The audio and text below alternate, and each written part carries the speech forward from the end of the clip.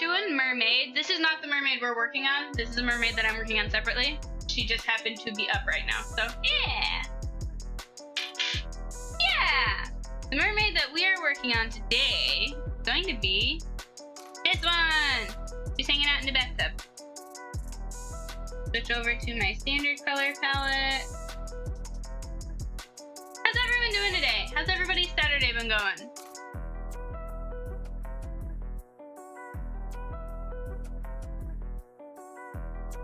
The purple thing.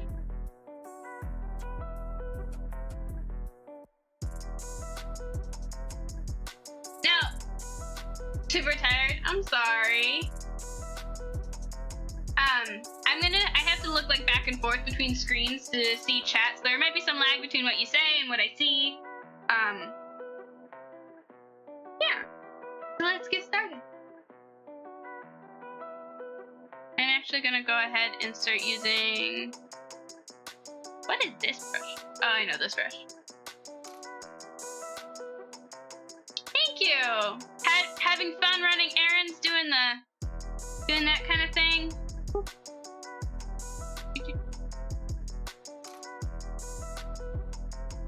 It was thunderstorming all day today, which I actually really enjoyed because I really like thunderstorms.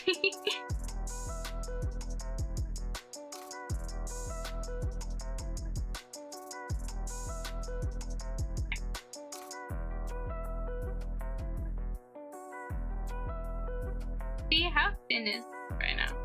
Oh, this is perfect. Okay.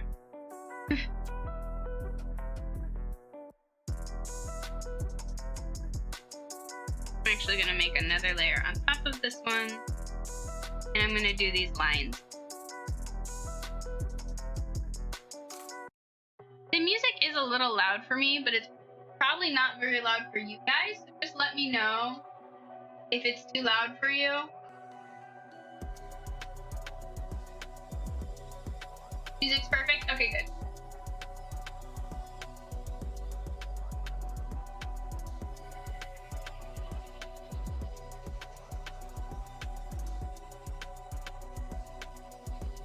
Get a 10 to play your brother was in. That actually sounds pretty cool.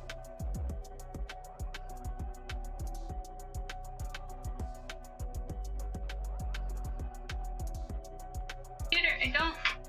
Whatever.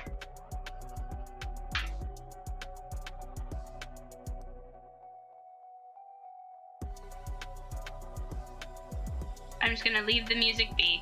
This is a playlist that I'm still kind of editing and working on, and I'm not super happy with. So once in a while I'm like, this song is bad. And I have to take a minute, find it, and then get rid of it. I really wish Spotify had like a function where I could get to the song.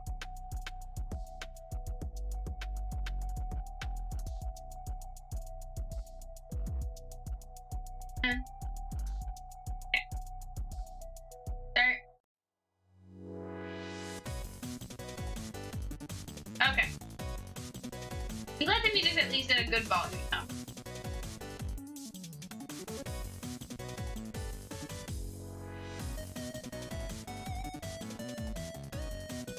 Wonder why did you get the car? I did not ask.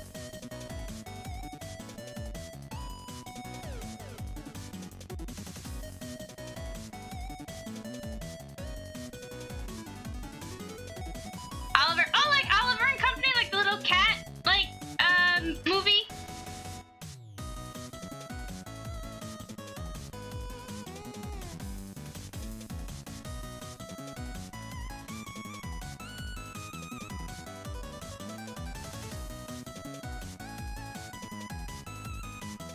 Hey, Vaden! Happy birthday! Woo! How have you been? Thanks for stopping in! Birthday! You have aged a year! Aw, I'm sorry, Boz.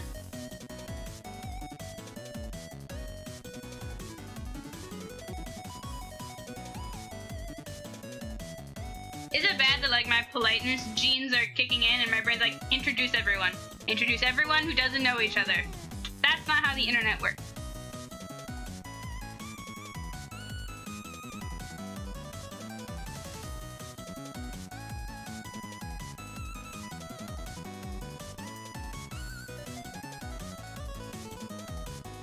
hope you had a good birthday and a good weekend so far, Baiting. Things have been chill here.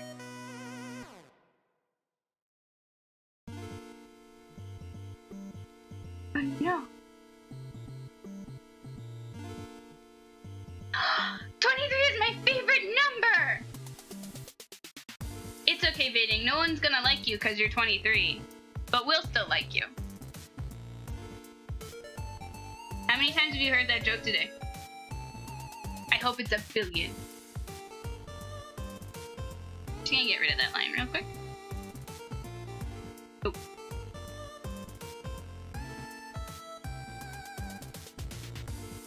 Ah, I did not mean to do that.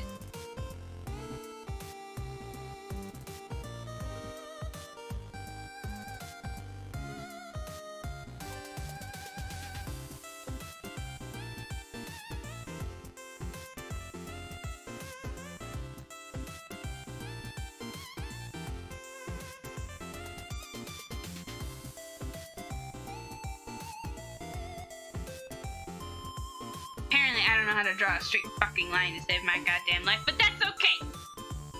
Because I'm literally using a tool for it.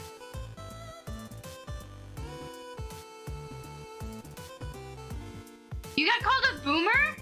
Was it by like a 4-year-old who doesn't understand that you are out of that age group? Like, boomer's not an age you hit. It's a generation of... It's not...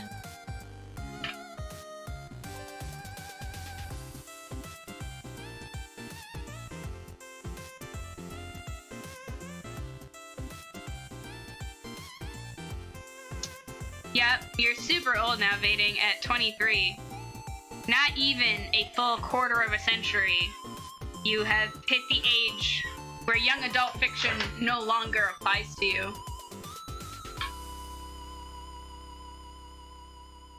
You have aged out of the ability to be considered the chosen one in any degree. The gods will not be speaking to you. Hooray! No, you're 23, Vading. You're not 22, you're 23. We will remind you forever until you are no longer 23. Thank you!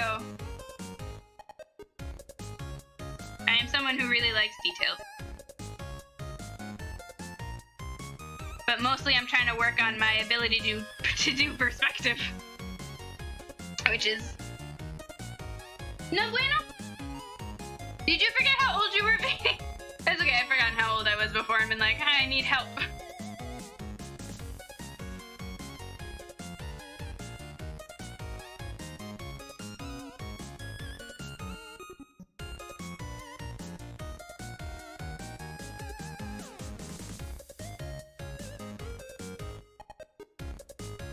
You were gonna...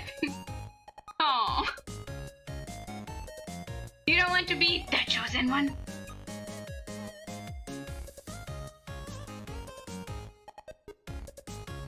You mean, like, it's weird that most young adult fiction is about putting all of the pressure on a fucking 13-year-old to save the entire goddamn world when every adult before them has failed?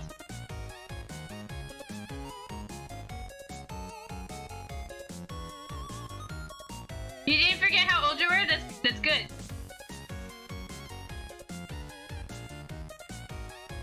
Ah, the dementia is setting in because you're a boomer, apparently.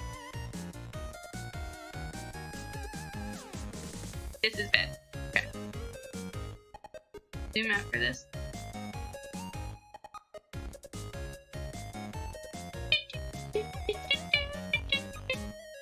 How are classes going, Vading? Last I heard you were taking them.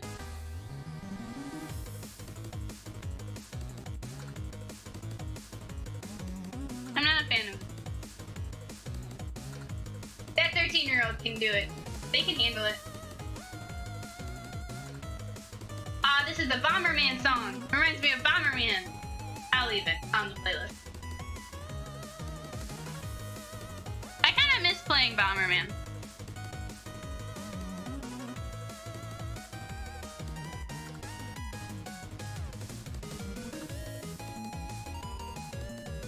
Yes, I listen to Lemon Demon.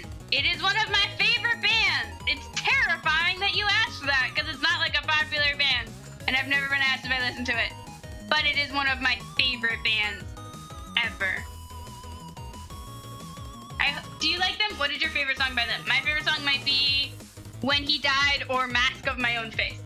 Dating! It's your last final! That's exciting! When is it? Is it today? Wait, was it today? No, today's Saturday. So it's tomorrow? No, not. Tomorrow is Sunday. Monday. Is it on Monday? But hey, school year's over. Congrats! You survived. Also, Beating, I didn't realize that you were of legal drinking age in America. I just, for some reason, just like always assumed you were just like 20 and that you would be 21 soon.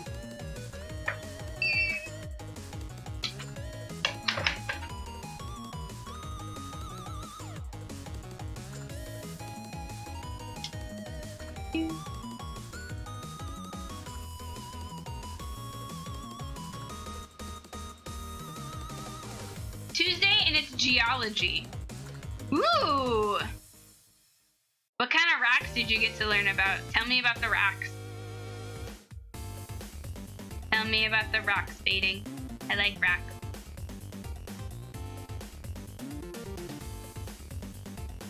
You should wear a shirt to your Tuesday final that says old as rocks, because it was just your birthday. I don't know what you're saying. Wait, what to? Wait, what to the fact that I thought that you were younger than you actually were?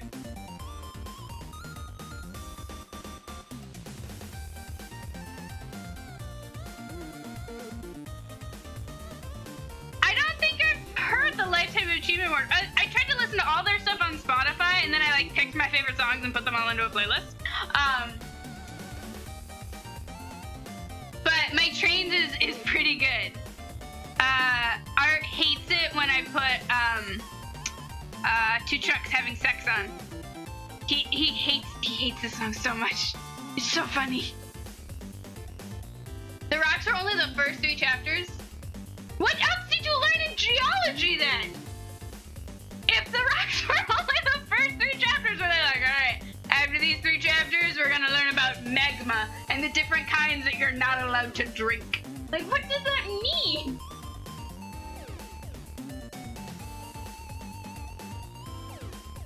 I'm so confused as how the rocks were the only the first 3 chapters.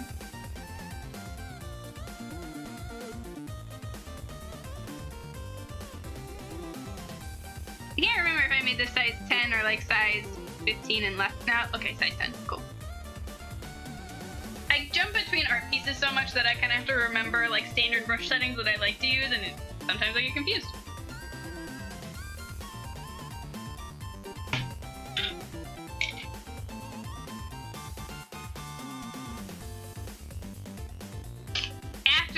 After we draw for a while, probably around like 9:30, 10 o'clock, we're gonna do some Stardew Valley. And I'll turn on the face camera, and I'll drink hot cocoa, and it'll be like after Portal.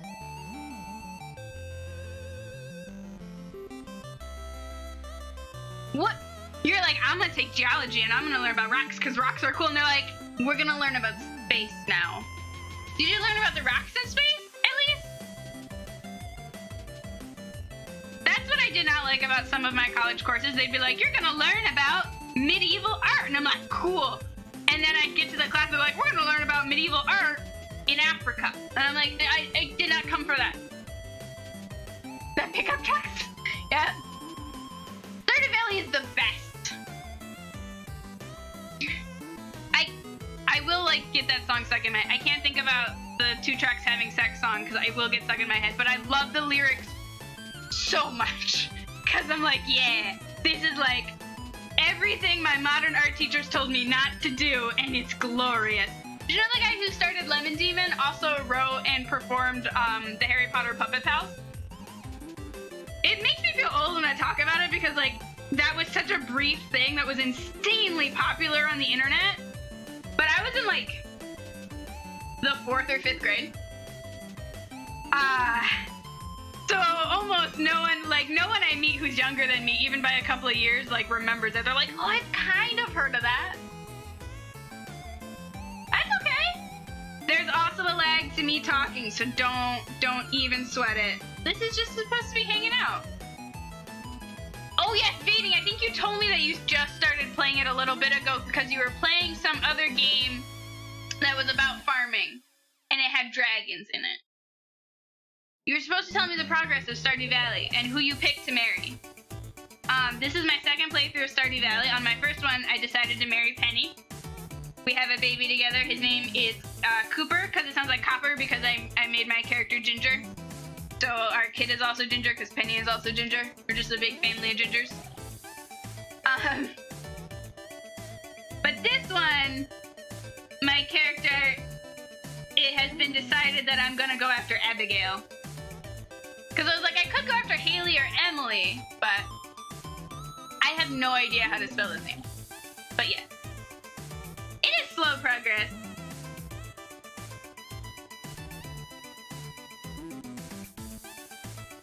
I played... Yes, Penny is the best. I love her so much. She's so cute. With her stupid little hair rolls. And her reading of the books all the fucking time.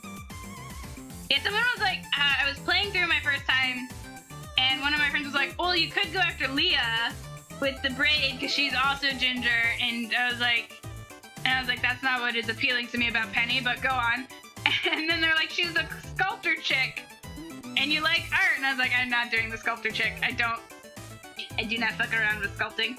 Sculpting sucks. I'm terrible at sculpting.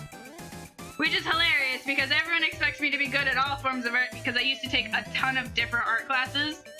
And I'm good at like sewing and like knitting and all of like the handicrafts. The second you put clay in my hands, I'm like, I can't. Penny is the most wholesome. You decided to marry Haley out of spite. I thought about it. I heard she actually has like a really good story and that her character develops really well. But Abigail is what was voted for.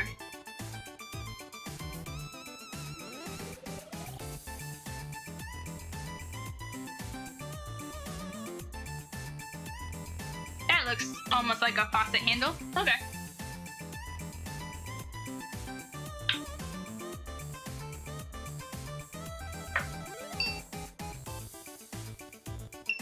Hi, Peppy boy! I didn't even know that was an emote. Model kit painting is hard, okay? Painting models is super cool. My dad is painting the giant, like 4 or 5 headed dragon Tiamat, and it's so cool. Hi, Peppy boy, how's your weekend? Model painting is hard and super cool, and I am actually like semi-decent at it. Or I was, and then I stopped doing it for a long time. It was also like a new art skill that I like had to learn, and I hadn't been bad at an art thing in so long that like when I was not immediately good at painting models, my brain was like, I don't know what that means. Yeah, I considered doing Haley because I was like, I heard that she's really cool, like got a cool story. But at the same time, I'm just doing this for the stream, and it's just to chill out, like after art or after doing Portal or Amnesia right now. So I guess not putting a ton of effort into it. I'm really just trying to grow my farm right now. I haven't even made friends with anyone.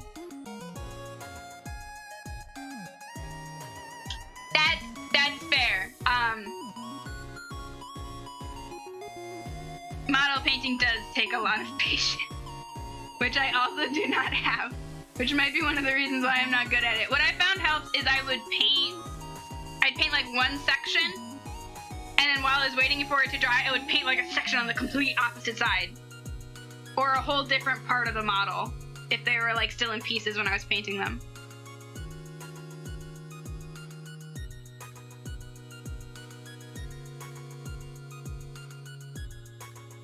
Bubbles? Well, that's not a bubble. Did you know that bubbles are not flat, oblong shapes? I did, and I still drew it that way anyway.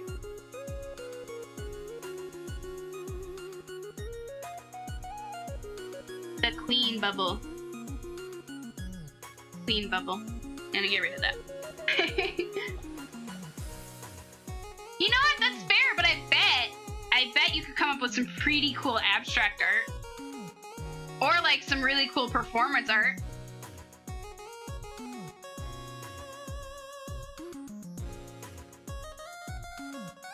You make your unpaid...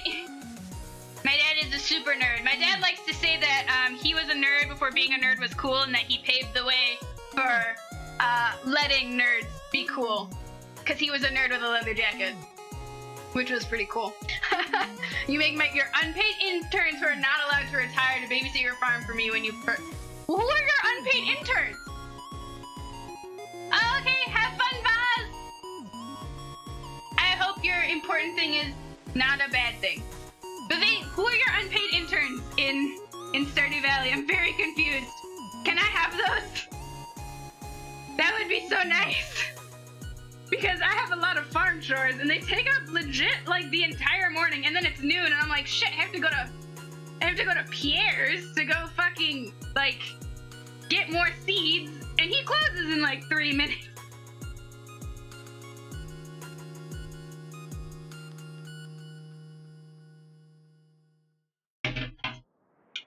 Sorry, that was me putting my energy drink down. An energy drink so I could be super excited. This song sounds like Mario. These aren't quite bubbles, these are like the weird soapy stud film that like sits on top of the bath when your bubbles start to die.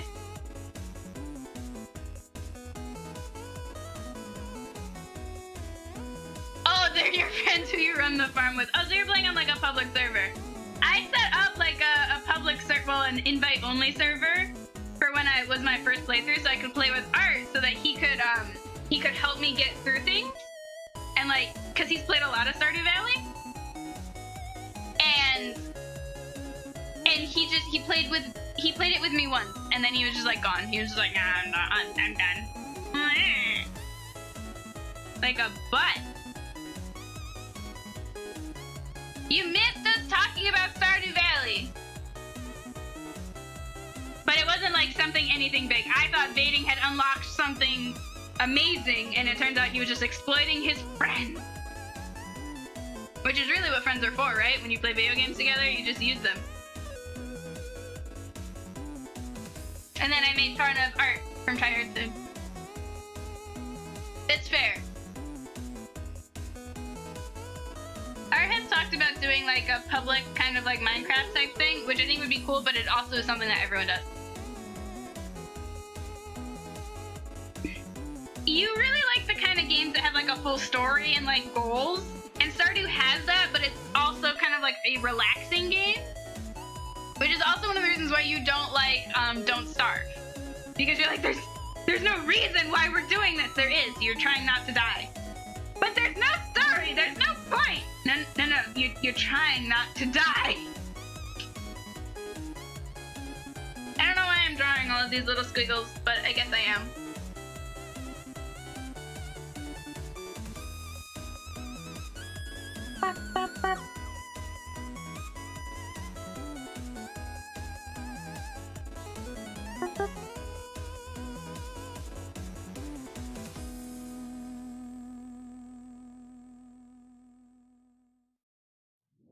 I don't like fishing in Stardew Valley, and this is my reason. Before you attack me, this is my reason. There's a story in Don't Starve, and there's also a story in Stardew Valley. They're both just slow burns. But, so, fishing in Stardew Valley, I like to play all of my games with a controller. Just because, like, I grew up playing console games, so even when I play on PC, I prefer games with a controller. And doing a controller with Stardew Valley is a goddamn nightmare, okay? Because you have to hit the button as fast as possible. But if you play with a keyboard and mouse, it's just like, click, click, click. Like, you just have to click a little bit, and it makes me so angry because I didn't know. So I was just really bad at fishing. Like, I was maxing out all of the other levels on, like, farming and foraging and mining and even fighting. And then Art shows up and he's just like, why don't you do any fishing? And I tried to explain that it was just too goddamn hard for me. And he's like, no, it's not. And then he showed me and I got really mad about it.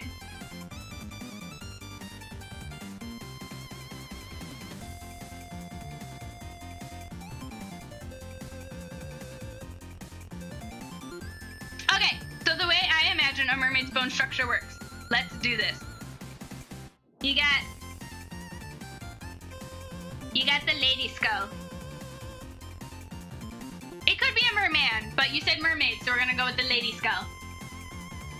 Your friend is addicted to fishing and just basically funding the farm. That's actually pretty hilarious. Go. Got the nose bits. Arrgh. Okay. So neck is normal. It's like part of the spine, right? And then you have the collarbone.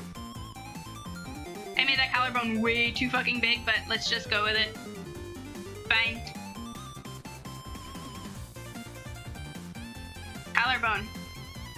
Shoulder segments, because they technically like attach with like the shoulder blade, which is like this, right? And then rib cage. I know you're probably more interested in the tail part, but it's okay. You're gonna lurk try hard? You monster. Anyway, I hope you have fun playing your awful game. You play Stardew on Xbox and you're level 10 fishing.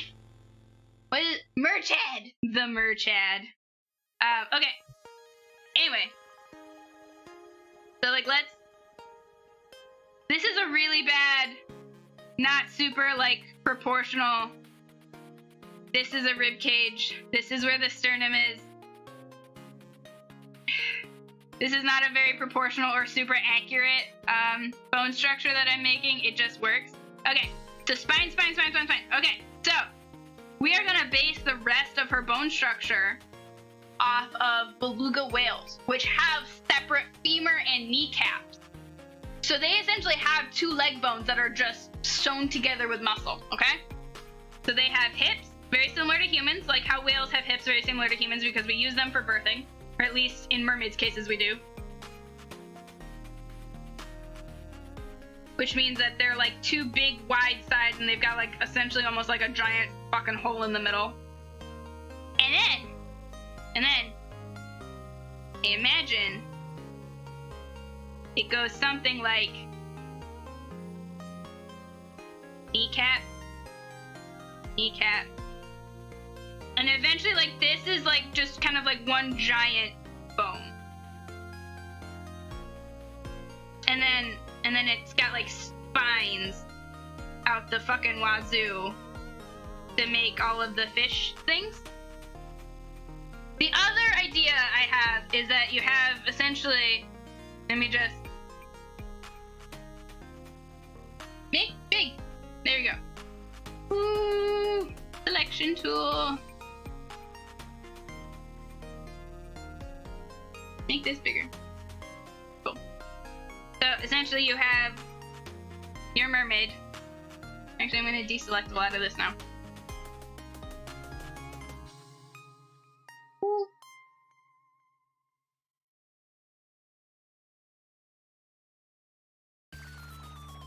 Okay.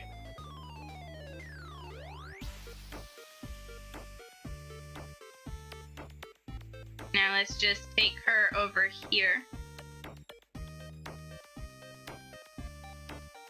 Okay, I'm almost done. Okay. And then you have like human-ish hip bones, right? But the spine just keeps fucking going, and it's like woo, like this, right? And you've got the fish, essentially the fish rib, but it's mostly just for structure. It's not really for like anything else. It's just for, or it's like a fish spine where they pans out so they can have all of the meat.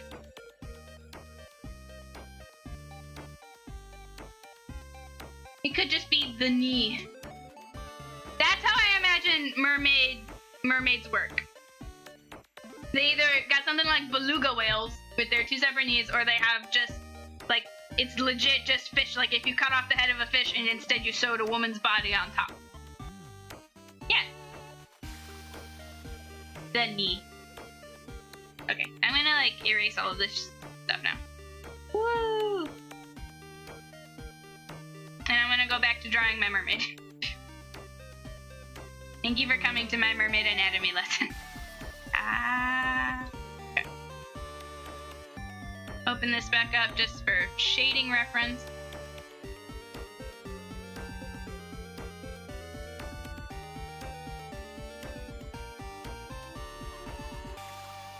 I did have one person. Okay.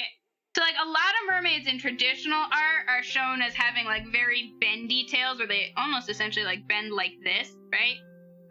And, like, a U. I've even seen one where she's, like, she's facing away from the viewer, so, like, this is her butt.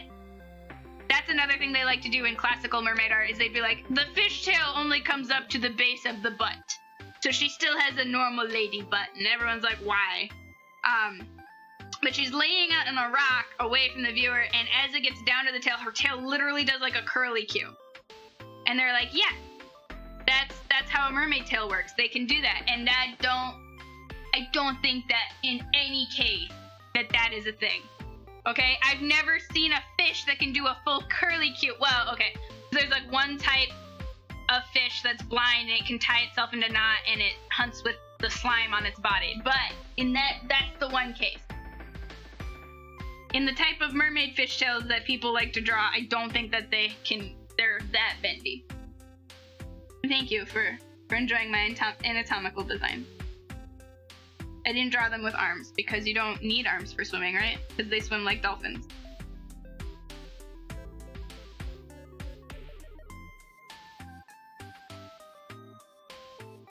This isn't quite how swirly bubbles work in water. I'm like slowly losing what I'm doing. That's okay.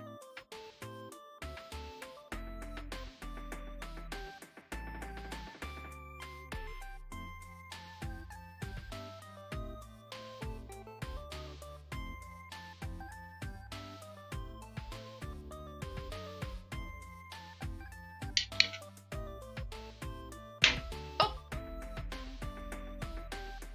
I just squeezed the NOS can with such intensity as I drink it. It's mostly just so I don't drop it. I am very clumsy. And it's one of the ones that has like a big cap on it. So it holds air and it will pop sometimes.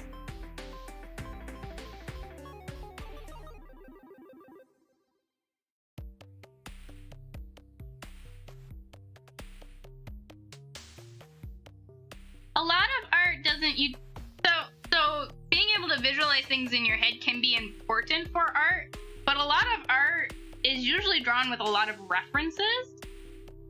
So you can just, I think even if you have aphantasia, am I saying it right?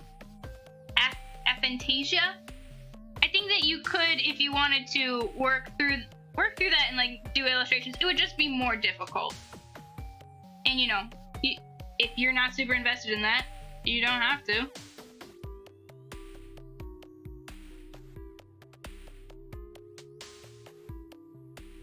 A lot of drawing, and I hate to say it, is math.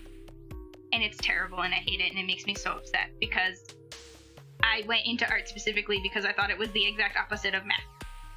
And then I get to college and they're like, and now we use a ruler to measure blah, blah, blah, blah. Like it's a lot of measuring and understanding like shapes, and that's just geometry, and I hate it a little bit very much.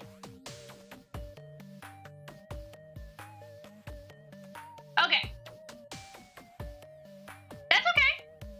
So, I'm glad you like the art. Part of this is like, yes, it's an artist rendition, so I can draw her however I want. I have drawn chubbier mermaids. I've drawn mermaids with green skin. I've drawn mermaids with blue skin. I've drawn mermaids with purple skin with like star designs on their tails.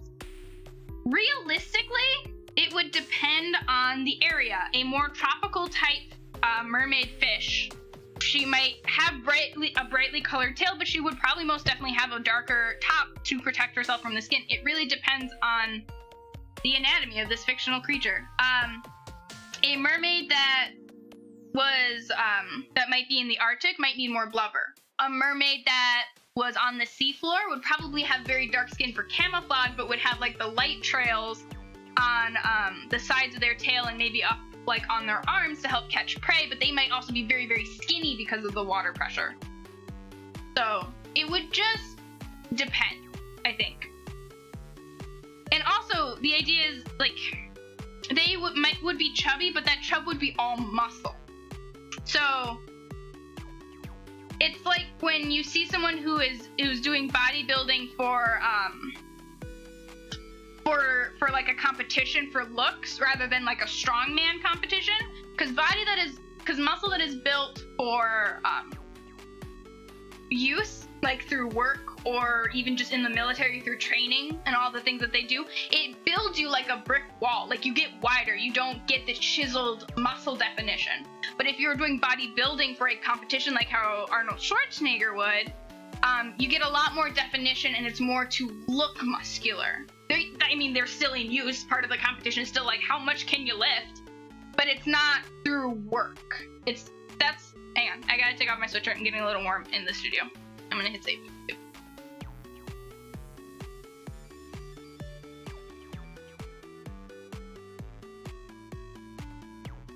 Okay.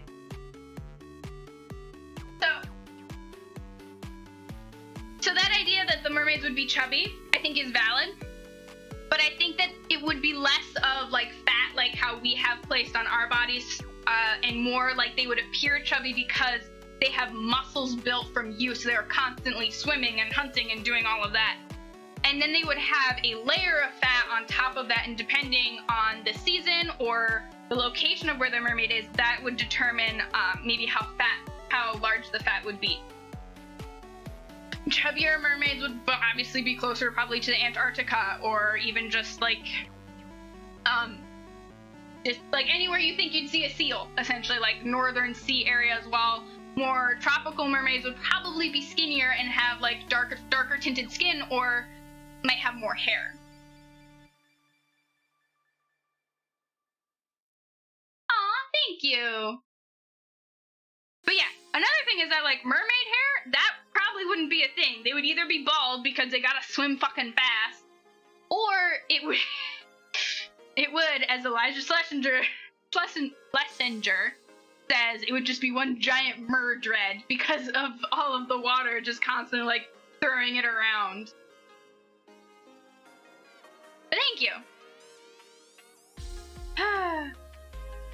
So yeah, I think it would depend on location, and I also think it would depend on the type of mermaid. Like if I were to do a mermaid from my area, it would be a freshwater mermaid, and it might be like, it might not be very chubby, but it definitely wouldn't be like as skinny as like maybe a deep sea mermaid that's mostly just like fucking bone. So it depends. Also, maybe this is like a domestic mermaid. She likes to sit in bathtubs. Maybe she's a mermaid part-time. I don't know. She's a magical creature. She can do whatever she wants.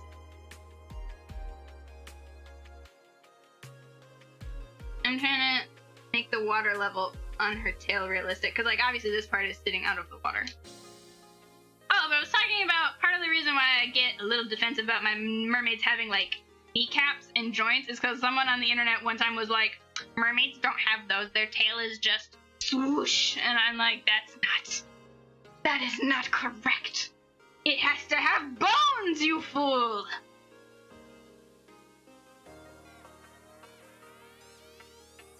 You can have any opinion you want on the anatomy of a mythical creature, because they will never exist. Oh goodness. Okay, so this this is funny. Yes, I could totally see that. Where like a bunch of like human tourists come up and there's a bunch of mermaids like sunning themselves on rocks. I'm like, they're so pretty, and the mermaids don't really give a shit. Like some of them wave, they're like, it's fine. But then like a bunch of penguins come up and they're loud, and everyone's like, oh look, penguins! So everyone turns to take pictures of the penguins, and the mermaids just start screaming at the penguins, because to them they're essentially just like big angry pigeons.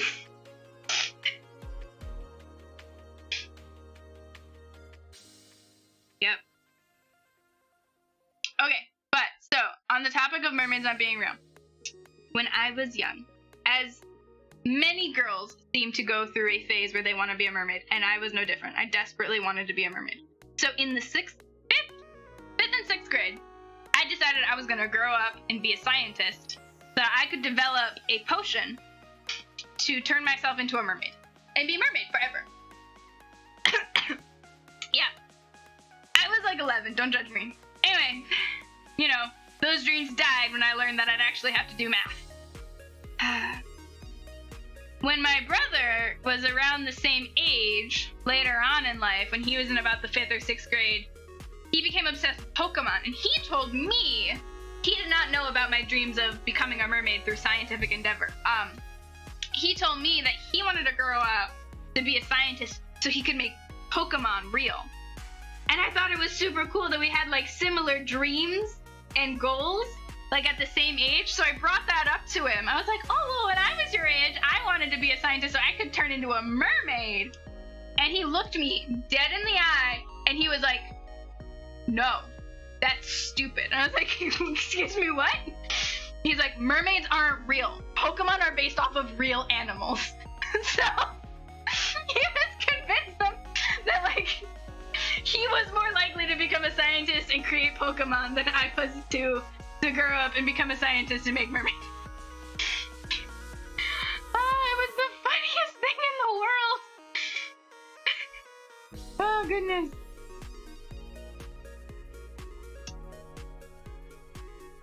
I'm trying to figure out where, like, the water would go.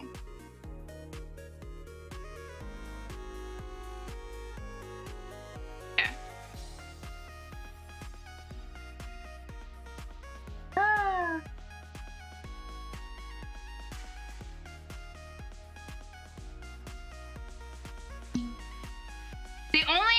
The only magical creature I get really upset about the anatomy with is unicorns, because I like a classic unicorn with, like, essentially it's a deer, but it's got, like, more tufts of hair and it's got, like, a long lion tail, right? And it's got, like, a goat beard. That's what I like. I do not like this, it's a pony but with a horn. I don't like that. That is not ginger. They're so cute. They're so funny and so cute.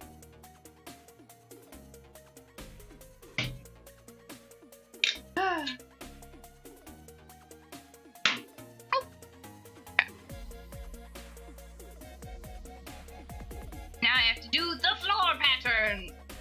I'm gonna go back to using lines.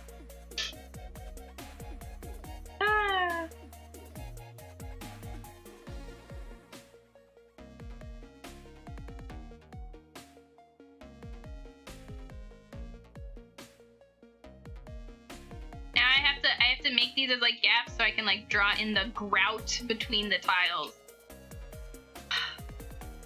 Ridiculousness. How dare people have grout? I've seen like DIYs on how to redo your bathroom and people make it look so goddamn easy. But I also know that it is probably a nightmare. As with any home DIY project.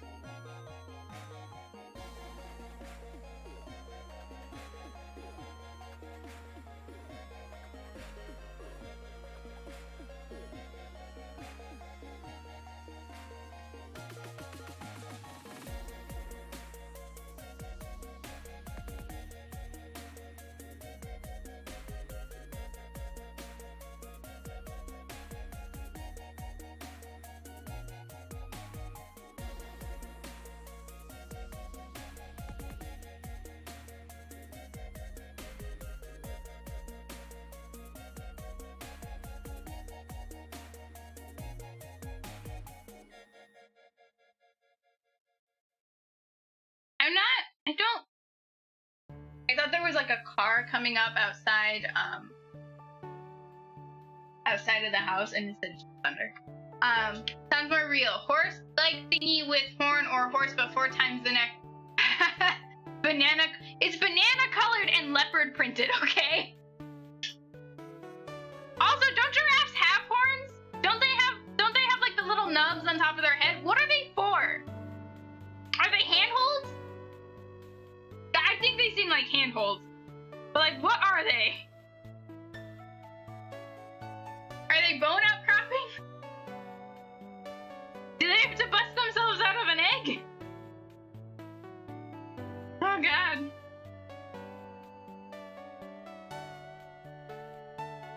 just terrify me so much.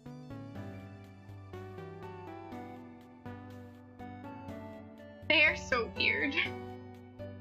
Oh, I can't forget my little crab friend. I have to draw him.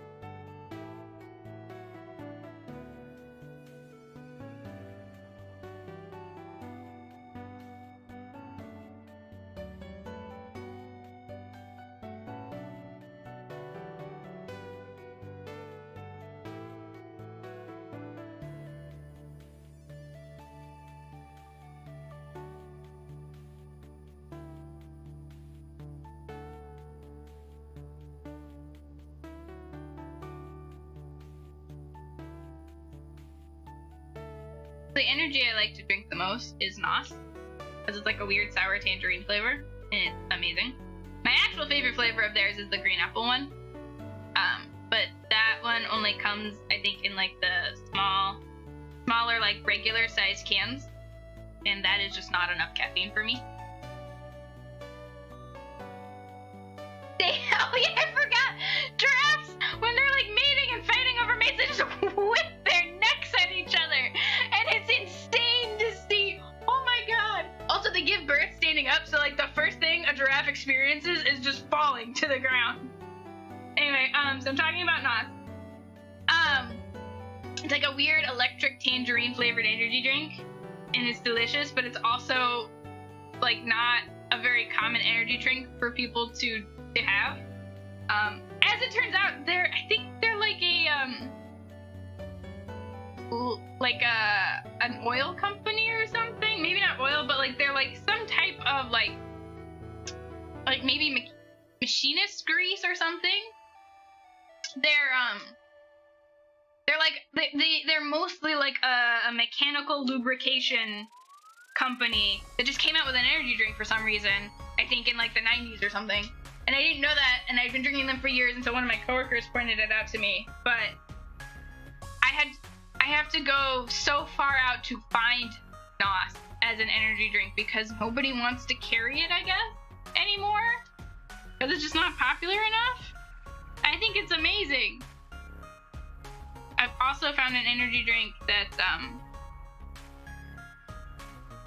is flavored like the Blue Raspberry Sour Patch Kids. Like it literally says Blue Raspberry Sour Patch Kids on it. And I'm like, ooh, and I tried it and it's good. It's just that it has no sugar in it, and I'm working on blood sugar things, so I need drinks that actually contain calories and sugars in them. But this company that does the Sour Patch Kids have a new flavor for warheads, and I really want to try it. I want to drink a drink that just makes me pucker my face until it just black holes itself out of reality. Why did they give birth like that? I don't. Because it was better. Because I mean, I guess that if you're gonna give birth in the wilds of the savannah where there are lions, you don't want to sit down for anything, okay? You don't want to lay down like a horse or a cow and just scream to all the predators that you're injured. You want to be standing and be like, I don't care. I just had a baby. Who gives a shit? I'm gonna run 40 miles now. Goodbye.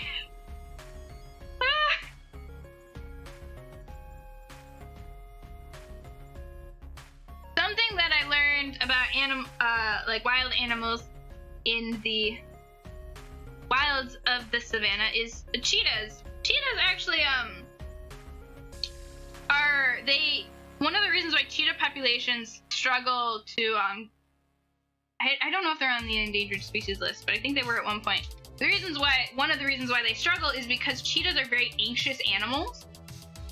Just naturally, they're very they have a lot of anxiety, I guess, and they will panic attack themselves into having miscarriages.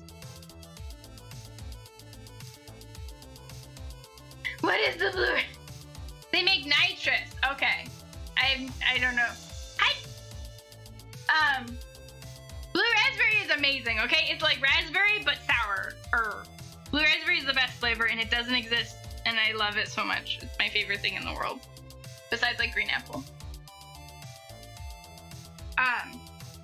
But so cheetahs will anxiety themselves into having miscarriages all the time. So when they have them in zoos, sometimes what they'll do is they will pair a cheetah with, like, depending on the temperament of the cheetah, they might pair it with a house cat, or they will pair it with, like, a golden retriever. Golden retrievers are more common, and they will usually pair cheetahs with their own golden retriever, like, when they are still cubs. Because these animals are so relaxed and so outgoing that, like, it sets the cheetah at ease. And then, like, the birthing rates go up. I think that's really cool. I'm still thinking about how NOS makes nitrous, and I didn't know that. I thought they just made the one energy drink.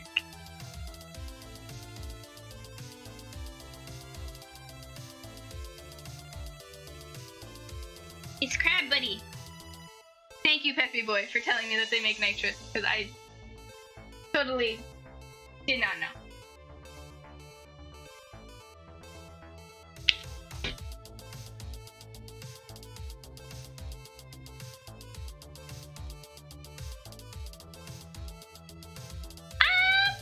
I don't know how true that is, because that doesn't sound totally true to me, but for now, I will play with this idea. I do know that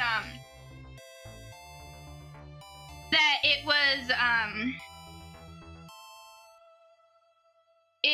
was common to have something, especially during the Victorian era and medieval Europe, called a birthing chair, which was terrible. Okay, it was like a wooden chair that you sat in, and it would sit, and it would like it had a hole in the bottom so they could catch the baby, right? You would sit up straight, and it had like handles so you could hold on to them, and this position would just like destroy your body. Many women bled out because like that position was not conducive to having a baby. So people just like, that was one of the leading causes of like death during the I want to say not the Dark Ages, but like just after during birth, because women, you would just keep bleeding, and you would bleed and bleed and bleed, and your baby wouldn't come out.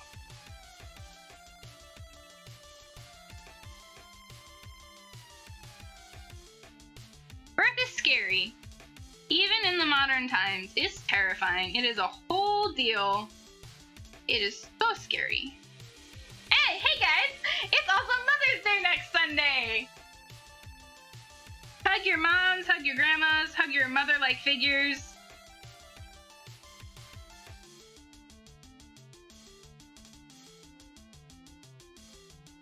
I don't know what the trend is with water births. I heard that it's supposed to make it like less traumatizing, for at least the baby. It sounds to me, or at least maybe help with cleanup at home birth. It sounds like a nightmare to me. I don't want to be submerged in water when I have a baby.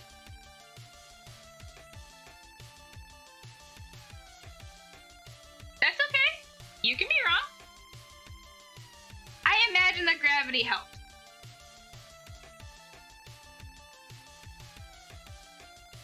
And maybe you would have to squat more, so it's less of standing and it's more of like squatting, and maybe that was also the theory behind the birthing chair, where they're like, but they want to make it easier by taking like the weight off of the feet. I don't know. Women used to give birth in like empty fields.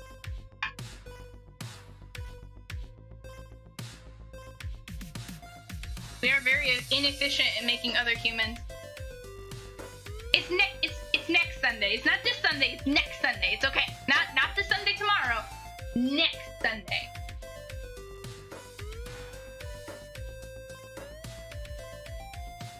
Oh, there's lightning right outside my window. Huh. Alright. Let's finish this. Push, push, push. I'm gonna get a card for my mom and my grandma. Cards and hellos and yeses. I didn't know that like giving cards to your grandmothers was not a thing that normal people did on Mother's Day until I went to college and like it was Mother's Day, and I was like, oh yeah, I'm getting a card for my mom and my grandmas and blah blah blah, and everyone was like, why are you giving a card to your grandma? Well, because she's also a mom, and she might not be my mom, but I also would not be around if she had not decided to become a mom, so Mother's Day.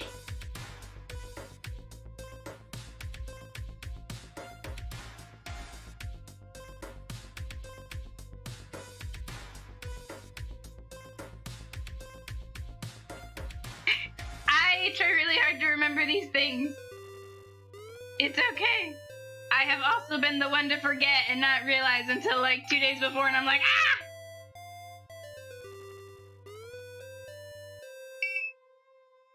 I did not know, like, I don't know when daylight savings happens if I didn't get memes about daylight savings, which is probably really bad. Oh no! Duke. Yeah. I don't enjoy this song for this playlist. Wait, yes I do.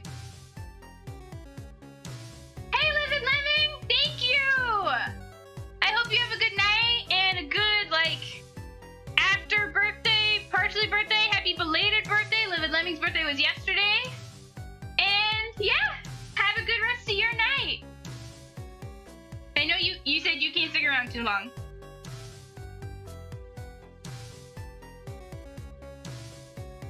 Okay.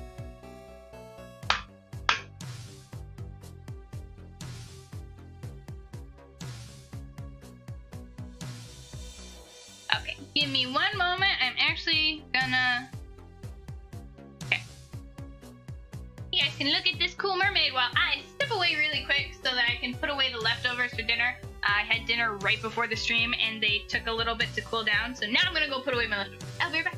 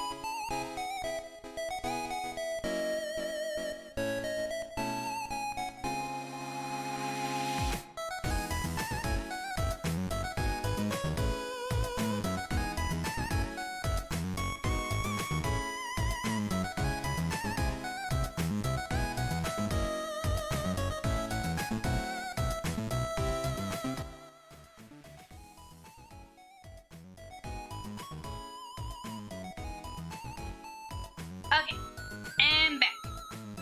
And yes, thank you.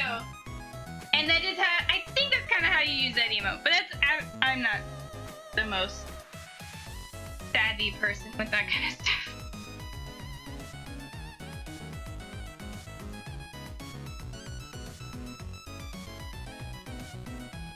Okay. Pretty sure I've done everything I can. Yeah.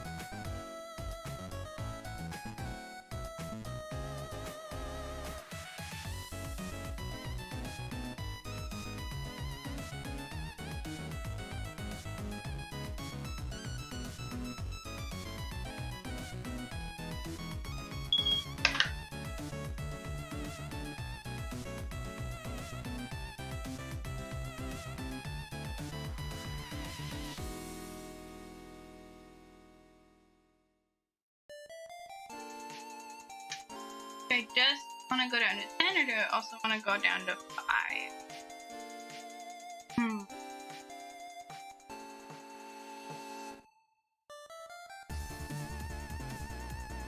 Her color scheme? I was thinking... Give me 1 sec.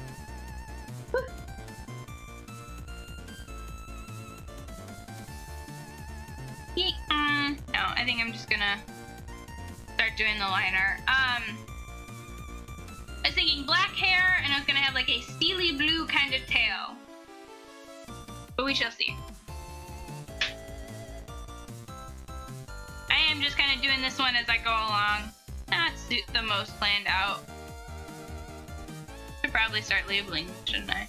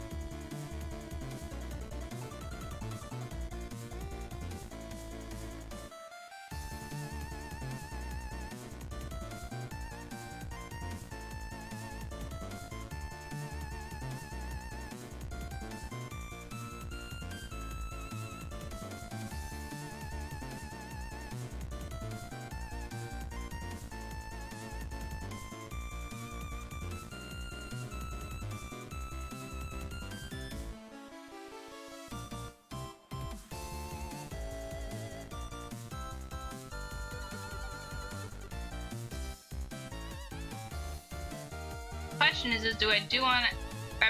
The question is, do I want to do the background like walls first, or... I think so.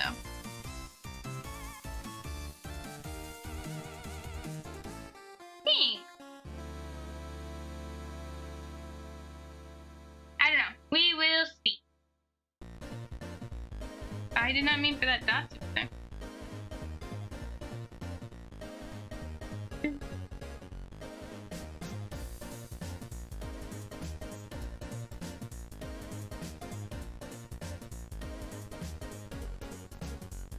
Let it be 5.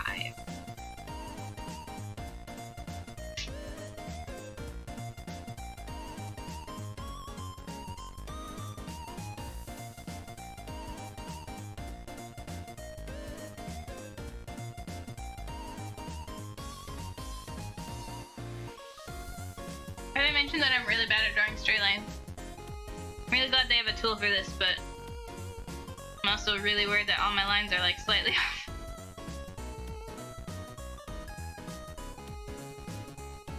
Do this. Quick.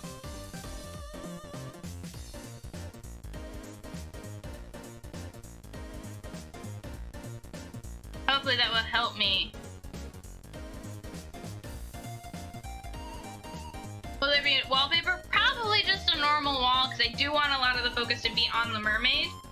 and I don't want this background to be too complicated. If I did a wallpaper, it would probably be like a very light faded type of wallpaper.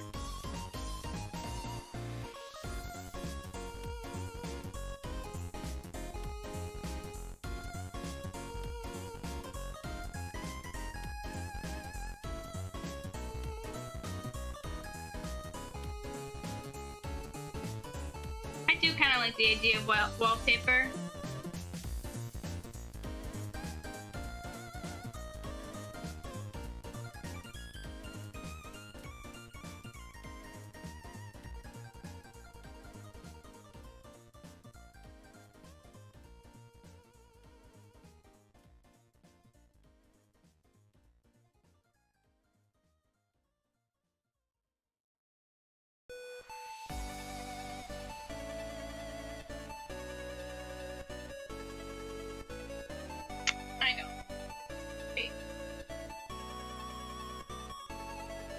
I did not. Alright.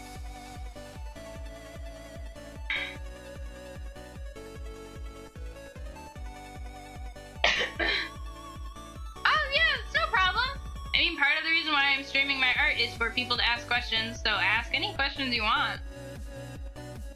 Sorry I can only give like kind of vague answers as to the direction of this piece right now. I don't have it very planned out.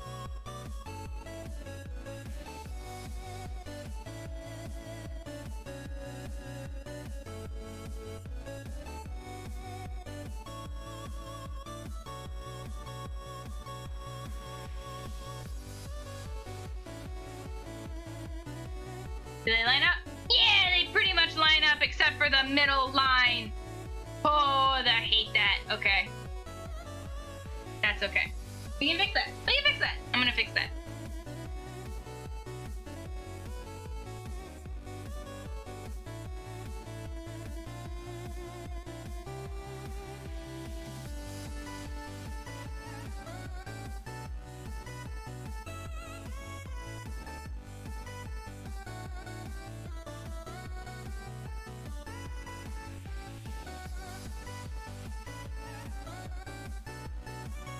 Concentrating. Super concentrating.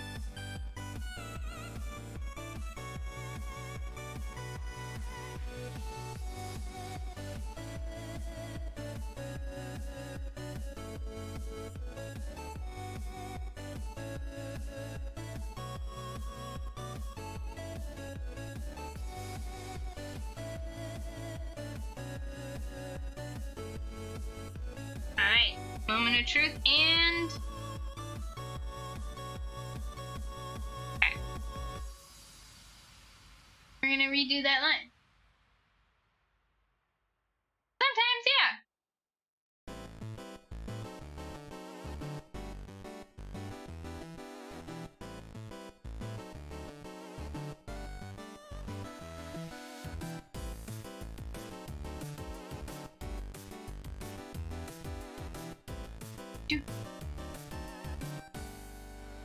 What is this?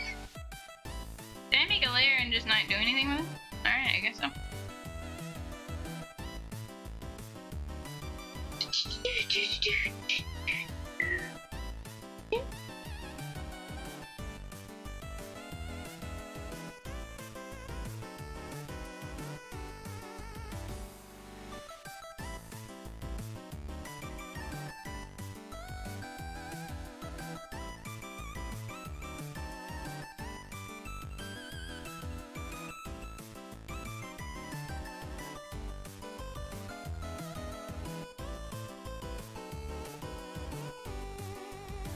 Okay. That's pretty much center. Yeah!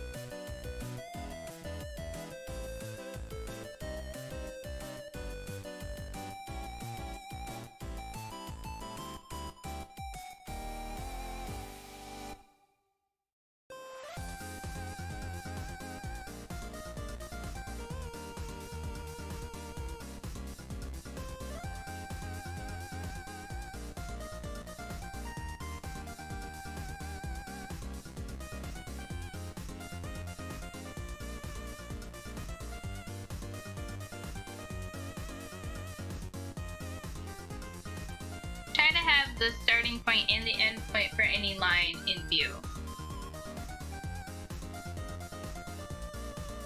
You're like, I've had a taste of mermaid theory and now I can't get enough. I think it would depend. I think it would depend on the mermaids, and I think it would depend on the area. I think, like, mermaids in colder climates who are more based on, like, seals or, like, whales would probably be in pods. But they would probably migrate more. And then, like, tropical mermaids might be more solo. There might be a few that, like, do, like, small packs, but more of them would probably be solo, and they might not migrate as often.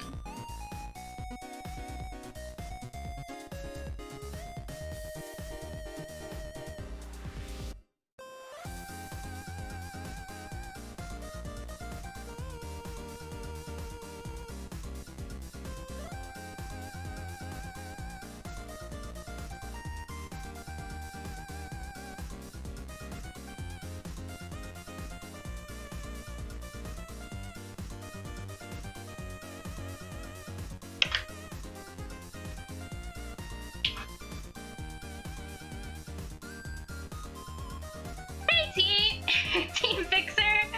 I'm doing alright. My Saturday has been relatively chill. How's yours been? How have you been for a little bit? I don't like that. Okay. I tried to have the endpoints and the start point in line, but sometimes that doesn't always work out. I got it. Okay, cool.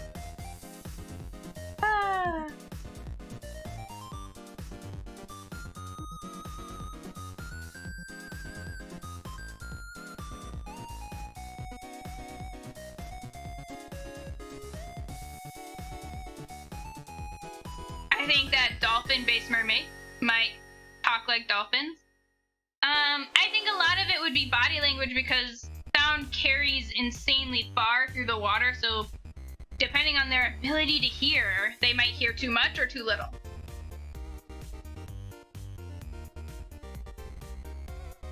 Sorry, excuse me, I have to get up and close the studio door.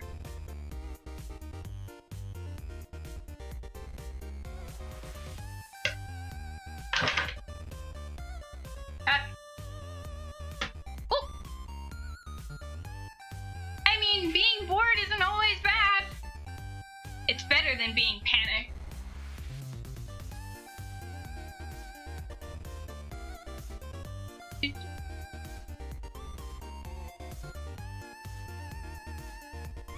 Okay, I think the only big lines left are these ones. Cool.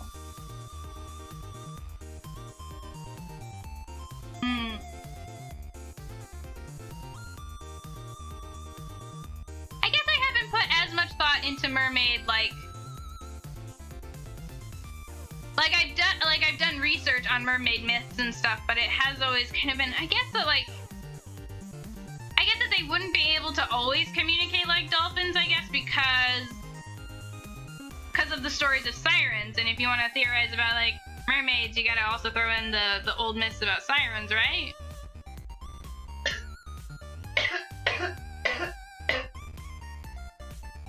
That's probably hard trying not to die. I've been good. Hang on.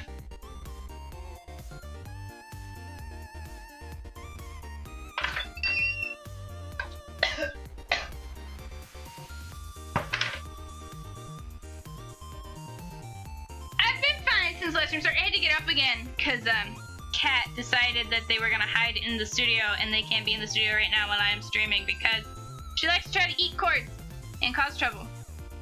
Anyway.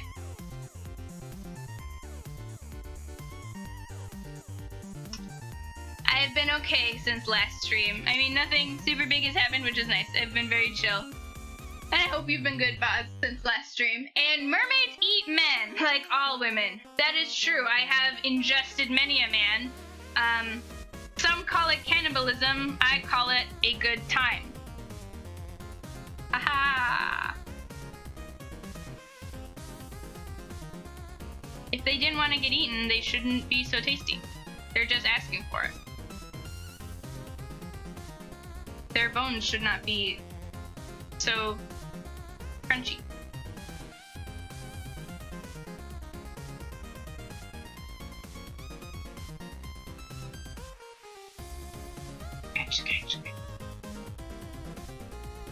Oh, so there's this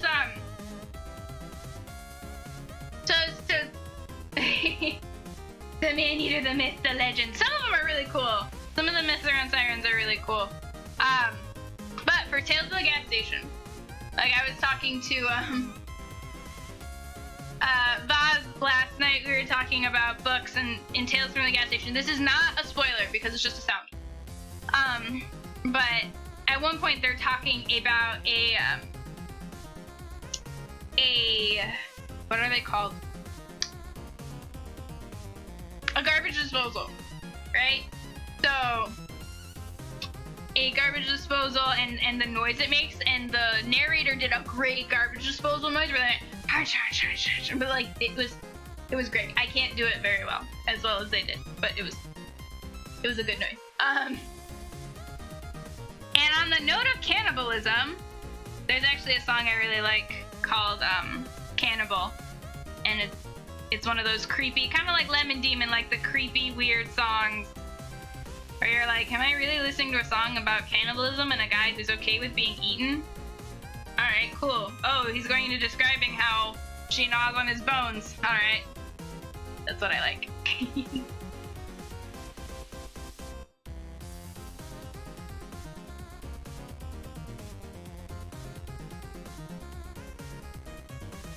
Let's do the horizontal ones first this time.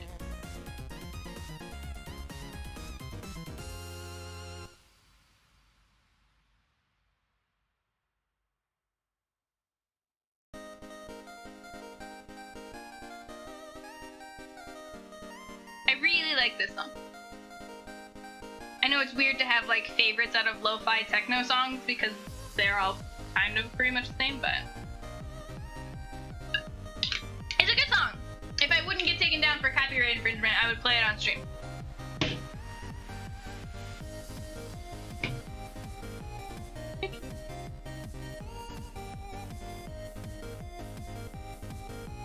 You can tell that I've listened to this same playlist a lot because I will start humming some of the lo-fi techno songs, which are also really weird to hum because there's like no words and there's like the rhythms are kind of weird. So you're like high-pitched squeaky noise.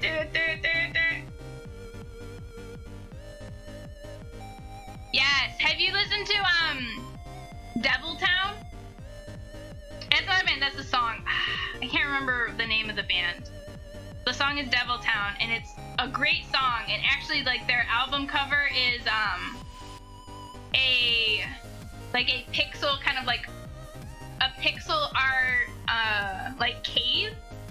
And I was listening to it, and I saw the art for the cover, and for some reason, my brain just always thinks of Stardew Valley. Like the song is no way related to Stardew Valley at all, but that's what I thought of.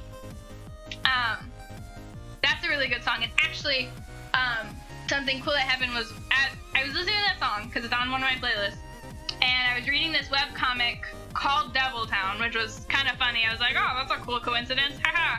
And then the author did an FAQ on there as like one of their bonus chapters on Webtoon, and they're like, oh, I came up with the idea for this comic because of the song Devil Town by that band. And I was like, oh, this is so cool. Cave Town? Okay. I think so. Their pixel art is like a cave for that album, and the song is called Devil Town, and it's like, really hard to think with the stupid love techno music in my brain. I don't know. Like, it's good. This is kind of like a boss fight of an old Nintendo game. I like this playlist, but there are some songs where I'm like, eh.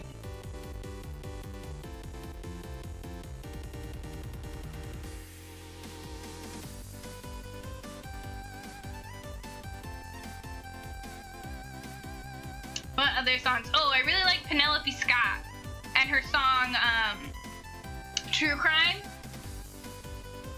Okay, all the songs are by Cave Town, and Devil Town is the... I haven't listened to everything by Cave Town. I've only listened to Devil Town. Like, Spotify will recommend me random songs, and I'm like, oh, I'll listen to this, and if I like it, I'll put it in my playlist, and then I'll try and find the artist later and go through all their stuff and, like, pick and choose the things I like. But yeah, I like to listen to Penelope Scott. She does songs like Rat, and she did True Crime, and those two are my favorites by her. But she also does, I think it's called 7 O'Clock, and she's really good. Who else do I listen to? I listen to a lot of artists that are, like, sing kind of like weird comedy songs. For a little while, I was really, really obsessed with Bo Burnham's music from his newest special, Inside, which is a fantastic special to watch. I don't recommend it if you're going through a heavy depressive episode. I was on the tail end of coming out of a heavy depressive episode, and I watched it, and I was like, this is amazing, but if I had watched this like 2 weeks ago, oh god, things would have gotten even worse. But it's great. It's really good. And I am not a huge fan of his comedy. Like, I've only seen 2 of his, like, other, I think, 4 specials. But it's good. I don't know. Oh, Born to Run. Okay, is that someone of Penelope Scott's? Okay. She was one of the artists that I went through all of her stuff and, like, pick and choose. So I probably heard that song. That's not one of the ones I picked. But yeah, she's generally a good musician and artist. It was just more like some of her songs hit me more than the other ones.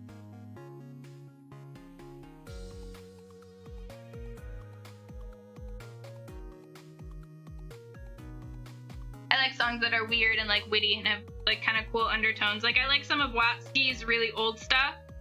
His new stuff, not so much. But a few of his, like, older songs that he did back in, I want to say, like, 2018, 2017 were pretty good.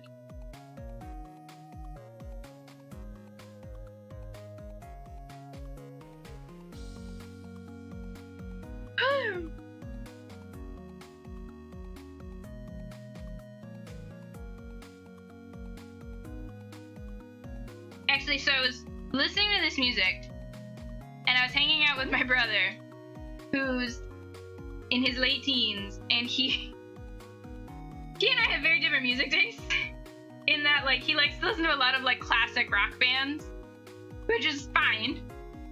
Good on him. But we're listening to my playlist with my music, and he just looks at me and he's like, "You're just an emo kid who didn't grow up." And I'm like, in my day we called it scene, but yes. American Healthcare? Okay. I think Rat is my favorite by her. I don't like when the bar comes up on my big tablet, because then it shortens everything and I need all the space I can get. That's why I got the big tablet. Big one. New art installation is a drawing tablet the size of a room. I have to use a ladder to draw on it.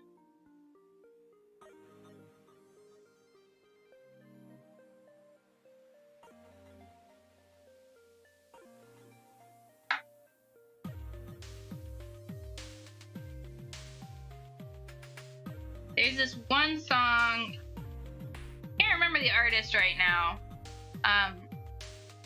He actually did, like, either he wrote and was performed in one of, like, the ending songs for Portal. But he wrote a song called Regarding Your Brains, and it's about, like, what if an office worker became a zombie? So they have a meeting with, like, the human survivors where they're trying to argue, like, hey, we're not monsters, we just want to eat all of the flesh on your bones. I'm realizing that a lot of my songs on my playlist involve eating people. I have a song on my playlist called Bone Appreciation, and it talks about how great bones are. That's okay. You can talk in all caps, just don't yell at me angrily. I discovered that Discord allows me to type in both italics and bold, I have used caps lock less often, but I do find it appropriate when getting very excited about things.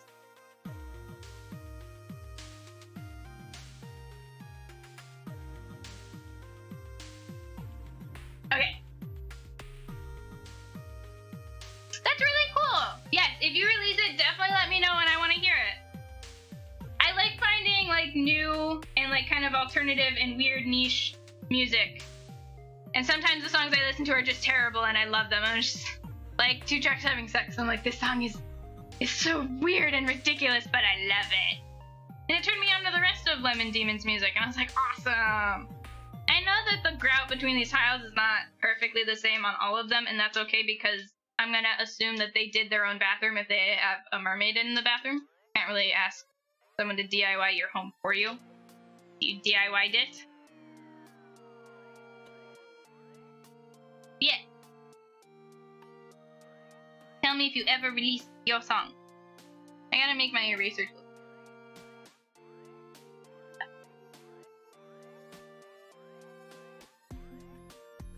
I can erase little cross.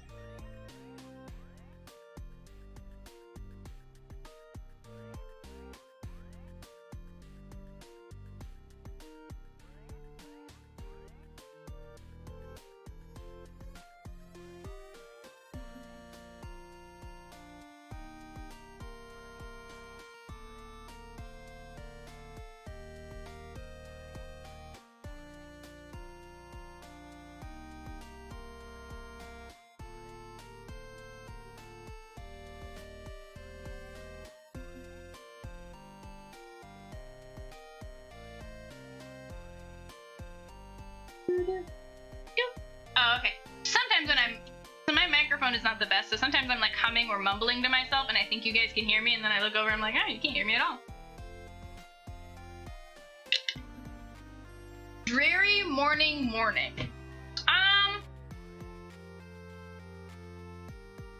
I think you could just go with Dreary Morning with the MOURNING, because then when people say it and recommend it, it still sounds like Dreary Morning with like the first spelling, but then they realize that like it's morning like sad, but also because it's music and you listen to it, it's like that play on like morning like sad, or morning like day. So I guess it's up to you. It's not a bad title, and it does sound like something that like a Penelope Scott song would be named, which if you're trying to like, if your music tastes are kind of based around that and that's what you're going for, I think it's good.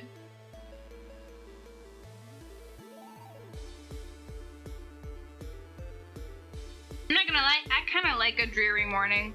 Like a morning that you wake up and it's like thundering and it's still cloudy and it's rainy and you're just like, yes, today I'm just gonna sit and in my pajamas and drink warm things and think about like books. Like that's what I like.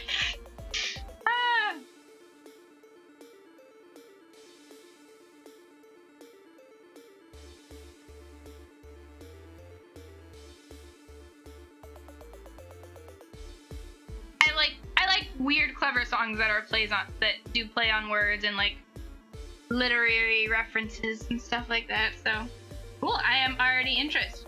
My interest is piqued on your song.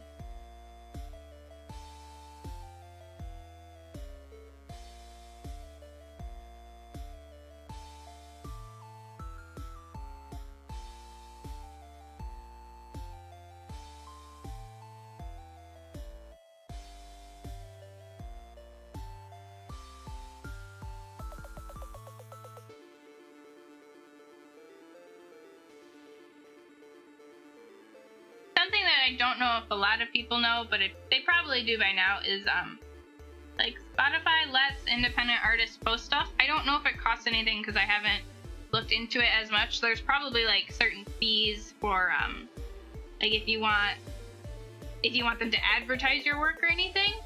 But I still think it's really cool that artists can like can independently post that on such a big platform.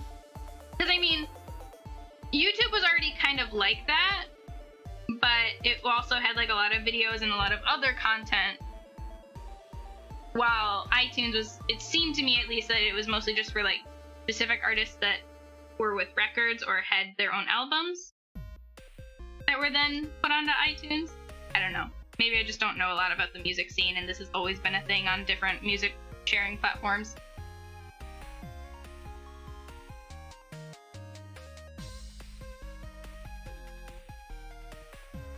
Okay, you can't drink warm things because you're in a... Is that why I like 2 trucks? I vented! Ah! I sat up and like moved my chair and I ran into a thing on my desk. You can't drink warm things because you live in a really warm place, but it's great nonetheless. That's fair. That's fair. I just like rainy days. Lyrics for our already almost done, but it's missing something, so I'm still hard at work. That's still pretty cool.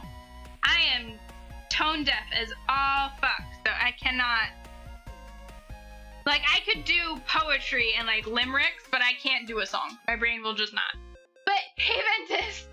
How are you doing? It's been a little bit. I hope you've had a good week. I know you're finishing up with finals, or I think that they're already done. I hope you did well. And I like 2 trucks because, yeah, it's funny. It's a play on words. And it's, like, a weird alliteration because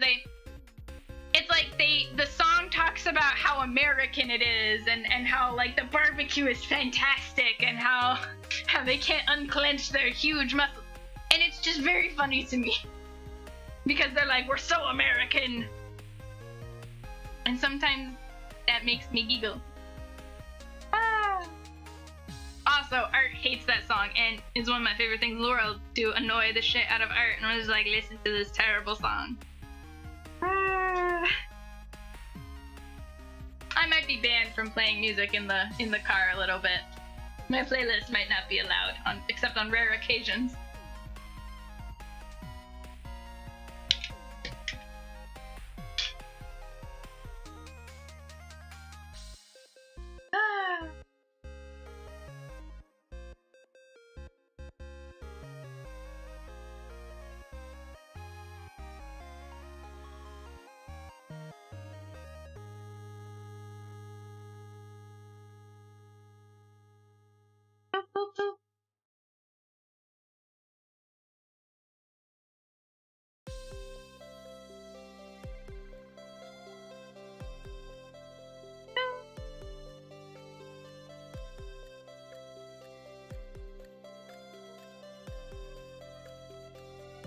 Okay.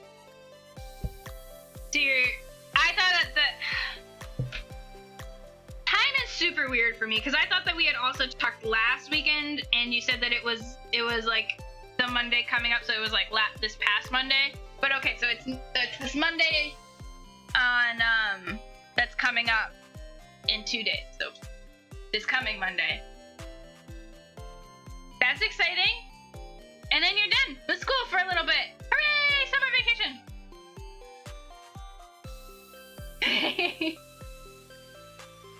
If everyone gets a turn! No. It's like how, like, technically on most movie nights, everyone gets a turn to pick a movie. This night, it's so-and-so's turn. My turn gets banned because on my first turn, I show everyone Rubber. Actually, on my first turn, I'll show them, like, a scary movie like Holidays. And they're like, alright, scary movie, haha, funny, Ginger. Pick another movie, like, the next week, and I'm like, alright, let's watch Rubber. It's not that bad, it's about a tire. And they're like, well, anything would be better than Holidays. And then they realize that they're wrong, and it is much worse.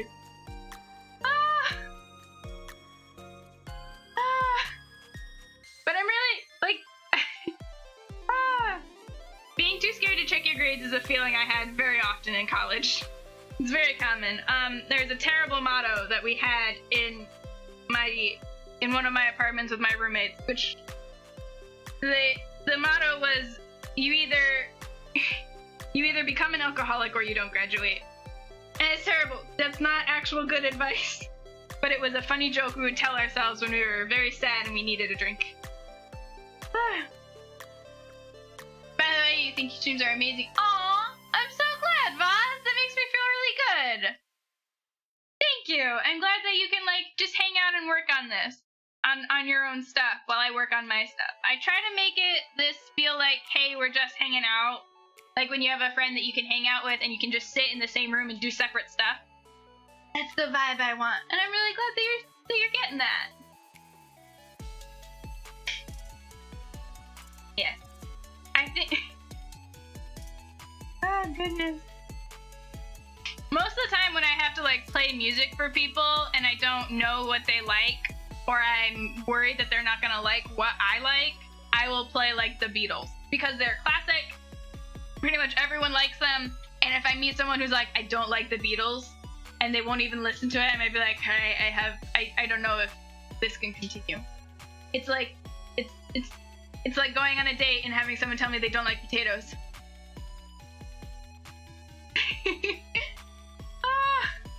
Rubber is a classic. Rubber is such a great movie. Did someone in high school make you watch that?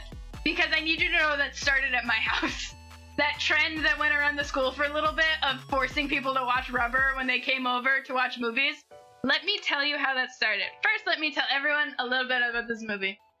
This movie is my favorite movie in the entire world.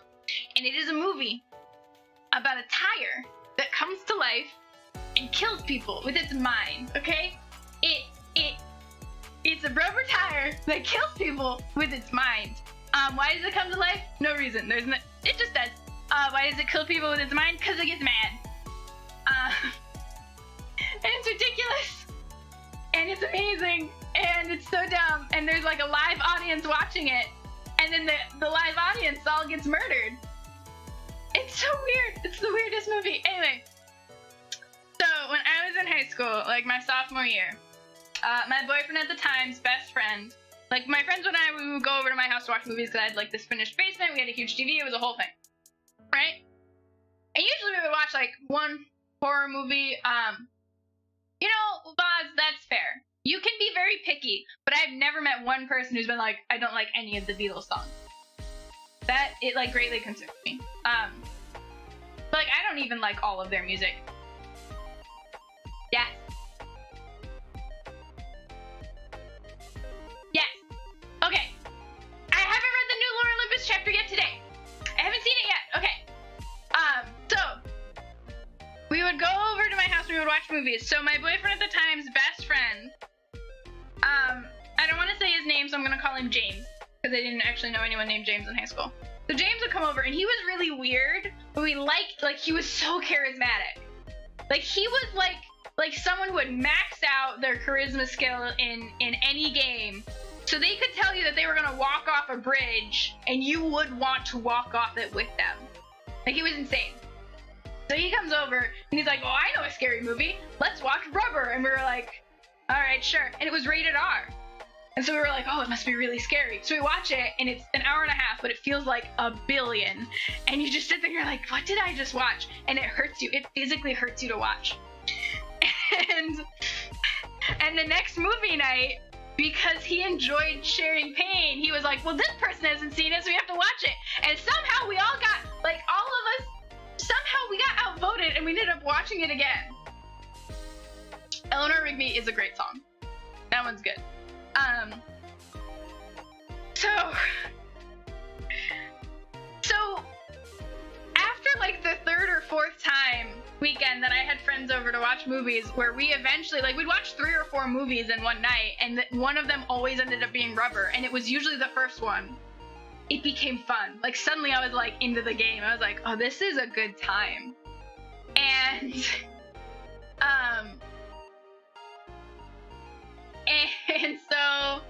so it became like a different kind of game where we would have to find a new person to bring to movie night every weekend, like a new friend that had never been to movie night or who had been to movie night but had never seen Rubber, so that we could make them watch Rubber and we would just feed off of their pain. And then I found out from my friends that they had started doing that at other people's houses, so it began to spread like a disease.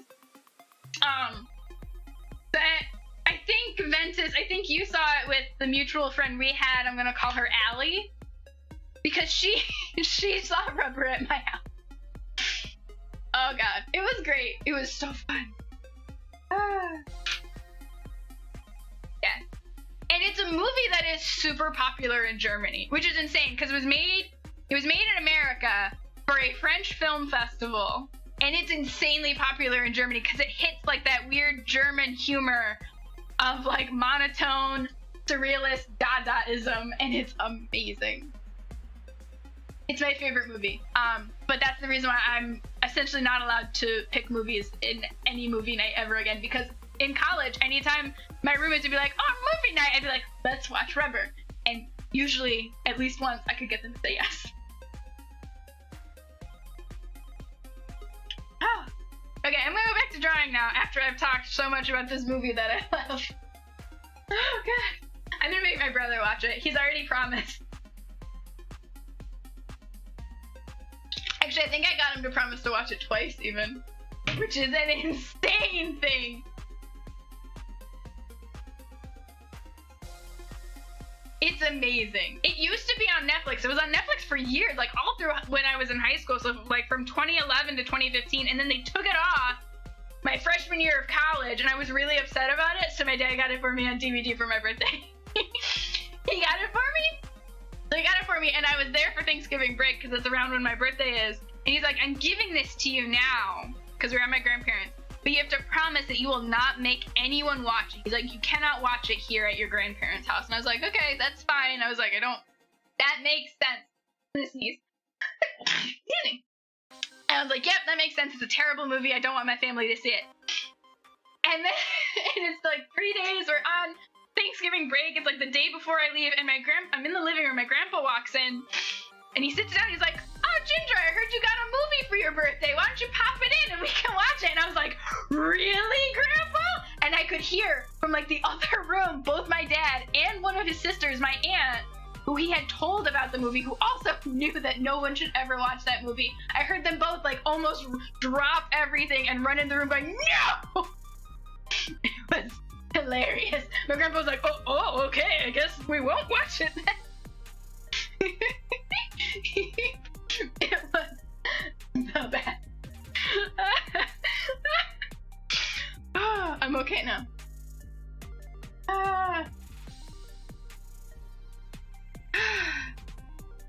Eleanor Rigby is a great song.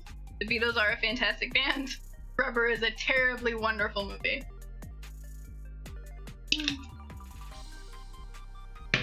Oh, God. Oh, one more story about Rubber. One more. So it's a rated R movie, and we technically were not allowed to watch rated R movies.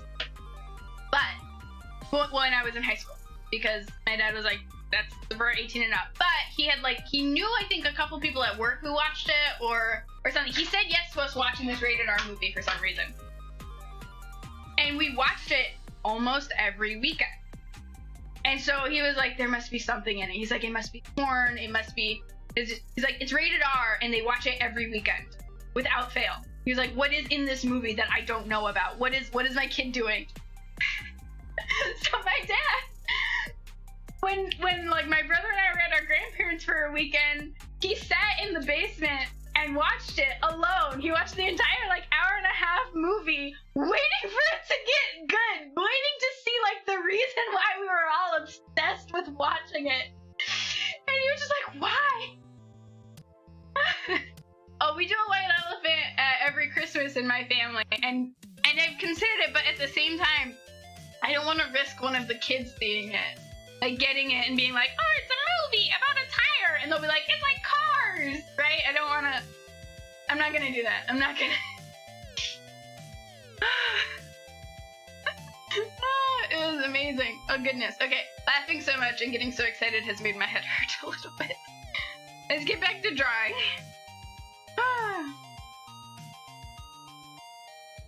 Goodness.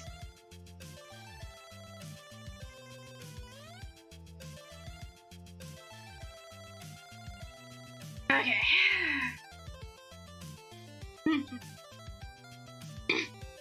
Maybe if I had like a white elephant that I did with like my friends or something.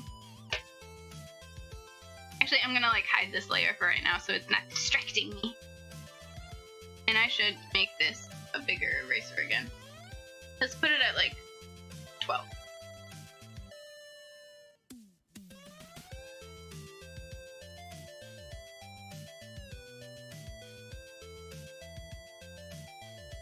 That's not what I wanted.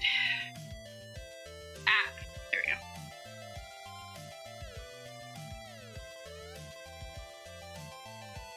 I don't like that. My dad is super crazy. He was just very invested in finding. I don't blame him.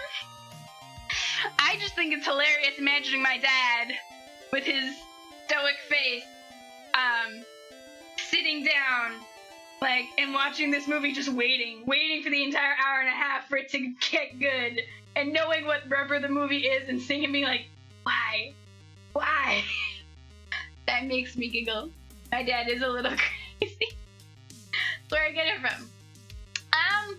I do not directly know any Latin. The only Latin I know is from hearing about and listening to different horror podcasts talking about exorcisms that have been performed on various people throughout history.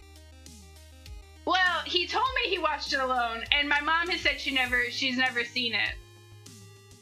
So from what I know and what I imagine, my dad watched it alone. Unless, in the dark, while we were all sitting on the couch, my dad just snuck downstairs and sat behind us and watched the movie with us, waiting for us to find out what happened. And that would be a terrifying thing. But yeah, I only know like the weird like exorcism ceremonial Catholic Latin. I don't know a ton. But I now need to know why you're asking why I know Latin. I know a little bit like certain phrases from different Latin-based languages, like some French phrases and some Spanish phrases. I also know a lot more German, because I took that for many years. And I tried to keep up with it with like Duolingo and stuff, but it's hard to do when I don't know anyone I can speak German with anymore.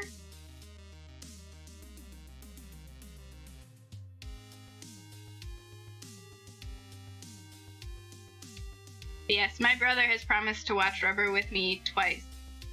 And I can't remember why. But he acknowledges that it was a promise made, and Art was there, and he heard the promise being made, and he even told my brother not to do it, but the promise was made. It's like selling your soul to Satan, like he can't get out of it now. Haha.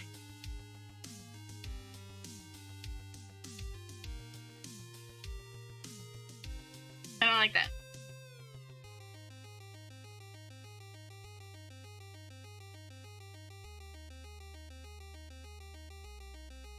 Oh, that's really cool! It is like the root of almost all languages, so if you learn Latin, you can learn a lot of other languages fairly quickly. Oh goodness, that was a lot of lightning like right outside my house that I just saw. You just want to know because everything about this movie... There is no Latin in the movie. I don't know if you guys can hear that, but there's heavy thunder outside. I hope I don't lose power in the middle of the stream. That would suck.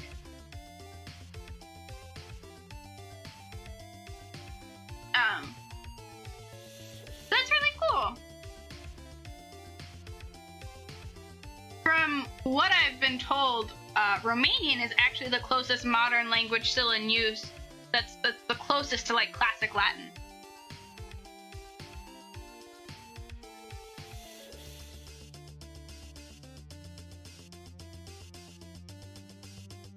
But at the same time, like my ex-high school Romanian boyfriend told me that. So maybe take that with a grain of salt, because he was very proud of his heritage, which was fair. It was very cool.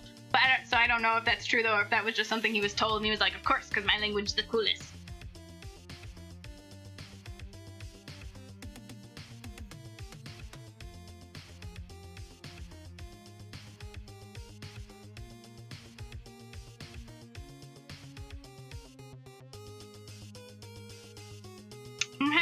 I'm struggling with this nose.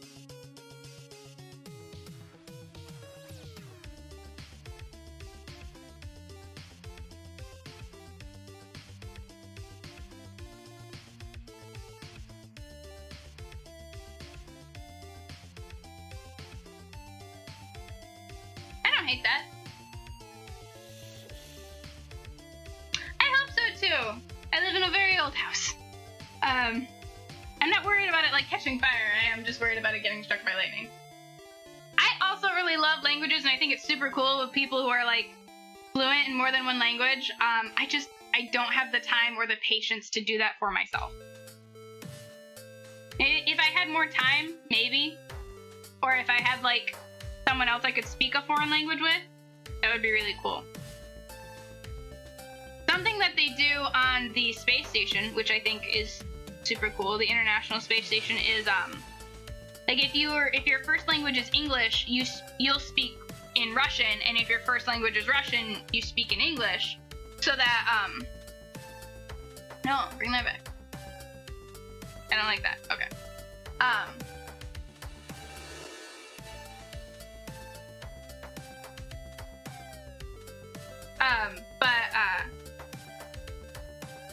So supposedly what happens on the space station is eventually like this weird like hybrid sign language Russian English language is kind of born.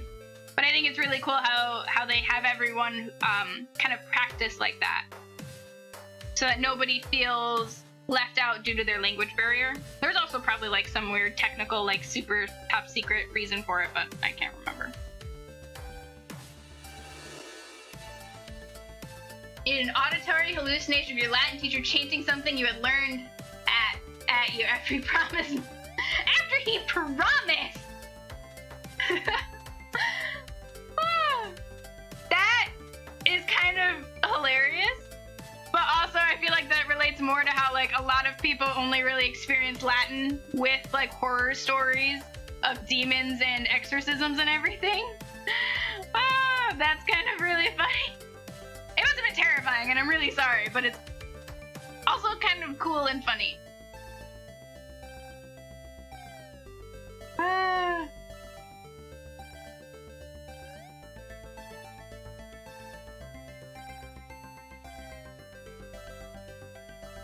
That is an ear. I don't hate it. Sometimes with my art, I just get to the point of where I'm like, I don't hate it, and I'm like, alright, now moving on.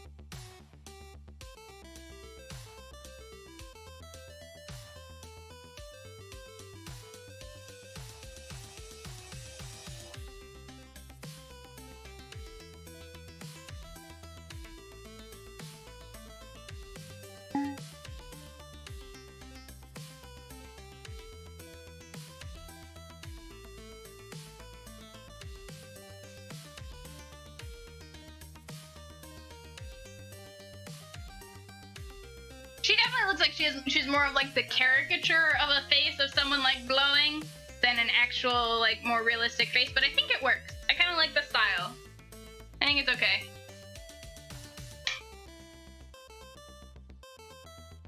Again, I don't hate it, and sometimes that's all I need.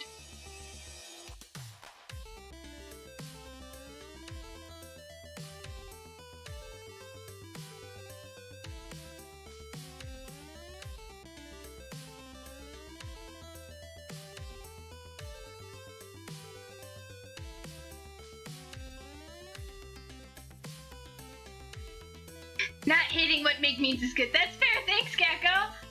Your Twitch lagged out a ton. Okay, what has happened since the Russian-English sign language hybrid? I thought it was funny about the Latin teachers, the hallucination. Terrifying, but funny. And I think that has more to deal with the fact that in a lot of people's experiences with Latin in current modern culture is mostly through like horror movies with like the exorcisms and the demonic chanting and everything like that. Still kind of cool. And I think it's very impressive that you are learning another language. I don't like that.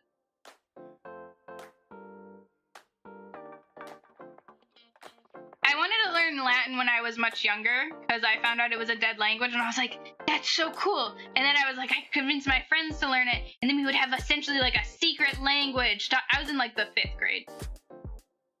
But, you know, it's really hard to convince your friends to learn an entirely other language, especially before Duolingo was around. I don't like this.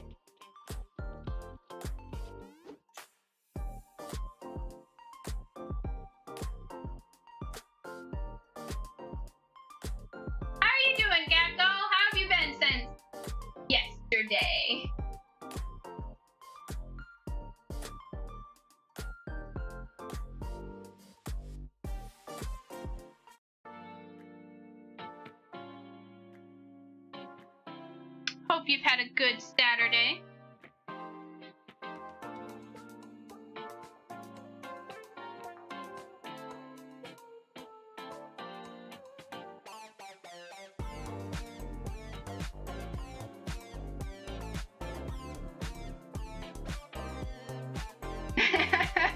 That is terrifying. That would be that might fuck me up a little bit for like a day. I'd be like, oh no, my Latin teacher is trying to get me possessed. Or like just learning about it in class, you're like, learning the language has opened me up to demons. All right.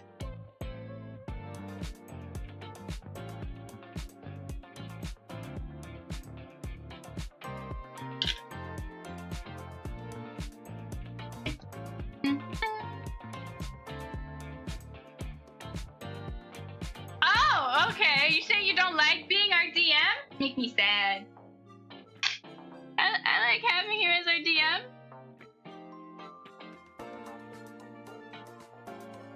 But I'm glad you had fun.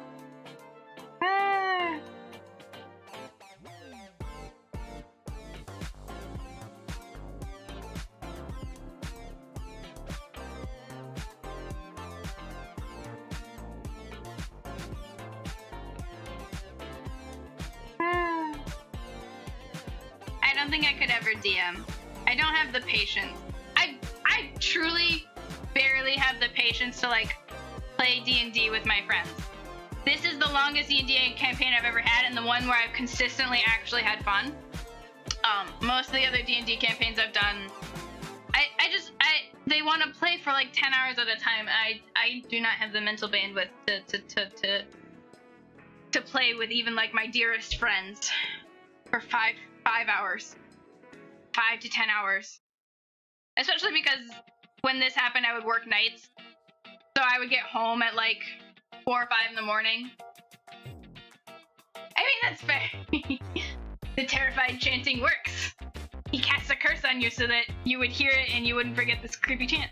At the time when I first started playing D&D and had some minorly bad experiences and just showed my lack of patience was because I was also working nights. So I'd get home at like 4 in the morning and the D&D session would be at 10, even though they knew. I was like, hey, can we not start at 10 in the morning? I work nights. I'd like to get some sleep. Could we start in the afternoon? And they were like, no. So. Oh, okay. You know what? That's fair. I do hear that is kind of the curse of being a good DM is that you are then always the DM, which can really suck. Art actually had a friend like that, where to a point where I met him and he had never actually been a player before. He had just always been a DM because his friends wanted to play, but none of them wanted to be DMs, or they didn't like the way like one of them DM'd or stuff like that. So he just offered to do it, and he had never been a player before. He was a great DM, so I kind of get it.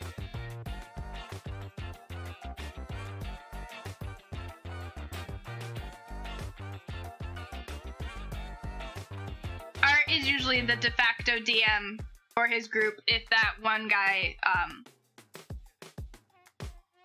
I'll call him Jinx because that's usually his username, and sometimes he likes to hang out. If he isn't the DM, then it's usually Art, and Art likes being a DM but he will get so into it that it will start like taking a toll a little bit on his health. He gets really, really into it. And then I have to be like, hey, start.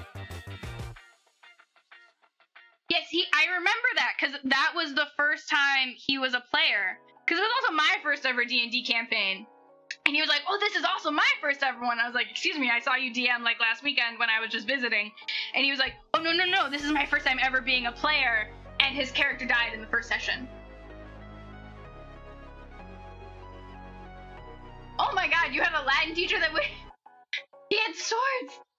I have some of those like replica, like kind of Ren Fair play acting swords, and they're still made of metal. They're still terrifying to have near your face. Okay.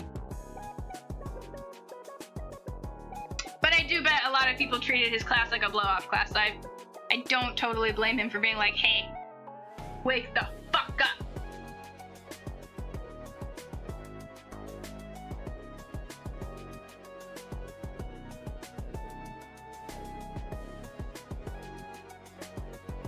Yep. Jinx's first ever character died in the first session to a slime. He died to a slime because what happened was, like, we were in the desert. We had walked outside of the town and the town was in a desert.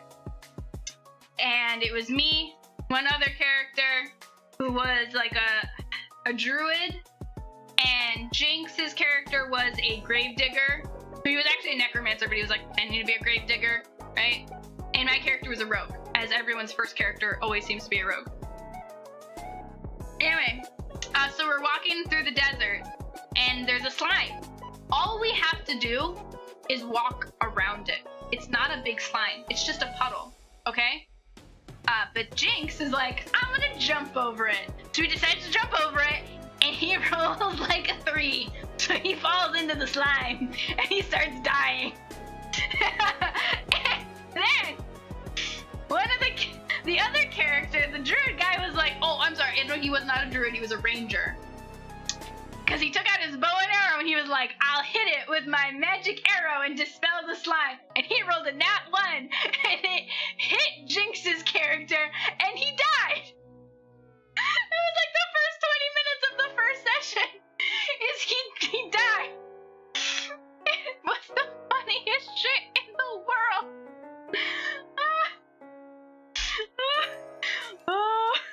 And it was like, because my character was like, I'll just walk around it. And the ranger character was like, I'll just walk around it. And Jinx was like, no, I'm gonna make it interesting. I've DM'd before. Let's make this cool. Will you die? It was amazing. Oh, it was so wonderful.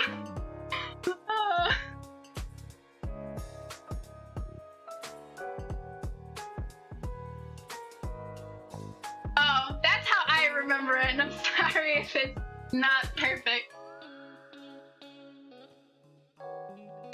I have a good memory when it comes to arguments and facts about body decomposition. I don't have the best memory when it comes to D&D stories or video game plots. I once tried to explain the plot to Naruto, and it did not go well. The person ended up walking away thinking it was a horror anime. It was not. I might have focused a little too much about the one side character who was a villain who used their spine as a sword. You really like the cat emo with the sunglasses.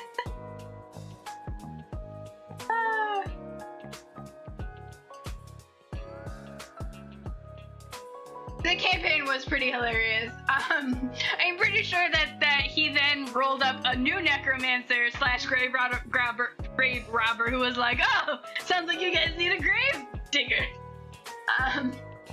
Specifically body decomp. It is really cool that you would have a teacher that would do sword fights with you. I did not have a teacher cool enough to do sword fights with us. My art teacher in high school would wave around his yardstick like a sword and threaten to shove it through a kid's ribcage. That kid specifically was me, by the way. I don't know. Okay, so this is a funny story. He had a rule where it was no blank backgrounds. Way back, he wiped the whole party on their first adventure with a band of hobgoblins. You beat Portal already? Didn't you start that like at the beginning of the stream at like 8 o'clock? It hasn't even been 2 hours, you monster! Oh my god. It's 8:30? You started at 8:30? And it's barely been over an hour. How dare you? Anyway, so my art teacher with his yardstick. So we did not do sword fighting, but one time, so he had a rule about no blank background. And that means that you cannot show the canvas or paper or anything. You had to color in your background, even if it was just one solid color, which was fine. Okay? It's a good rule, makes kids do actual backgrounds. As you can see, I am doing an actual background. I did a big portrait of Kurt Cobain. from Nirvana.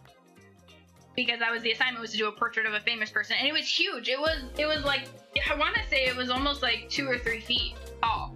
Like it was huge, right? And I drew it big enough, and it was a black mat board that I did it in with colored pencil, where I was like, he's not gonna notice that I didn't color in the background because it's black and you can barely see it. He noticed. He noticed, and he was like, you need to color in the background. And I was like, fine. So I take my color pencil and I'm coloring it in, right? I'm just doing big like swishes, and I'm coloring it, and I'm using my color pencil, and I'm just doing the solid purple color. And in front of the whole class, he just goes, Ginger, Ginger, Ginger. Because I kind of like zone out when I'm doing art sometimes if I'm not talking to people actively. I'm like, oh, what? He's like, do you know what sticks are? I go, what? He goes, sticks. Do you know what sticks are? And I look him dead in the eye and I go, I know what sticks are when they fall off of trees. And this was a teacher that was really loud and that everyone was terrified of. And so the class just dead silent, waiting for me to die. And he just looks at me and he's like holding his yardstick. He's like, I'm gonna put this through your ribcage. I was like, all right. He goes, do you know what color pencil sticks are? I go, oh, no, I don't. And it was hilarious. Oh, goodness. Yeah, I had a really scary art teacher who was really loud and who a lot of kids that didn't take a bunch of art classes were kind of afraid of. But I took a ton of art classes, so I could tell his sense of humor, and I could kind of tell like what kind of deadpan jokes I could get away with. And that was one of them. That was one of the ones where I was like, haha, give me a moment, I'm gonna be sassy.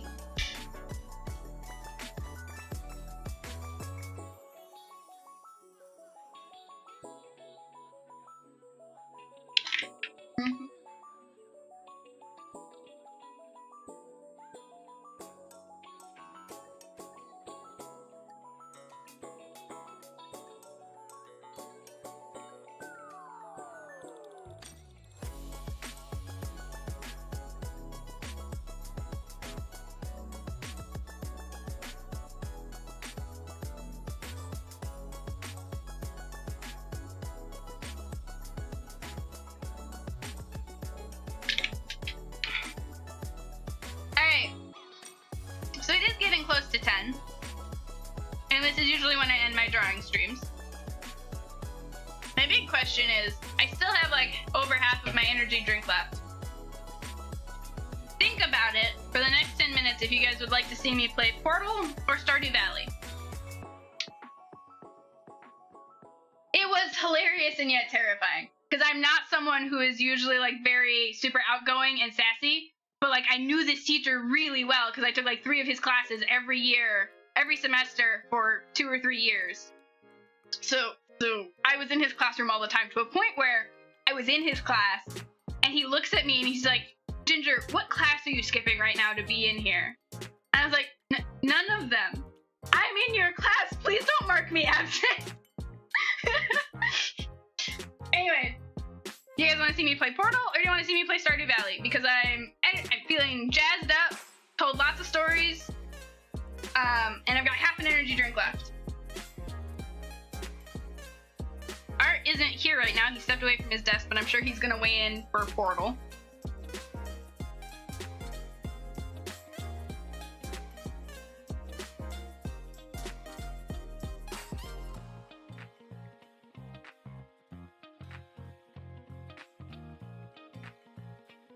Even if I play Portal, fear not. Stardew Valley will still be afterwards, because I'm sure I'll be all amped up from failing at a bunch of puzzles and dying a lot. And I'll need to relax by playing Portal. I'm gonna have to, okay. Sometimes I forget which side of the hand thumbs are on, if they're on the outside or the inside. So I have to like hold my own hands up. Look.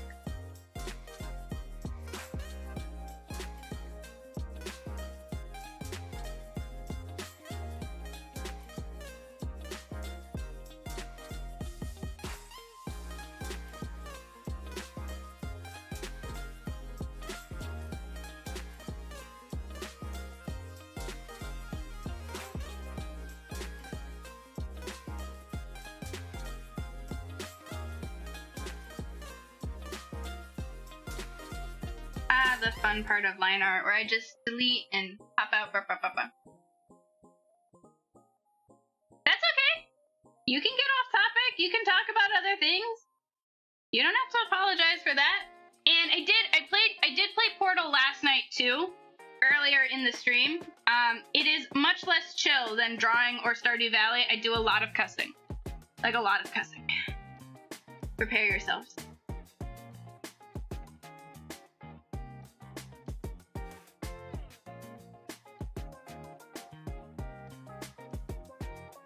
Literally, part of the reason why I did Portal before I did Stardew Valley last night was because when I tried to start off the night with Stardew Valley, I just swear a lot in my everyday language. So I was like, I'll have a chill, relaxing stream and just play Stardew Valley for 4 hours. And the way I talked did not match up with that. There was still a lot of cussing. And then Art was like, maybe if you play a game like Portal, where you can get really frustrated and yell and cuss and wear yourself out, and then play Stardew Valley to the point where you're like too tired to talk. I'm like, all right. And it worked.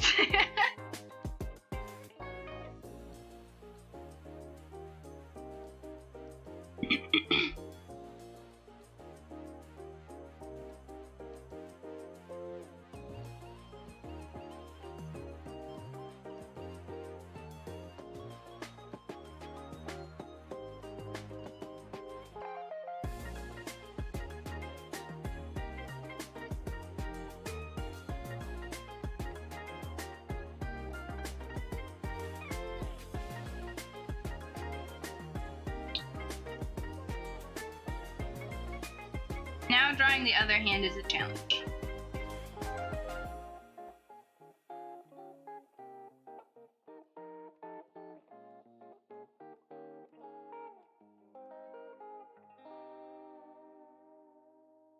There we go.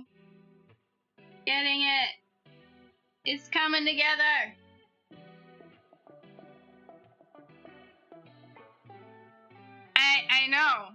I know. How would I use any of that energy in such a calm, relaxing game? Oh.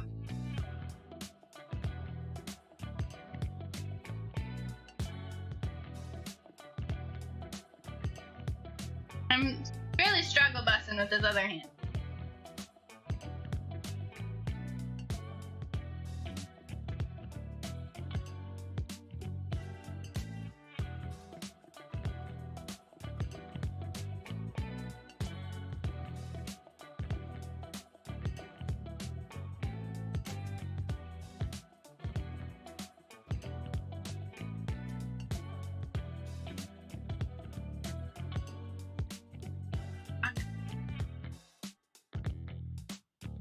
Okay.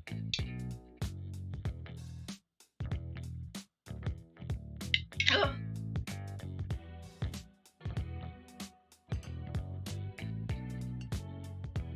Huh. So half of your lights stop working, but they're fairy light. So only half of one chord. That is weird. Is it like all but half of the lights in your house, or are you just saying like half of the fairy lights? Because I know that the newer light strands will, like, if one light goes out, the rest of them won't. Because that was something that, like, everyone really hated about fucking Christmas lights. So what? I don't know.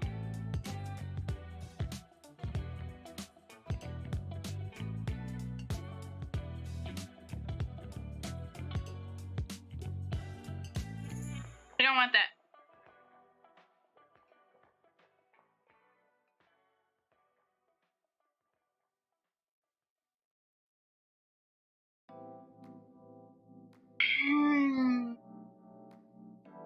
Also, I'm noticing this finger is like weirdly thicker than all the other ones.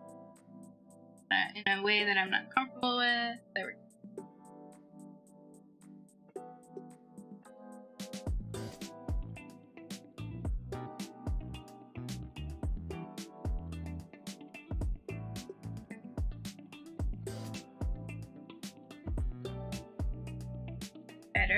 Better. Not fuck it up. Let's not fuck it up.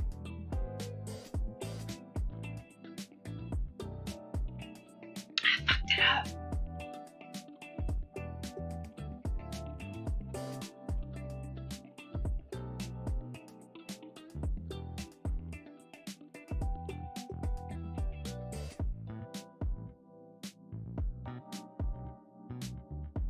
Okay. Just your room, but at least you still have the rest. That's fair. Then yeah, it sounds like maybe like some of the fuses and the fairy lights just went out and they just need to be replaced. Oh, but thank you. I have a lot of hair. I have very big, bushy, curly hair. I got real good at drawing hair because I had to draw self-portraits every semester for my art classes.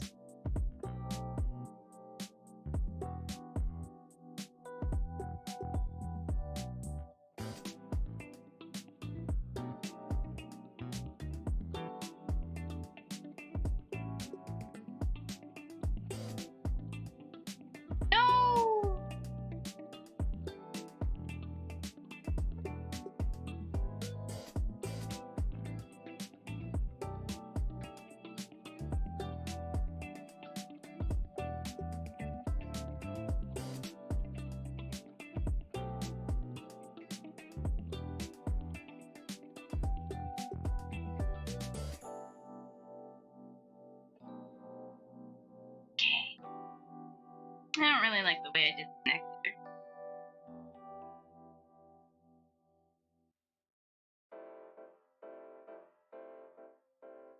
No.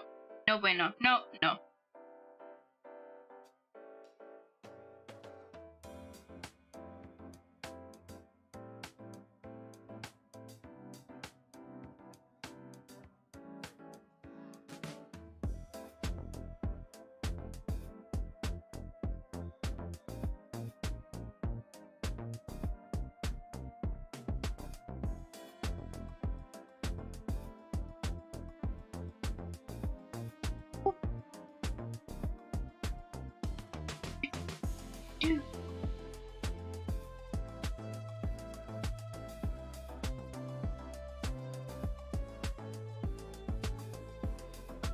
This really thick line is drawing way too much attention to the ear.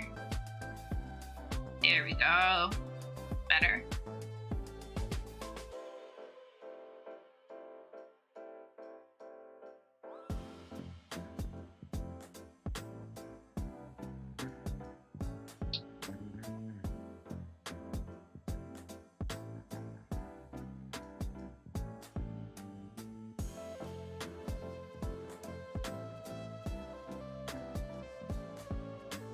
There you go.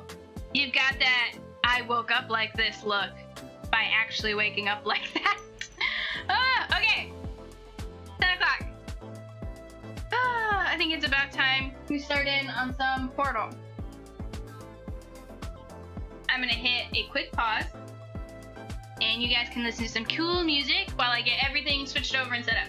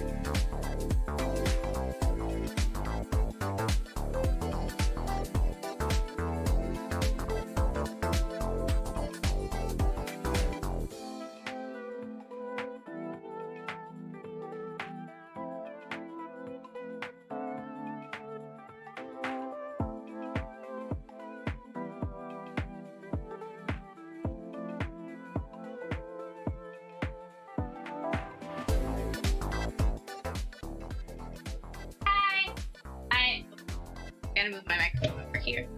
I'm suffering through trying to get my controller to work really quick.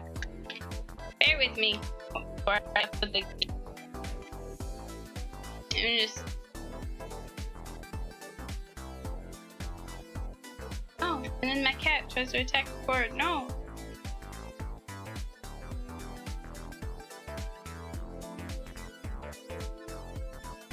Anyone know what this means? Like it's trying to connect, and then it turns yellow.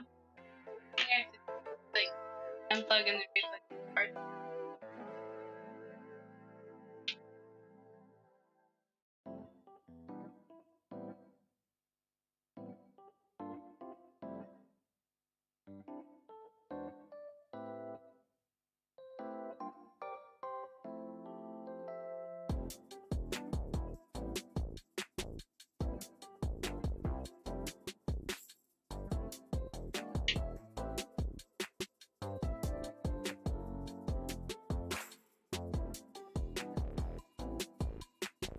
Glad.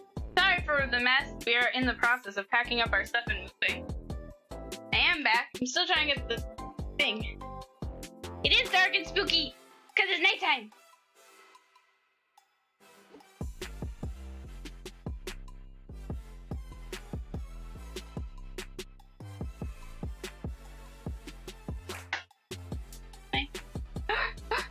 It's glowing without being plugged in. I think maybe it needs to... Did I use it too much yesterday?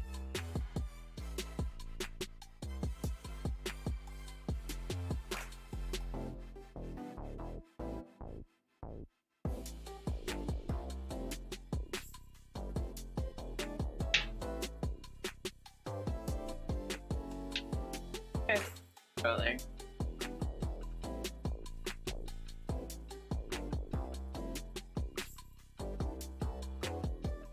Oh, thank you. It is big and poofy today.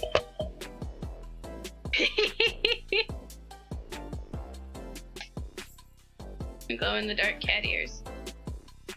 Okay.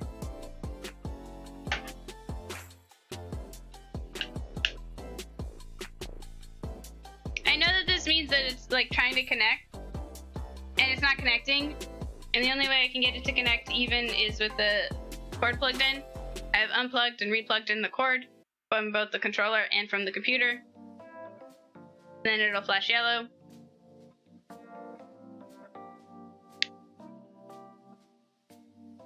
Supposed to flash blue, say it's connected.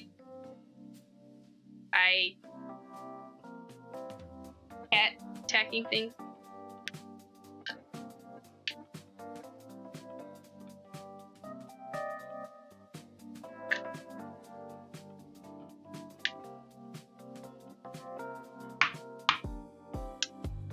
To Google.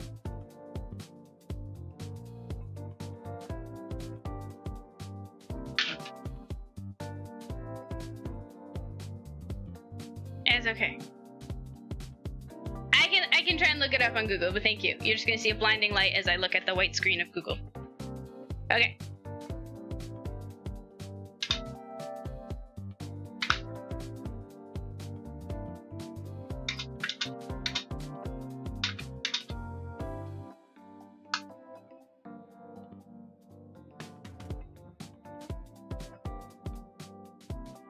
Okay.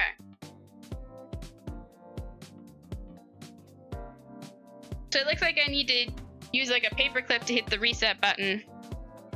Like a paper clip or a bobby pin, or a pen, which is something that I do have that I can try and use.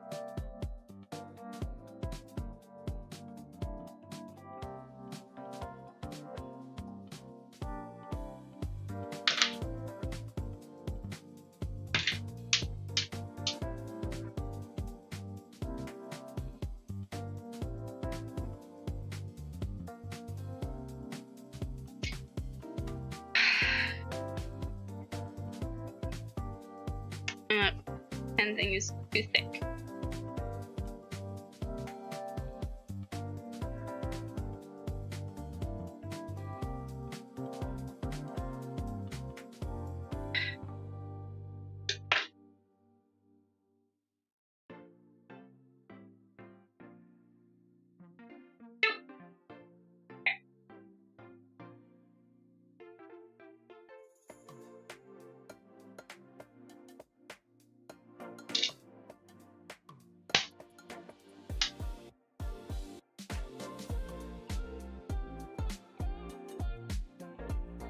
found a tiny tool. Poke into the...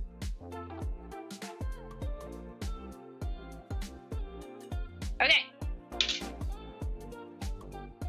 Blinking again. I hit the reset button for about 3 seconds.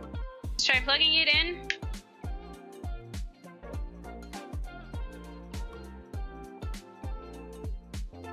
And it's still not connecting. So it makes me think that it might be an issue with the USB port.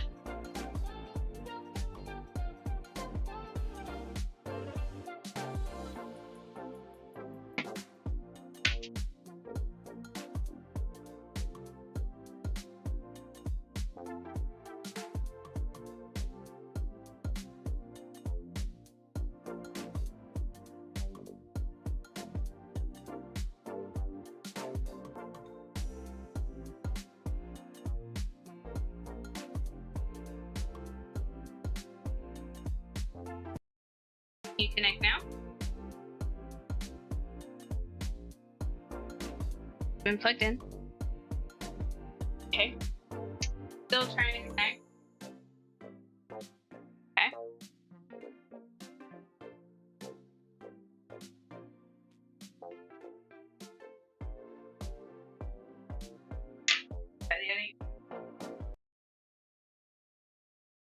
Computer's a little old.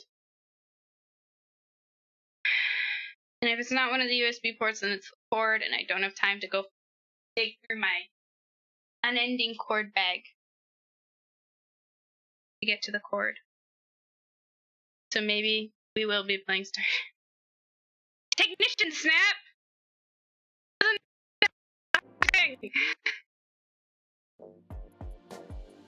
Can you play? I could try to play Portal with just my hands on the keyboard, and I'm gonna hate it. Nightmare. And my cat is going nuts. Okay. We're giving up, and we're gonna play Portal using keyboard and mouse. So I have to clear off my desk for a minute.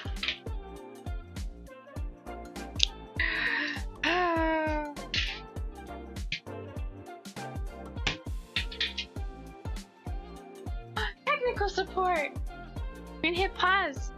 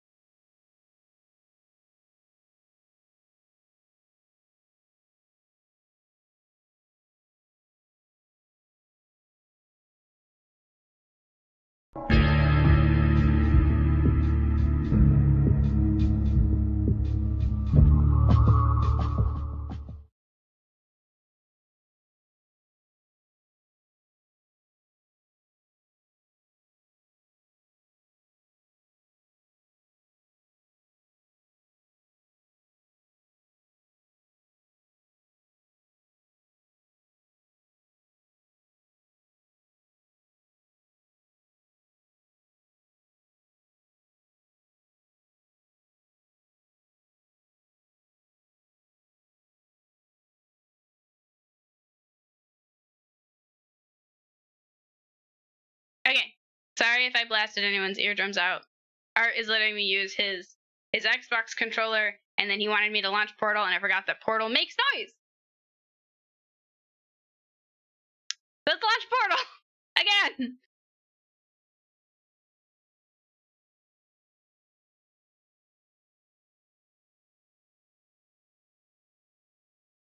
Yeah, thanks. Okay. Will there be lots of screaming? Yes. Are you guys ready for that? It did get figured. Well, we figured out that it's probably the cord dying, which is super easy and cheap to replace. Because it's just like one of those like lightning micro USB cords. We just don't have another one right now because neither of our phones use those anymore, which is kind of insane to me.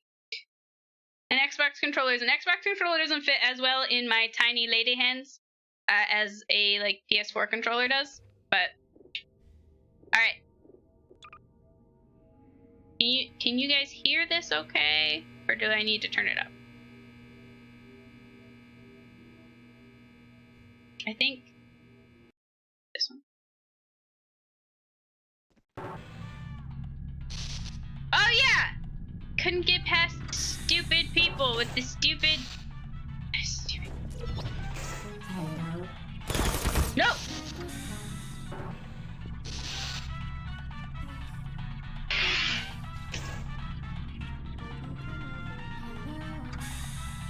Also 8 billion degrees in the studio, so I'm really sweaty. Okay. Go.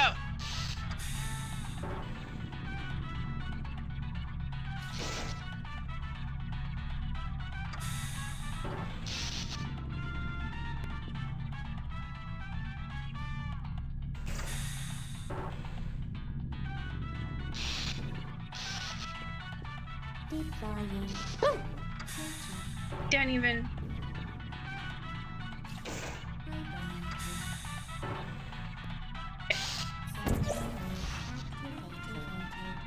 No.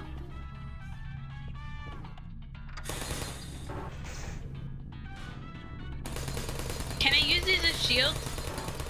You can hear it perfect? Thank you. Oh! I did not mean to do that.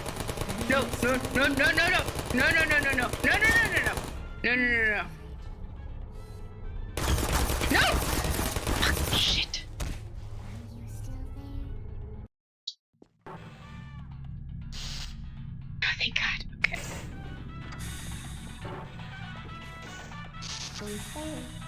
Nope.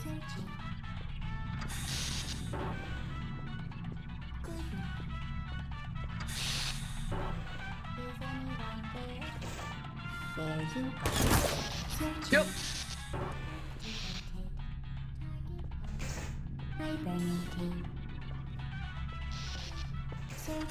No! I just wanted to go the other way! I wanted to go through the portal, but these stupid things are in the way. No! Fuck! I didn't mean to do that!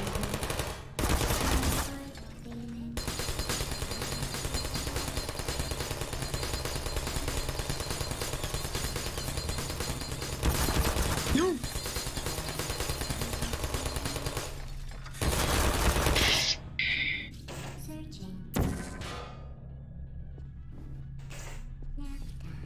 I guess I broke one. I guess I broke 2 of them. Without even realizing, I don't know how I did that. I really wish I knew how I did that. Ah, I remember the button to pick things up again. Stop shooting at me, please. Okay.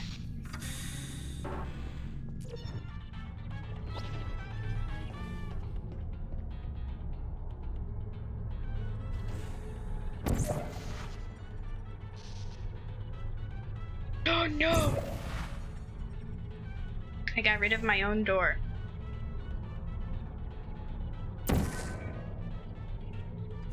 Yeah. Oh no! Okay.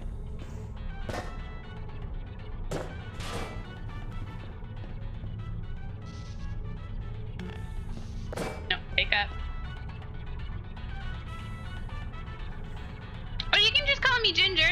you can call me Snaps, or you can call me Gingersnaps. Either one works out just fine. Okay. And now drop. Please don't kill me. I did it! I did it.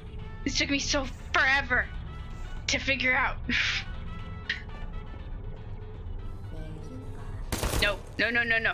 No more, no, please.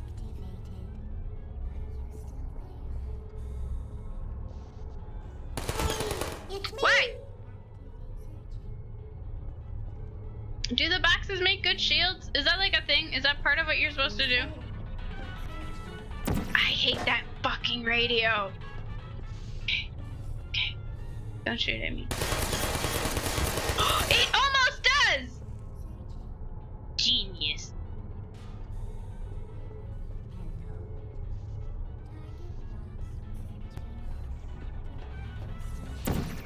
Nope. Not what I meant to. Nope. I just remember the right button. Excuse me.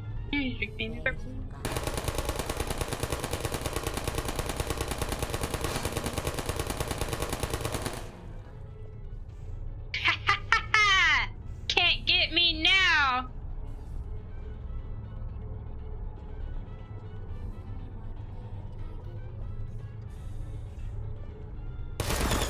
Fuck.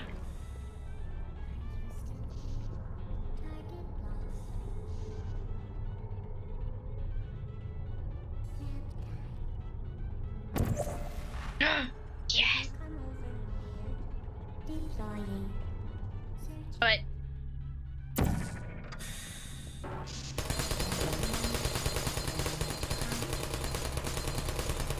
are you still there? why didn't you break it? Oh, that was the jump button. Yeah, it's no problem. Yeah! Okay. Cool. Next one. Fuck. Oh, this one should be a lot easier, right?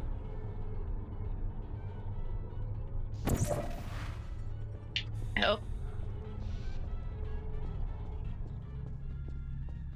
Yeah!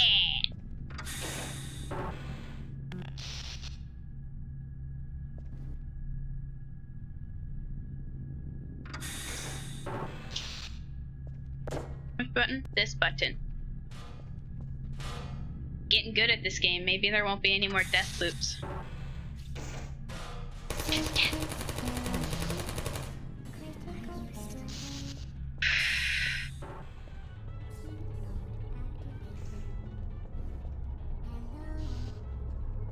Who's there?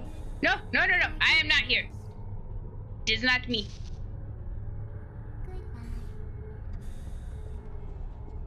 Sentry mode activated. Fuck! Searching. Oops. Activated. Searching. Stop doing that. Okay. Deploying. No! Searching. Are you still there? No. Nap time. Is anyone there?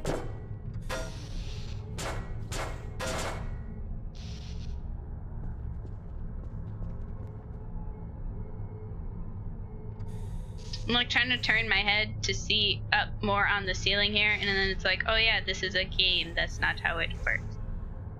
Come on. Yeah! Okay, cool.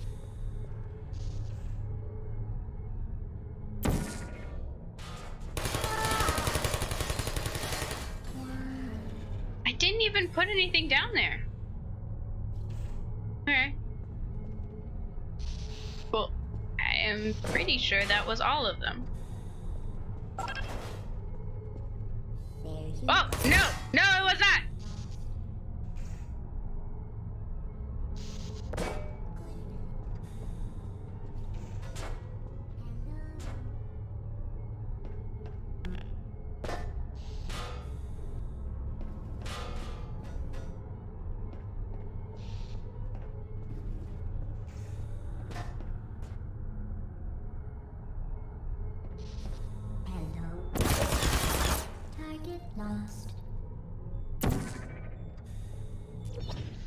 resting. Could you come over here? No. I should have brought a box over. Okay.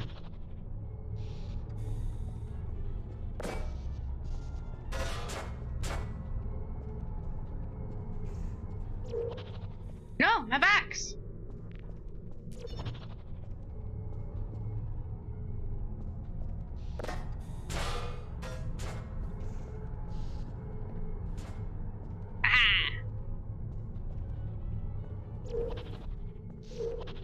No.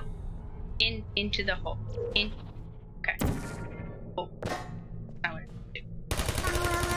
Well, I guess that also works. I don't blame you. Didn't. Okay. Oh, shit.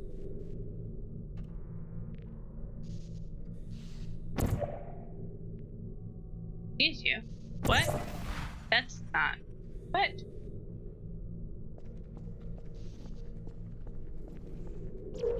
No! I thought I was about to die. Gotta go get my box. Nope. Not what I meant to do, but okay. Stupid robots. Only see right in front of them. Dang! I feel like I can figure them out, and then as soon as I'm like, oh wait, I actually have to have the hand-eye coordination to do the thing I plan to do? Nah. I gotta stand in this corner so I don't get shot. Cool. Hide feeling? Cool. Oh my god, it's the Well exit! done, Android. The Enrichment Center once again reminds you that Android Hell is a real place where you will be sent at the first sign of defiance. Android Hell is a real place, guys. And you will be sent there at the first sign of defiance.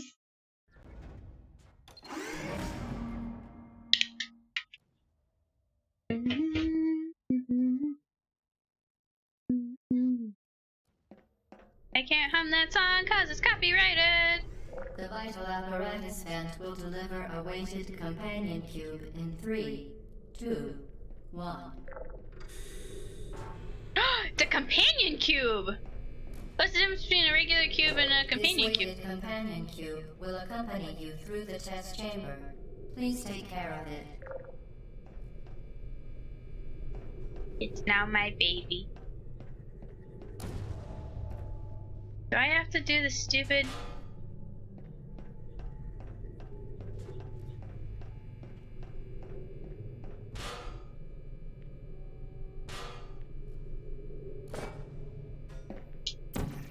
Okay, I didn't think that this was floor that I could do, but I thought I would try.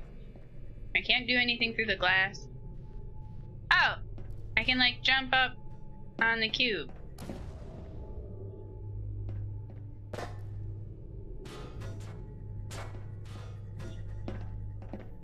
Because my character can only jump like 3 inches.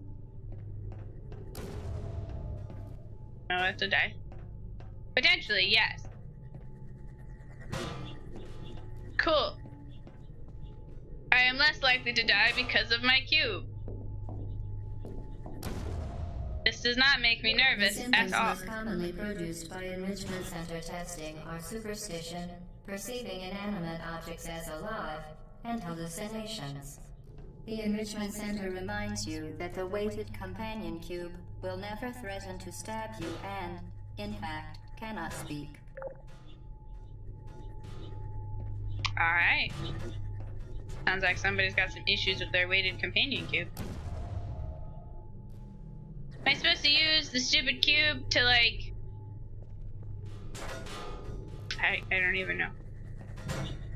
Ah! Do I have to go really fast so that it doesn't shoot another thing out at me and kill me in the back? Yes.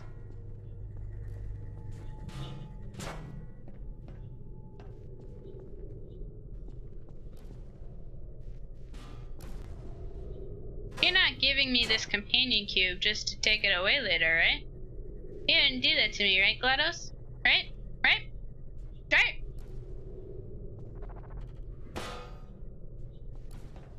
was the right decision, right?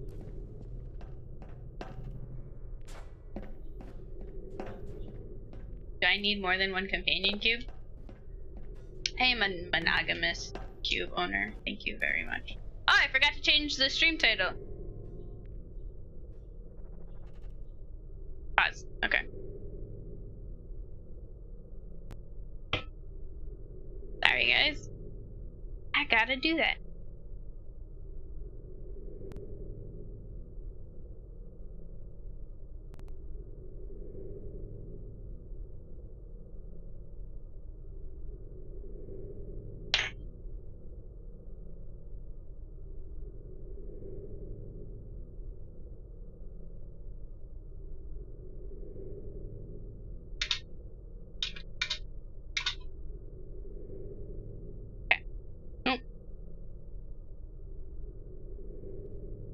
It is hard to type when you can't really see the keyboard at all.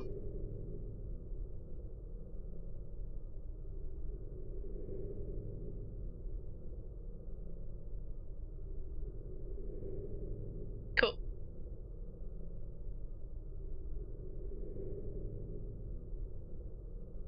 Okay. Now we can resume. Thank you for your patience.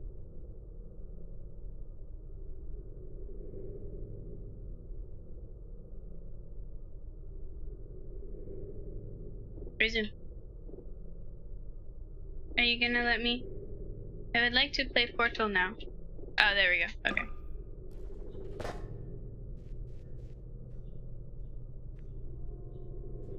No! Do not take my companion cube away. I love them now. They're my companion cube. Okay.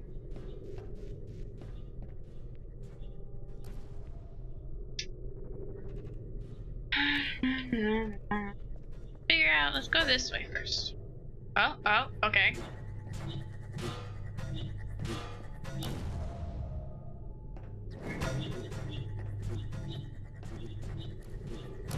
Do I have to know physics and hit it at the right angle so it goes into the thing? How dare you? Oh, I did it. Cool. Ooh. Now I can't get up there. Wait. You can just... Okay. You can do that later.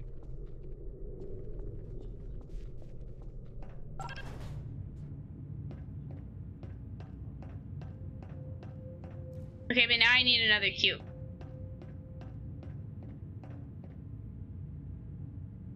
Now I need another cube, you guys. I have to take this cube back.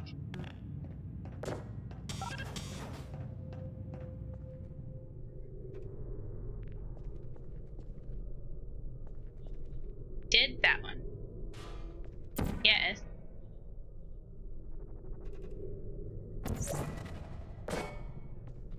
Oh no, my cube has a ding on it now! Makes me sad.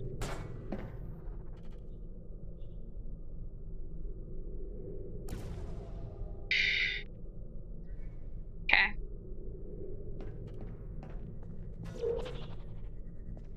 Wah! You did it! Hooray! Huzzah! Let me pick up my cube. Give it to me. Why can't I pick up my... Oh, because I was standing on it. Okay. What now, guys? I'm up here. Or I guess I should probably try going through like that door or something, shouldn't I? Whoa! What happened?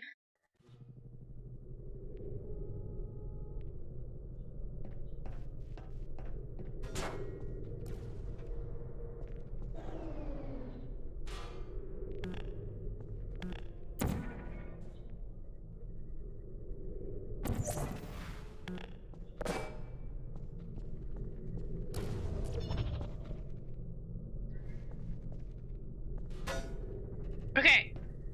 This is where I died.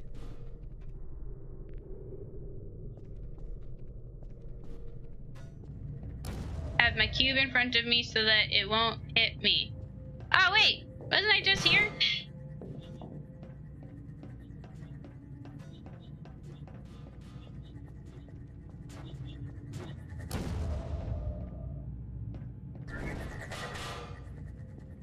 my cube go? Why did I move like that? I do not like. No.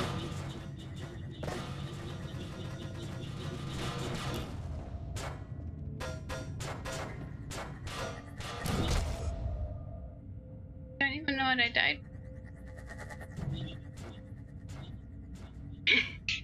Do I think the inanimate object is alive now? Possibly. Yes.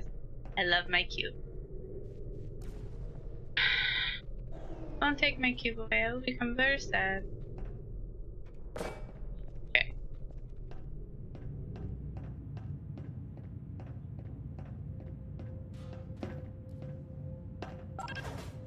Okay. I am pretty sure. No, I'm here. No!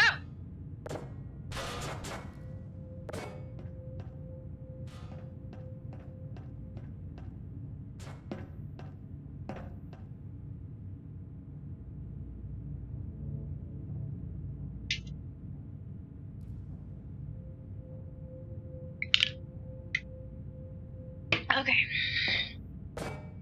Keep hitting the jump button instead of the grab button. No, sorry. Yeah, okay. So I think I have to use the cube for that one to open up that door. But I need another companion cube, so I think I have to go back to go and get another cube. I don't know why I did that.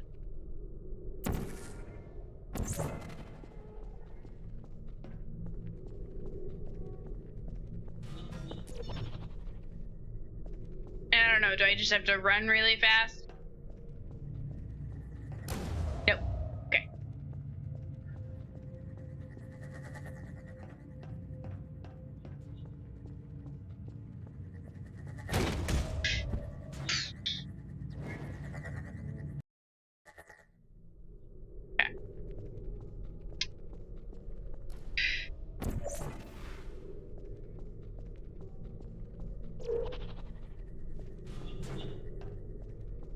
Let me try this again. Okay.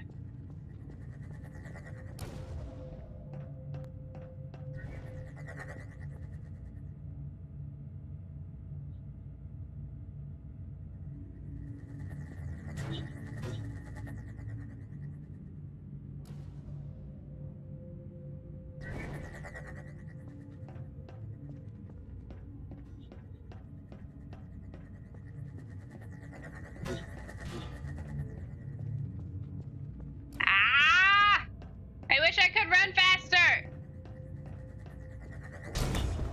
Oh, I figured it out. I have to use the stupid portals. Like they are part of the game. Okay!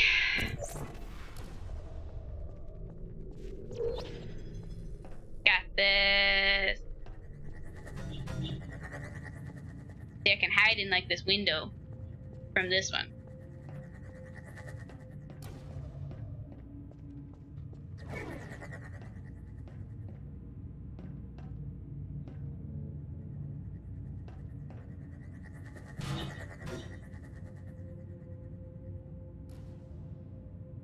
Oh no, I get it now. Okay.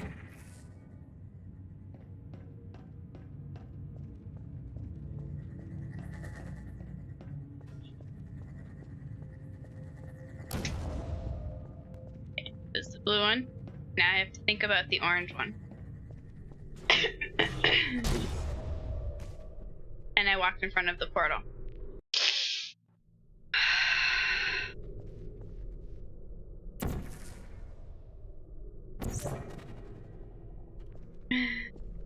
Ah. Okay. Let's put that, like... Got it. Come on.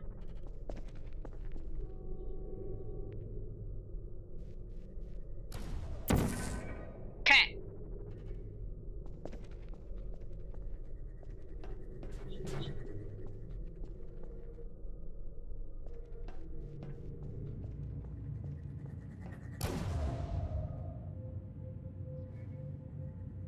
Does it go all the way to the end? It does. Nice, cool. My job just got like 20 billion times easier. Can't remember what color I made the other one though. That's blue. Okay. Orange.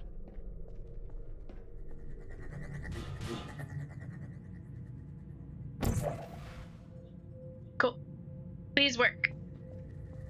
No, don't stand there.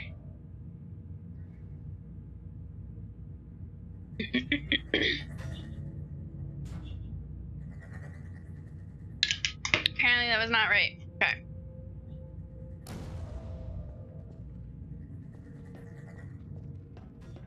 Where does it go in it?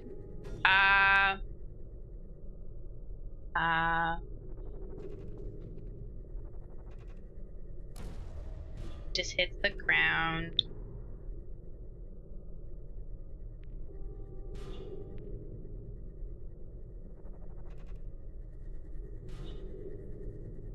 I'm not quite sure how I could get it to like angle itself. For right now, I'm gonna do something else.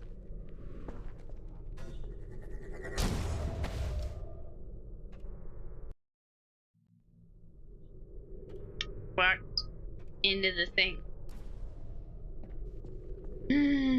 Okay. If I stand here, I will die. Okay. Cube!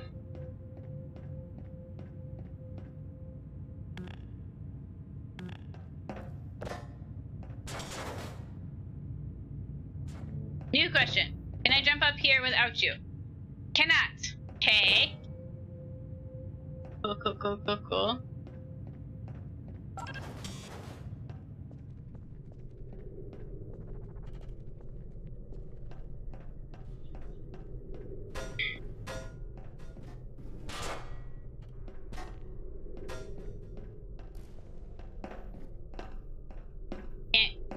Can't go up this way? Okay. Okay.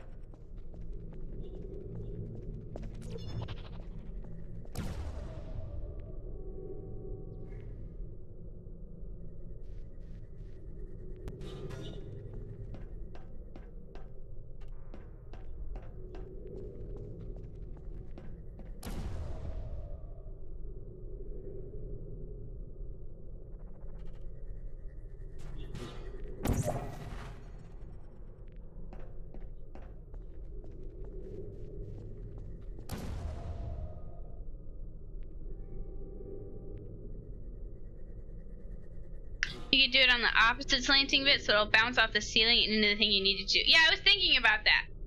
But now I'm trying to get it into the other one.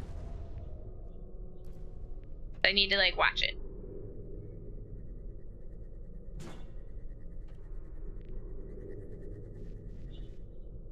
Oh. Just kind of makes it bounce easily around the room.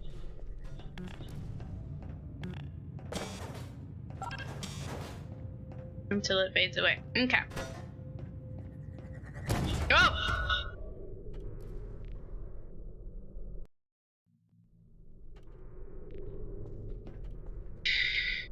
Go away! Testing apparatus destroyed.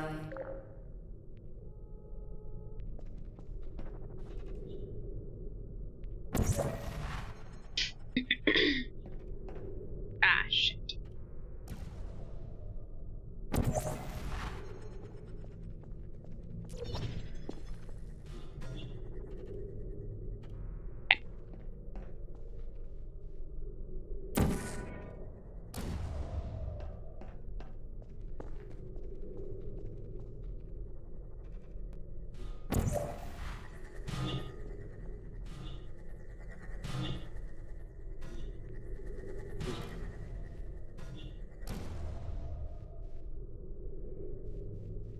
Please?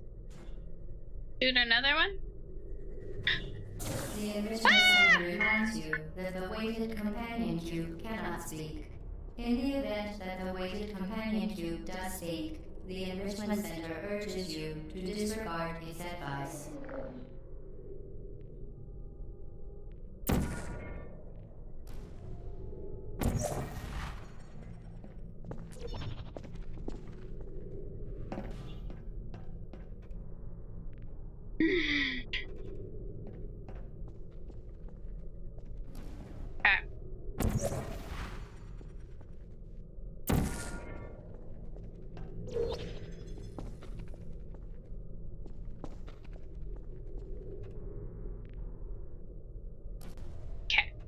This useless to me right now. Cool. I still need to find a way. Oh! Do you weigh enough to do this? You don't. You suck. Okay, cool.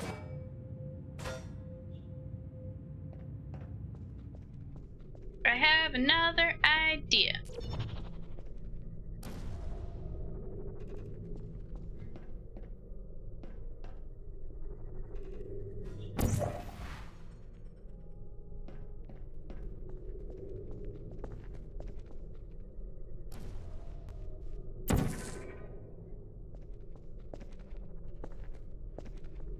I will not stand directly in front of it, and I will not die.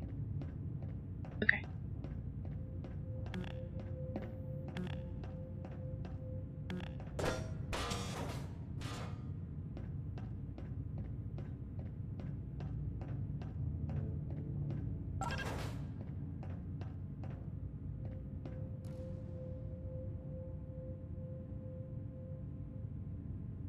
Thanks, boss, for hanging out. I'm glad that you enjoyed the stream. Thanks for chatting, and I hope you have a good night. Hopefully I'll see you next weekend. Bye. Is it not gonna shoot another thing? It's not, is it? Ugh! Now I have to find a motherfucker.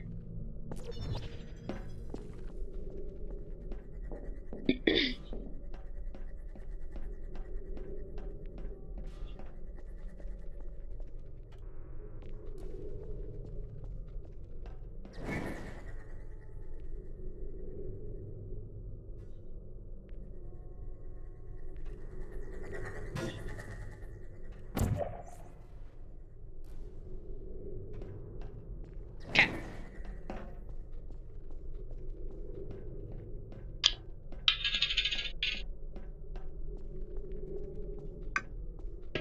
Concentrating.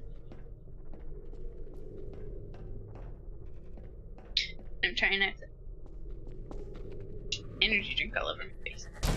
Oh! I forgot that this is where I put the thing. The companion cube cannot speak. In the event that the weighted companion cube does speak, the enrichment center urges you to disregard its advice.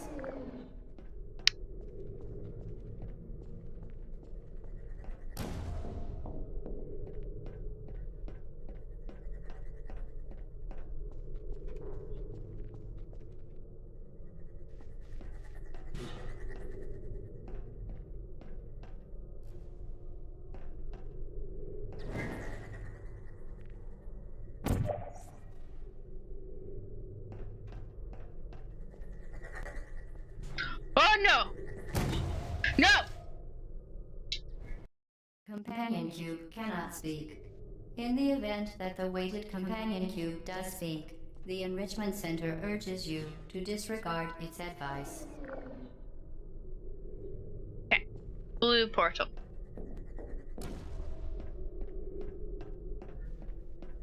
Sorry, I was leaning forward because I was concentrating.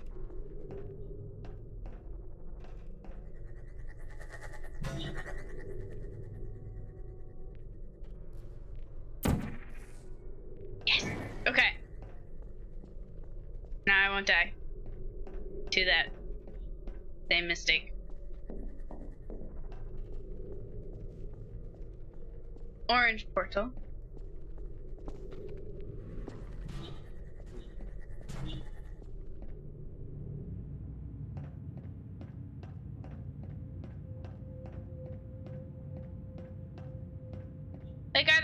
on the other side. They're not. Alright. Oops.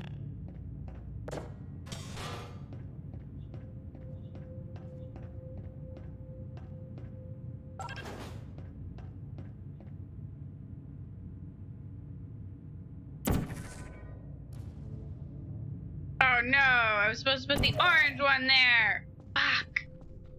Shit.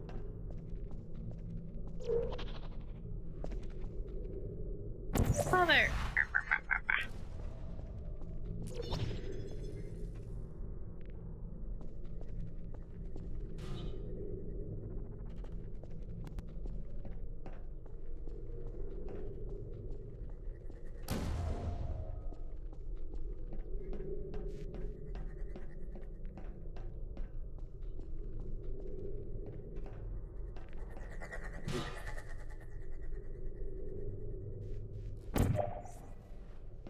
Okay, awesome.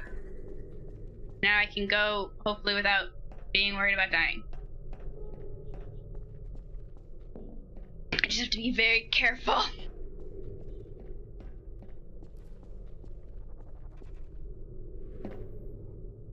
With the jumping down bit and the walking bit. Haha! Okay.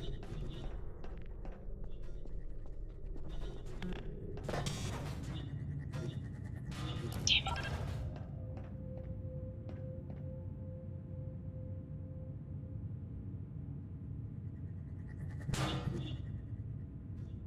Of course, okay.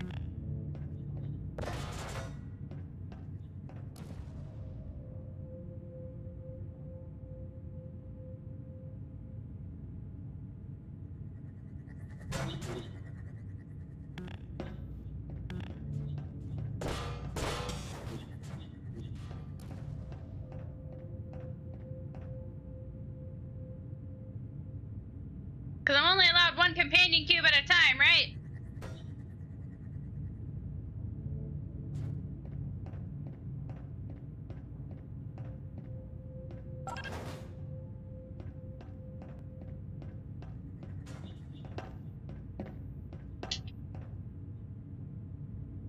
There's nowhere for me to put a portal to make myself taller.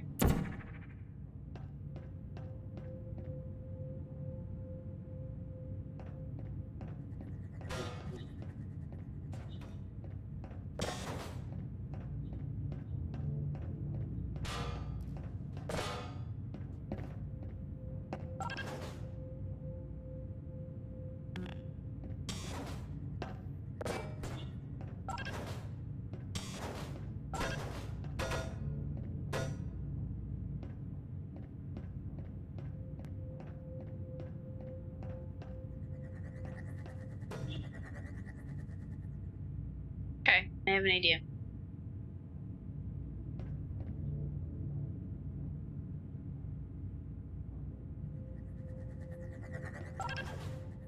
Ha! Ha! Yeah. Oh, my companion cube, I can't forget that.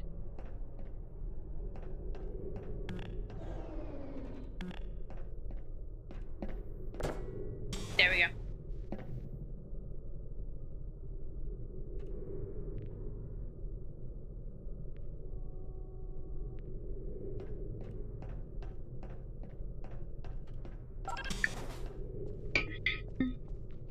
Did I get all the things? I got all the things!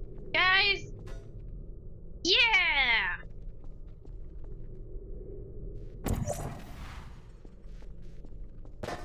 Solved the puzzle and I didn't even need Art's help. Ah.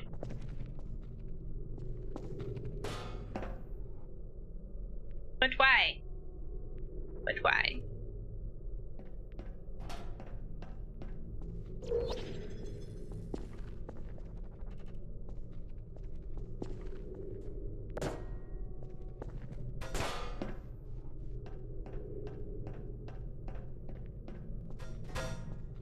I don't like platform games where I have to jump from platform to platform. That's my least favorite type of game.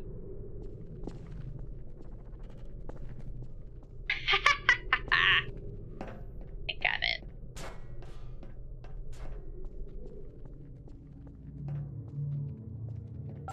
You did it. The weighted companion cube certainly brought you good luck. However, it cannot accompany you for the rest of the test and, unfortunately, must be euthanized. No! Please escort What? your companion cube to the Aperture Science Emergency Intelligence Incinerator.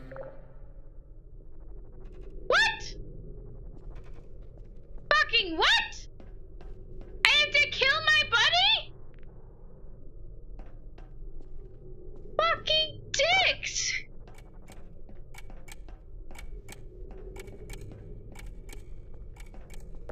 Rest assured that an independent panel of ethicists has absolved the Enrichment Center. You euthanized your faithful companion cube more quickly than any test subject on record. Congratulations. I didn't like that.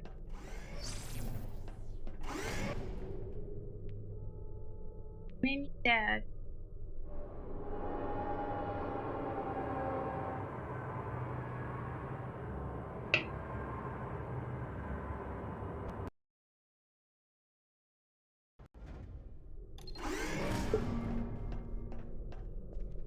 The experiment is nearing its conclusion. The Enrichment Center is required to remind you that you will be baked, and then there will be cake. I will be caked? I will be baked? And then there will be cake? Is that what they said to me?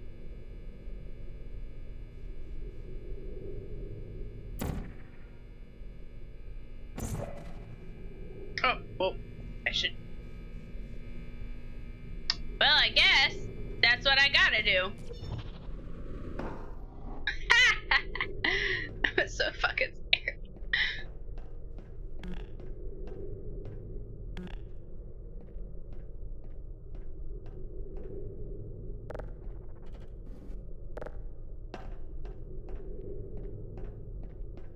Where am I going?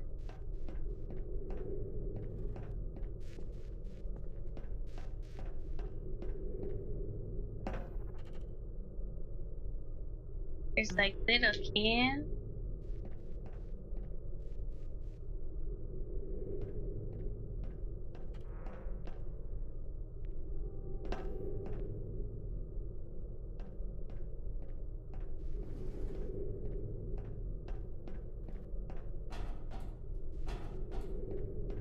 Now it's getting creepy. Now I like it.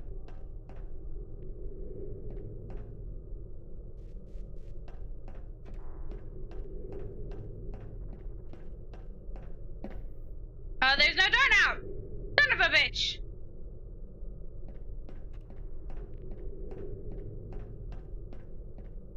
Is it weird that there's no people?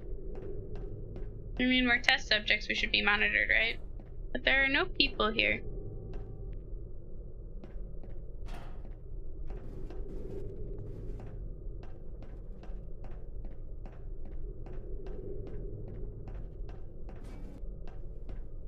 Move out of the way.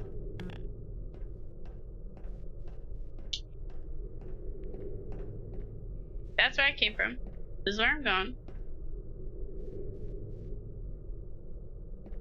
Is it where I'm going?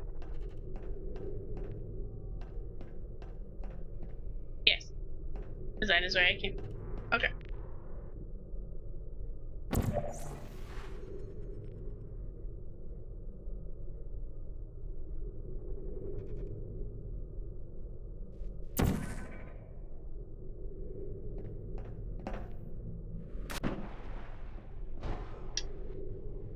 Cool.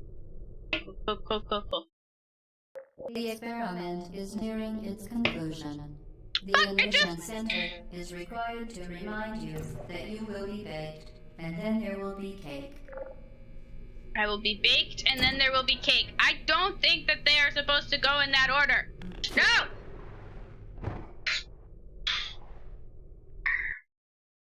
The experiment is nearing its conclusion.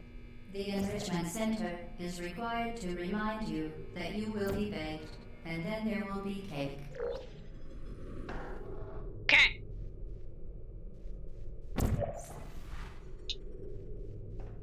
Okay. I'll put it a little lower so I can like run Then jump. Oh, this was a mistake.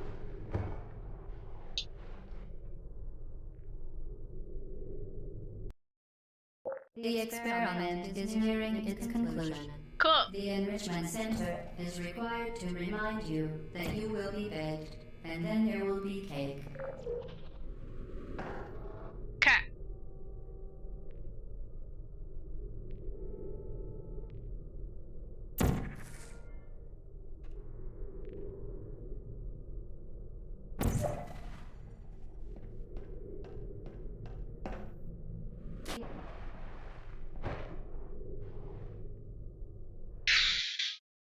The experiment is nearing its conclusion. I get The it. Enrichment Center is required to remind you that you will be baked, and then there will be cake. Thank you. No, no! Just walked straight off. I just walked. How did I? The experiment is nearing its conclusion. The Enrichment Center is required to remind you that you will be baked, and then there will be cake. There will be. No! Hurry!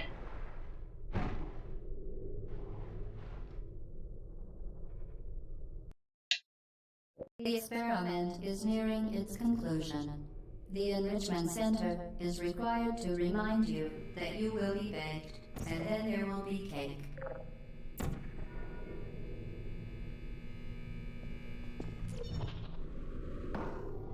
Okay.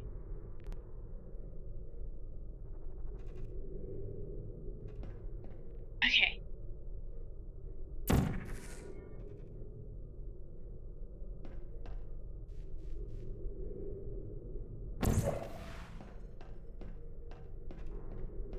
Wow!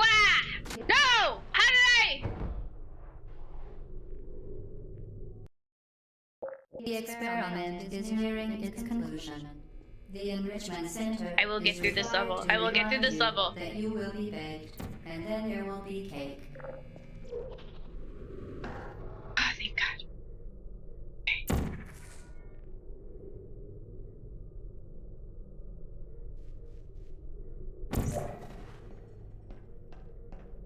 Jump! Jump! Okay, I have to put it lower, I think. I have to be brave and put it lower.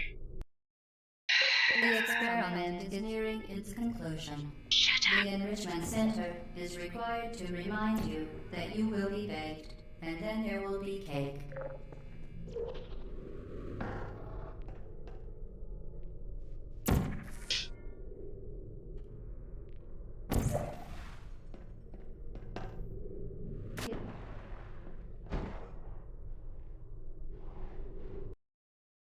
The experiment is nearing its conclusion. If I were to ever The rage quit a Enrichment game, it would be Center this is one. required to remind you that you will be baked, and then there will be cake.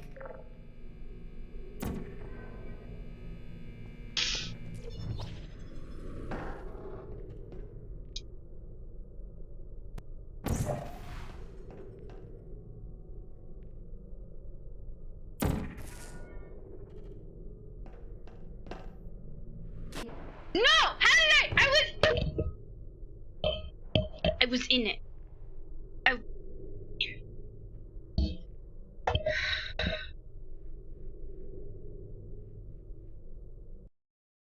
The experiment is nearing its conclusion. The Enrichment Center is required to remind you that you will be baked, and then there will be cake. 8 billion years later. Okay.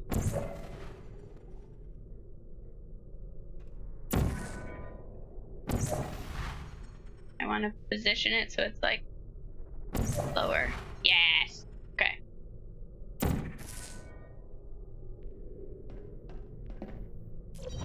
No!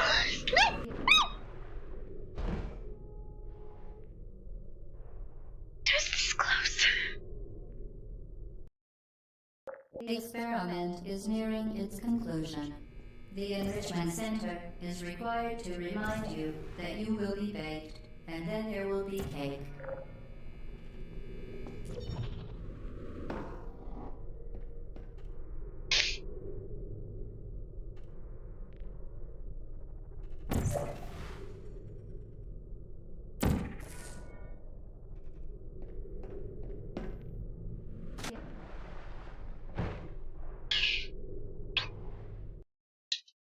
The experiment is nearing its conclusion.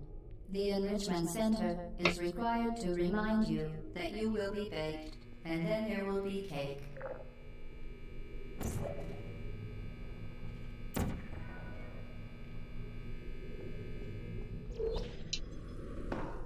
Okay. I have figured out the positioning. Now I just have to figure out the jumping bit. The experiment is nearing its conclusion. The Enrichment Center is required to remind you that you will be baked, and then there will be cake. Okay.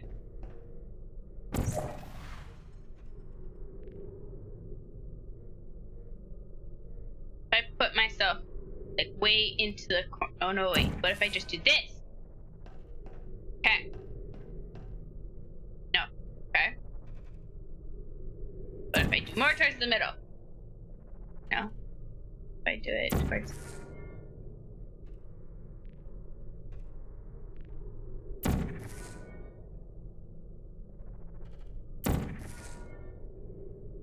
Okay.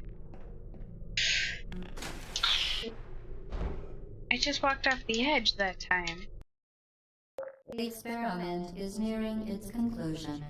The Enrichment Center is required to remind you that you will be baked, and then there will be cake. Okay.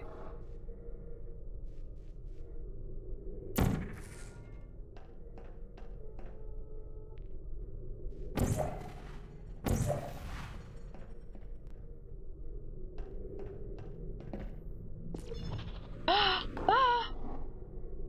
Did it! Yes!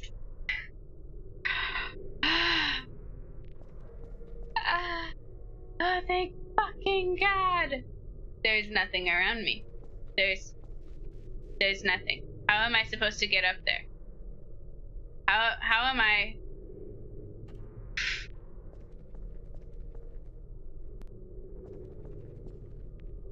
Oh, I get it now.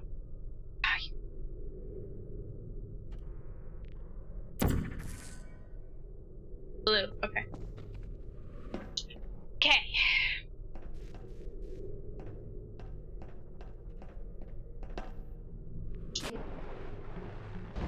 No.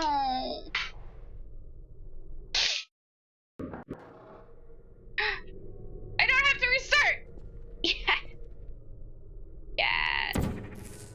Blue. Okay.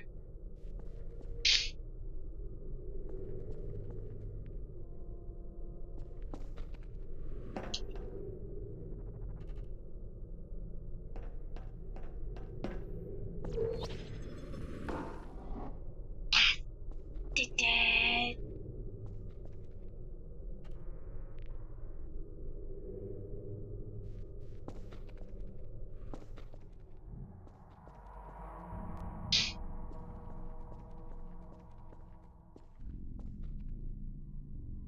Okay.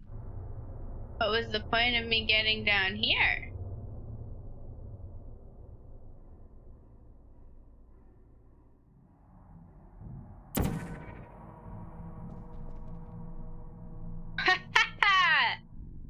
Fuck.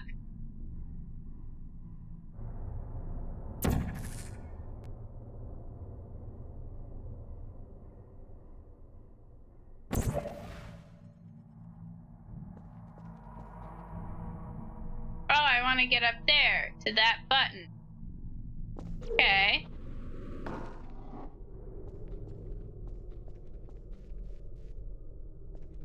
Okay. Don't want to fall.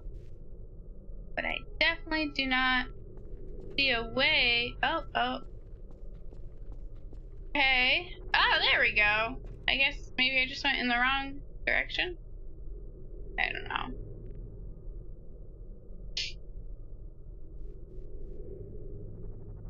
Oh, I know why. Okay.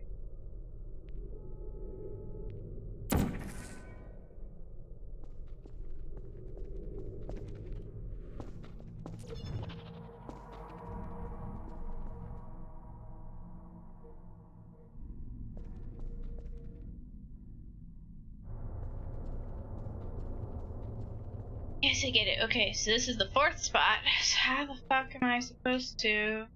Okay.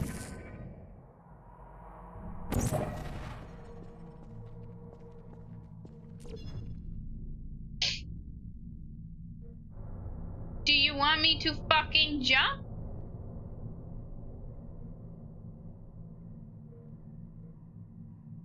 Like, there's no fucking way.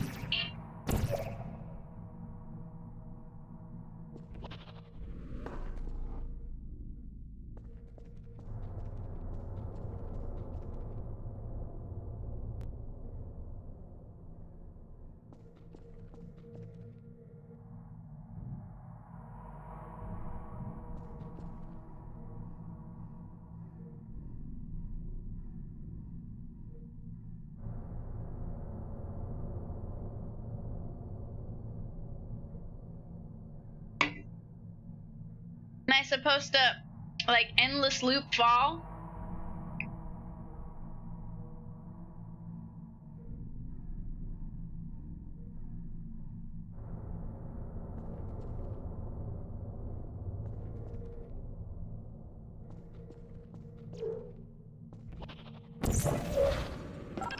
Yeah? Oh, okay, cool. And we're back to the evil robot.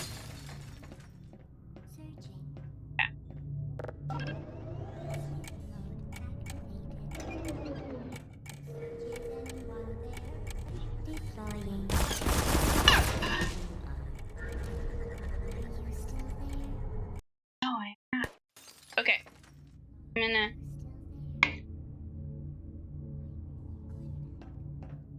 One more attempt on this bit.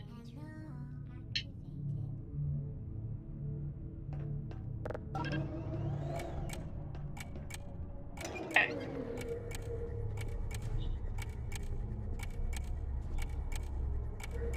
I kind of see them.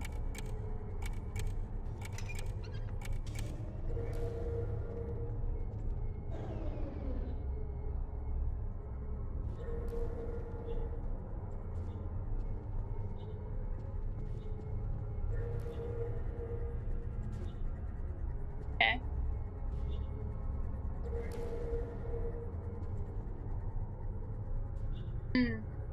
I get it.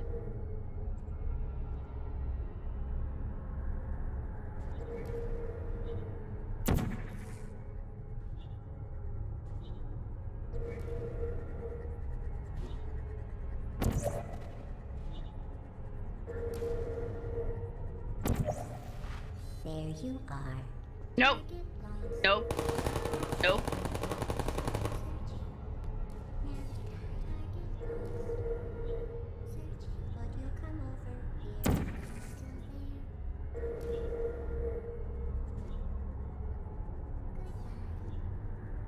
I can just wait. Yeah.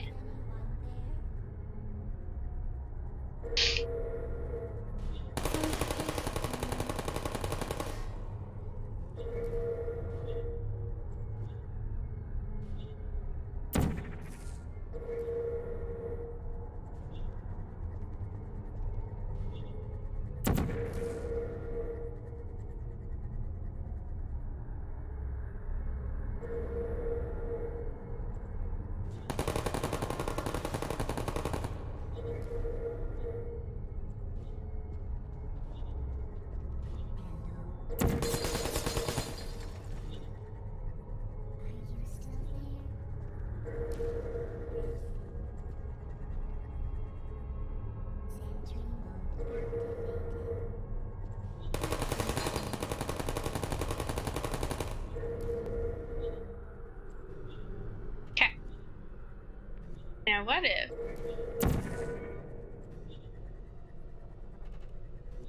Will this little thing hit the button? Or do I have to go through? No, okay, I have to go through.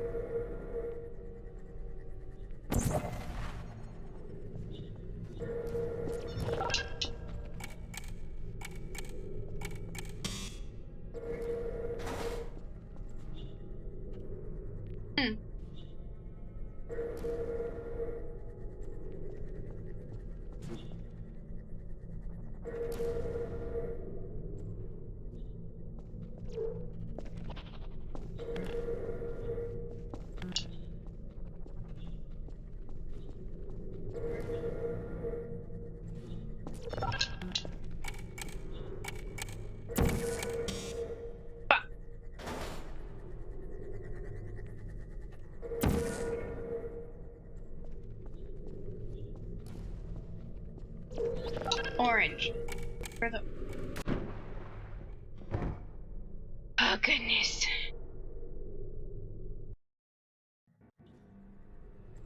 I'm so fucking close.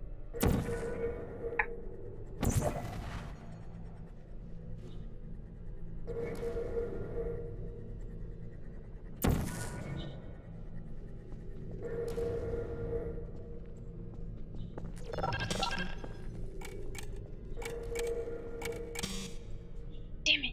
Fucking...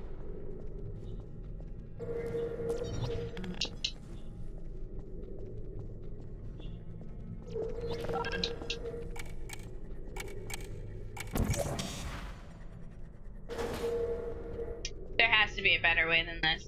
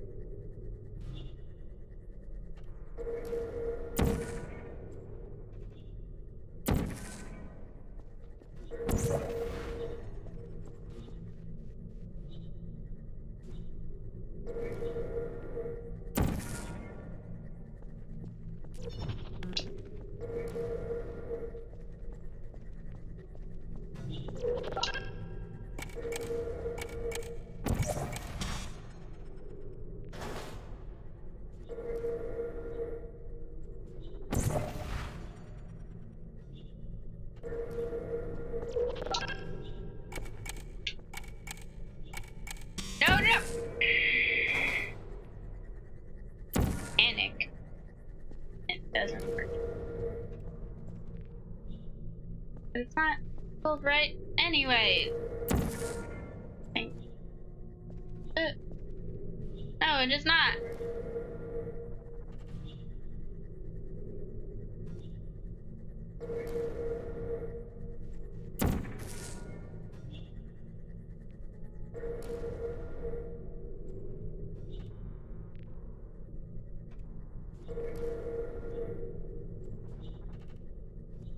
I need a cube to stand on to press the button, and I need to... I'm getting it now, and I need it.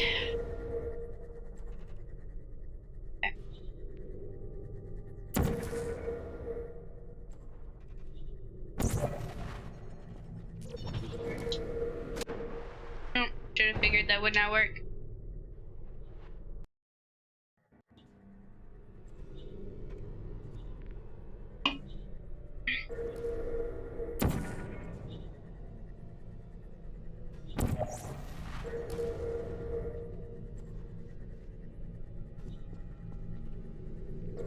Oh hey, there's a platform down there.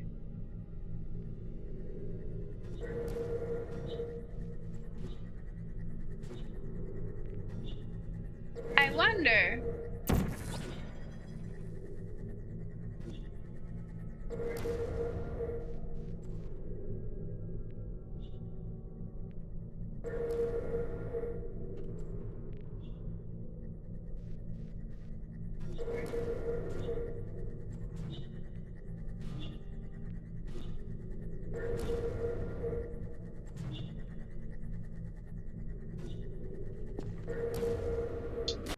Yep, should have known. Hi, Chefy? Chef? I'm not good at puzzle games, and I'm not having the most fun, but I'm almost done with the game. And I'm almost out of energy drink, so as soon as I finish energy drink, I think I'm gonna switch to Stardew Valley. How's your Saturday night going?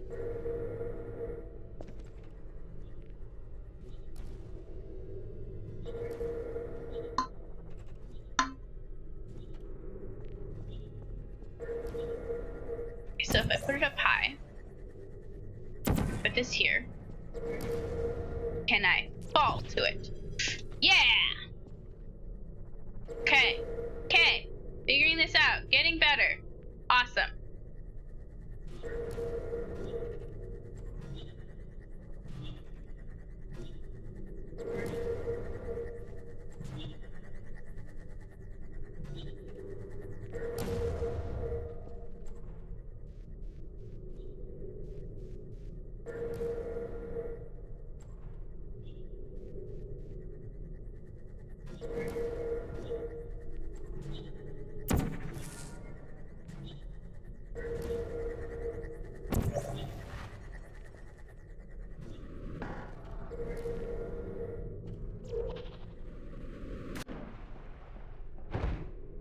I almost had the solution earlier and been okay, you suppose. I'm glad you're feeling okay. And, my brain is just fried right now.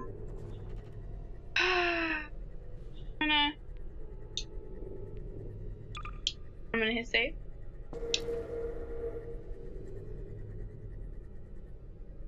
I'm gonna hit quit. And we're gonna play some Stardew Valley for a hot minute. Give me just one moment, guys. Throw on some music and get Stardew Valley going.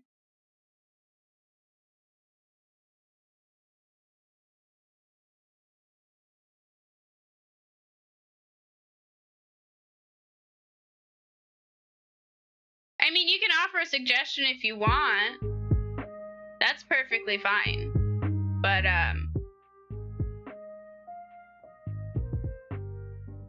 I'm done with the game for a hot minute. There is a bit of a lag between, what you guys see in here versus when chat pops up. It's my first time. It was my first time playing Portal, so pretty proud of myself for only really like giving up once I got to the 18th level. Just give me one moment. I will be right back.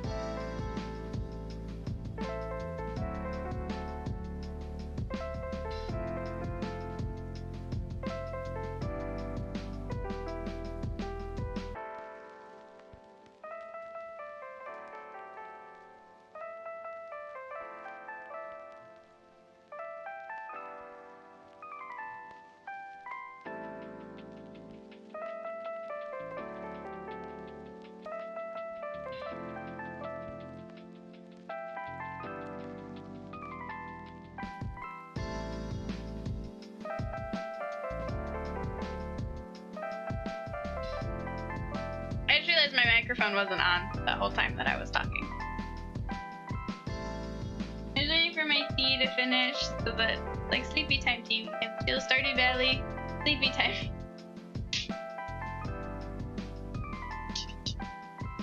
You can't go on the desk. You can go on the chair. How was your weekend, Chefe? Am I pronouncing that right? Is it Chef, Chefe, T? I don't want to butcher your name.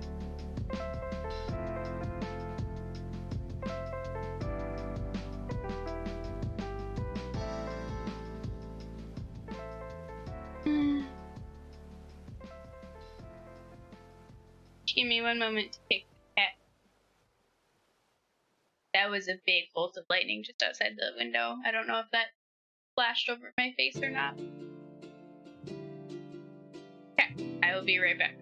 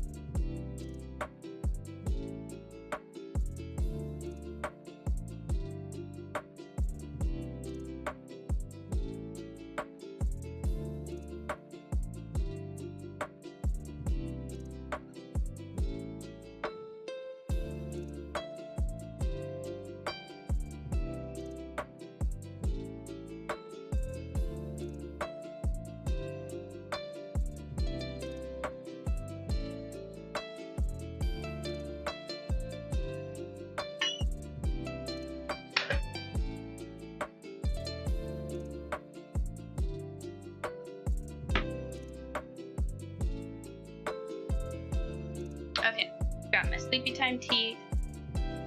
Gonna switch it to the lo-fi playlist, and it's pronounced Chef. It might not be a big deal, but I still like to, you know, be respectful about it. Okay, get some Stardew up. Chill for a little bit.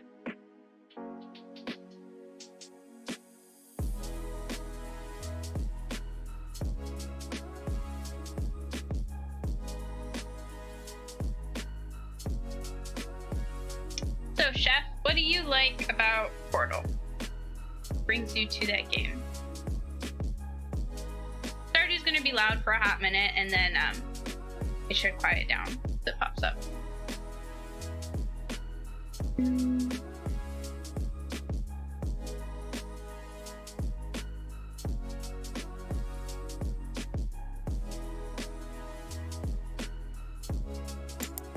There we go.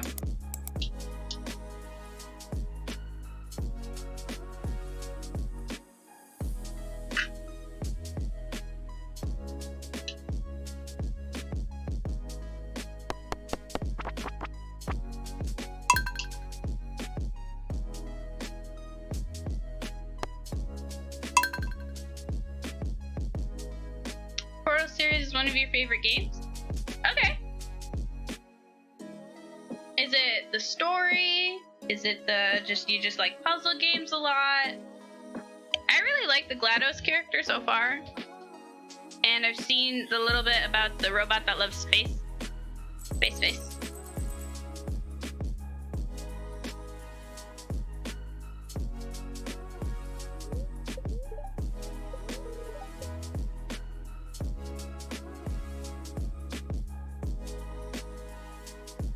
Oh wow, that's actually really cool. That's a very high recommendation for a game that I've heard.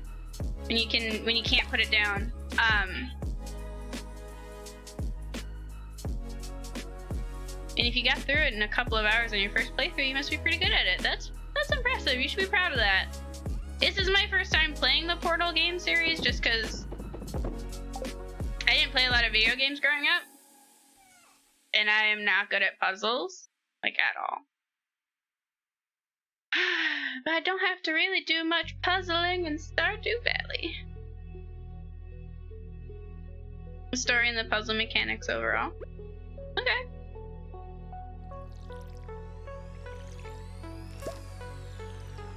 I'm just pre-watering these. I'm gonna have to water them later when I plant new things there.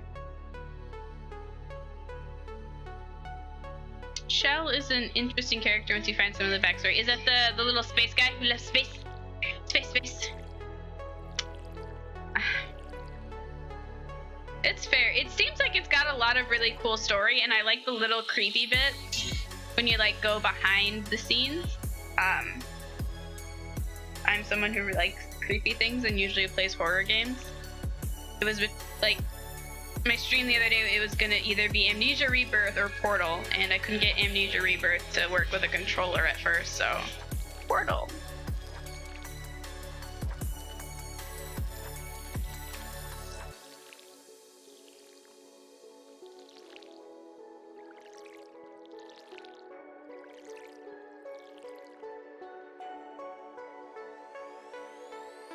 Oh, you play as Chell. Okay. The test subject. Okay, I haven't gotten any backstory on that yet.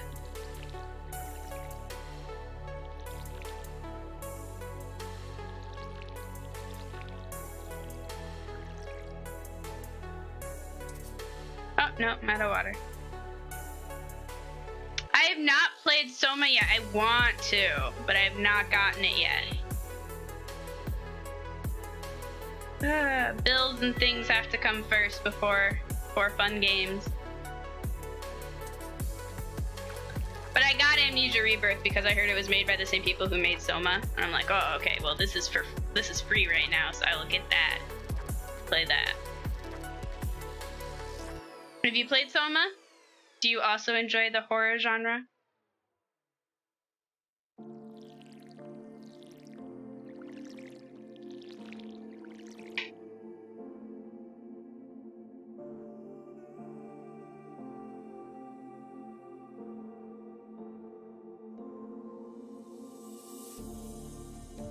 I didn't even water these. What was I thinking? I guess they're done. Except for this little planting. There we go.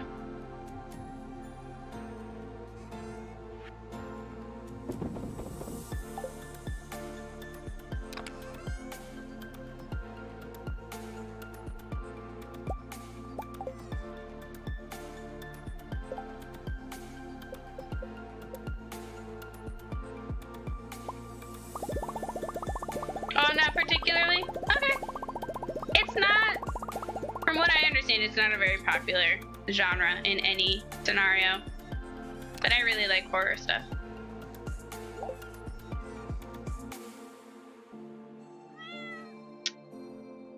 I do kind of like that more. I like a game with story. I don't do a lot of like shooter games,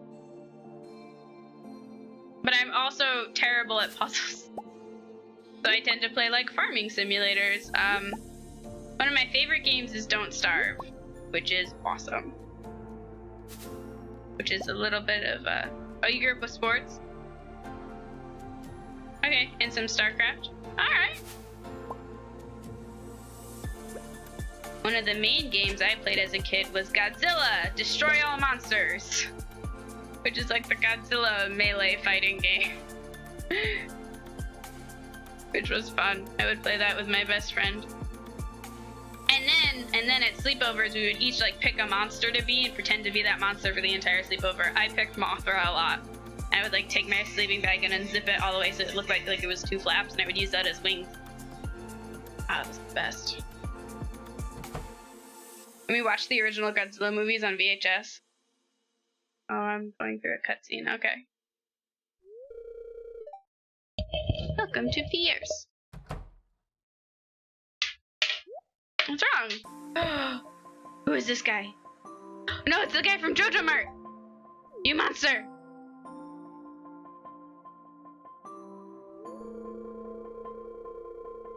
I do like Gingersnaps, and I know the camera doesn't show it very well, but I'm also Ginger. So that's why I go by Gingersnaps, or Gingersnap, or just Ginger. That's terrible.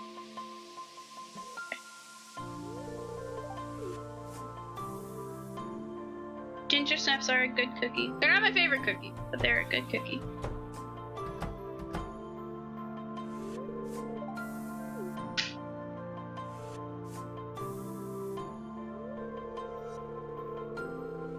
I'm hearing the rain against the roof, and I kept thinking that it was like my cat scratching at the door. But Jojo Mart sucks. I will never shop at Jojo Mart Pierre.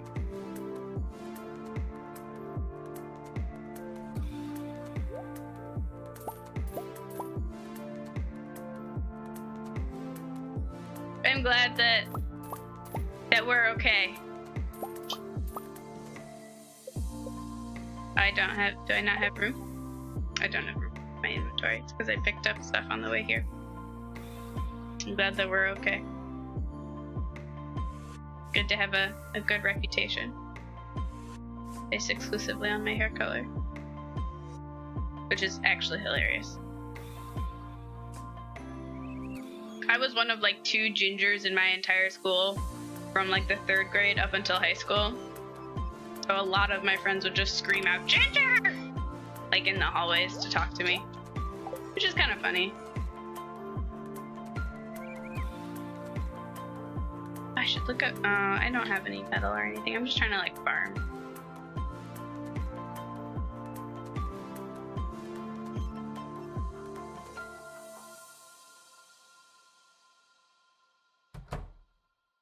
That's one of the reasons why my username. That's one of the reasons why my username is Gingersnap as well, because the short for it is Ginger, and I'm already so used to answering to that. Like, why not? Ah, shit, I didn't mean to get that. I'm trying to do things in 3s.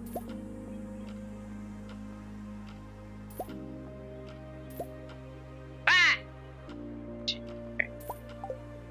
That'll be fine. Kids these days.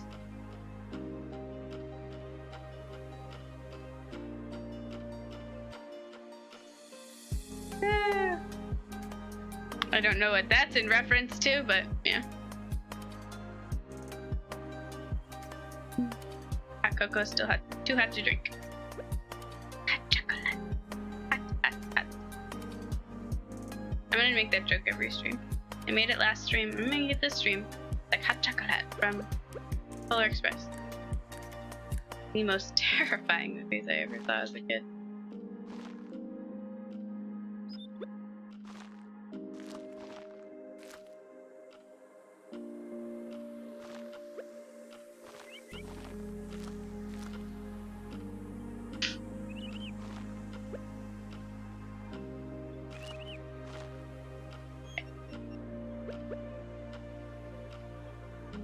I'm just gonna leave it as like this medium-sized plot of land. What do I have to make a sprinkler? Ooh, that's not what I wanted.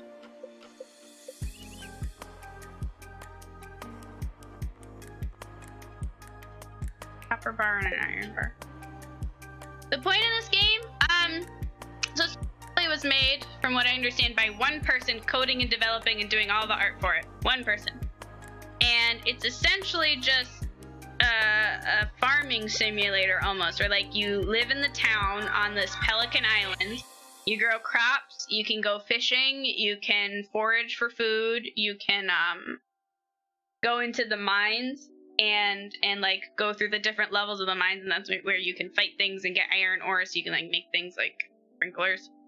You can get animals, stuff like that, and you make friends with the people in the town. They have their own holidays that they go through each season, and and you can get married, you have kids. It's kind of like a role-playing game, but there's like a very slow story to it where you slowly start like improving the town. It's got a weird little cult following, and it's really fun, actually. Like it's just relaxing and slow. Like here you can talk to, this is Caroline. She's the wife of Pierre, who owns the mart. Here's the saloon. This is Evelyn. She's so nice.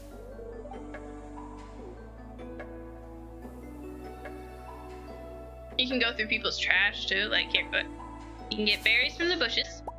Berries. And you can go through their trash, and sometimes you'll get stuff. But you will get weird looks from people in their little pixel faces.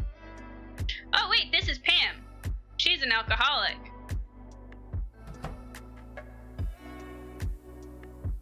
He's a very nice bartender and cook. Emily believes in the magical power of crystals. Emily is the blue-haired one. Pam is an alcoholic. She drives the bus. See? Ah. Oh, and the story says you took over the farm after your grandfather died. I think this guy's name is Eric? No, it's Alex. Okay.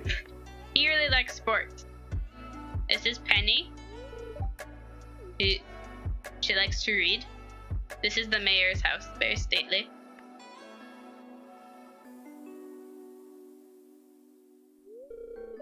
This is Sam. He looks kind of like Goku, and he's doing his blonde hair form. There's the blacksmith shop. I'm trying to find the guy. This is Jojo Mart. These are from the cutscene. They're the bad guys. We don't like them. Like, they weirdly have really deep stories to all of these, like, tiny little characters. This guy's an asshole.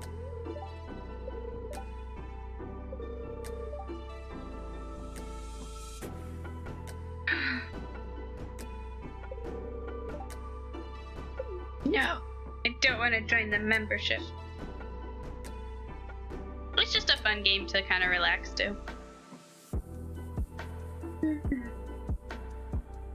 You can give gifts to the people in the town and they'll like you, and there's certain ones that you can date and eventually marry and have kids with. And if you just decide to get rid of your child, which is something you can do, you can just get rid of them, they'll turn into a bird. And if you do that too many times, the birds will attack you. Or like carry you away in your dreams. And I think then you die.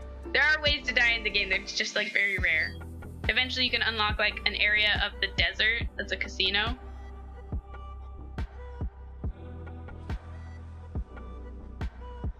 I should put these in the box. Go to bed. In the game.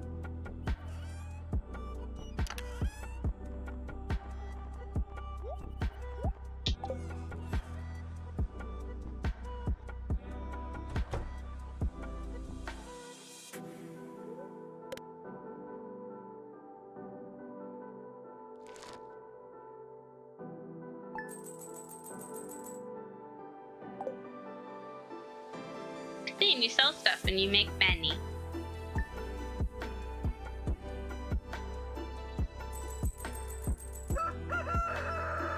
You look at the TV, read the weather report. You can look at other stuff on the TV. Oh, you get mail.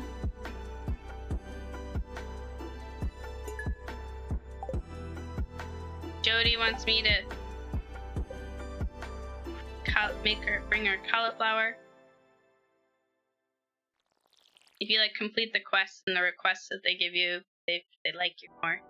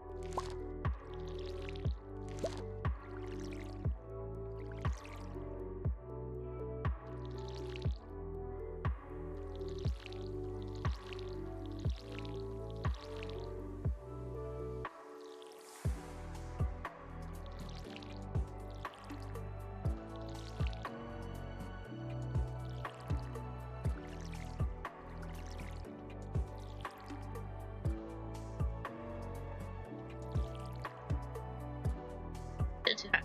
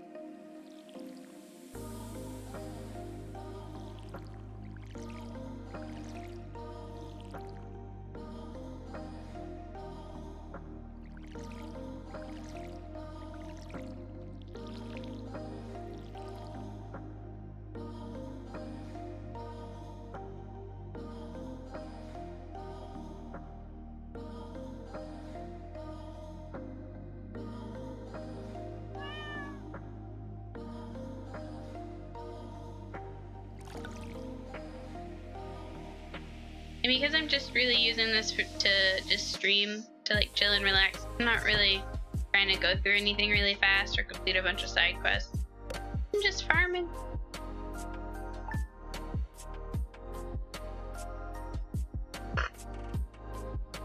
Still too hot, burn my lips.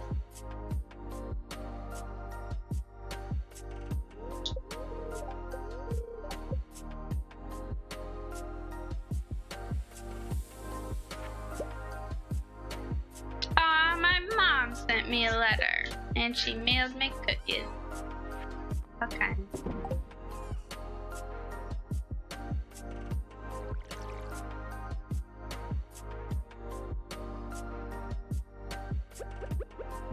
I can like eat them if I want energy.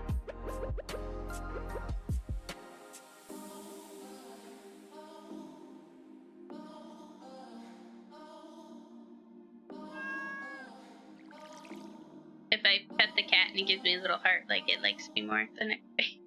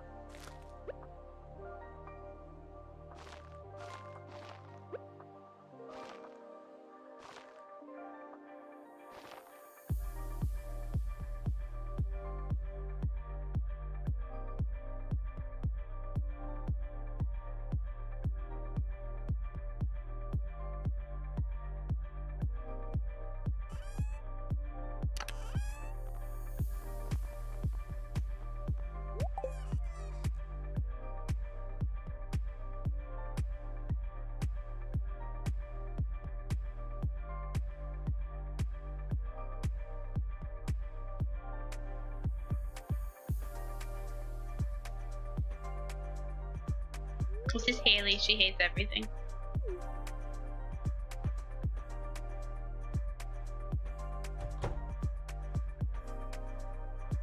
This is Abigail, the one that we're trying to woo with gifts.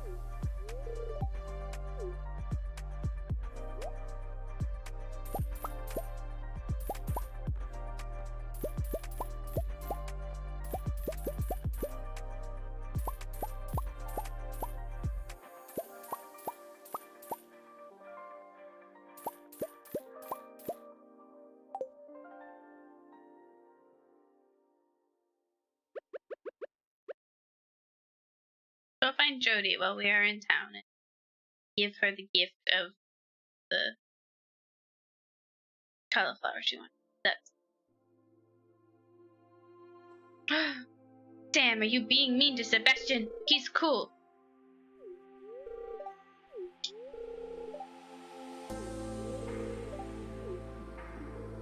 Or were you guys making out behind the bush? Seems to me like you may have been making out behind the bush. I think you're Jody, right? Yes, okay. Cool. Quest completed. Oh wow. It's actually a lot of money for a piece of cauliflower.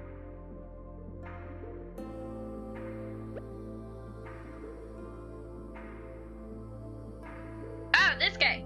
He is severely depressed and also an alcoholic, and his daughter lives with her aunt. I think he would be, like, nice.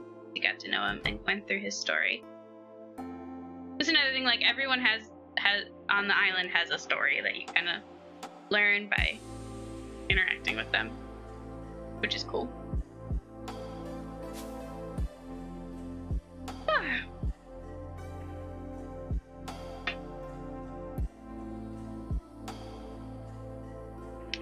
Boys.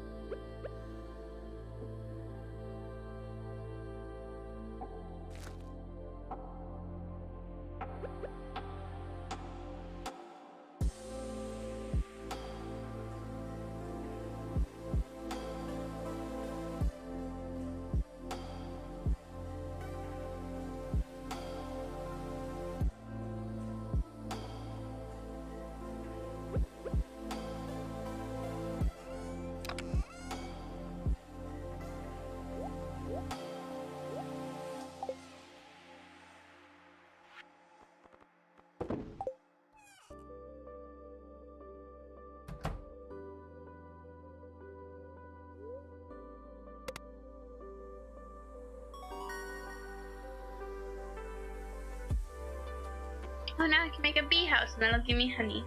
I can cook farmer's lunch and do sweet grow fertilizer.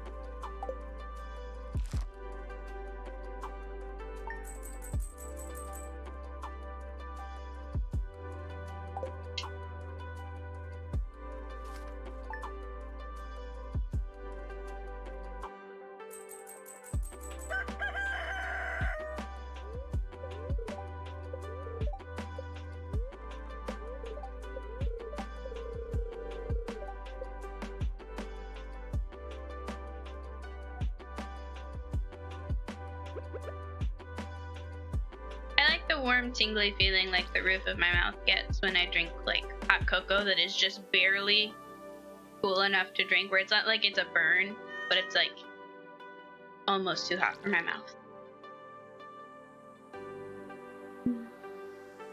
I also like to put in a bag of peppermint chamomile tea in with my hot cocoa at night, so I get like a little minty and a little extra like soothy and sleepy.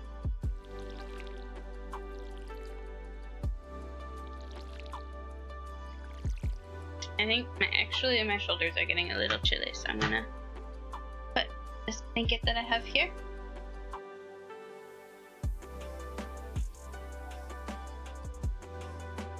Blanket time. Yeah. Blanket, hot cocoa, and Stardew Valley. If I fall asleep at my computer, you guys won't judge me, right?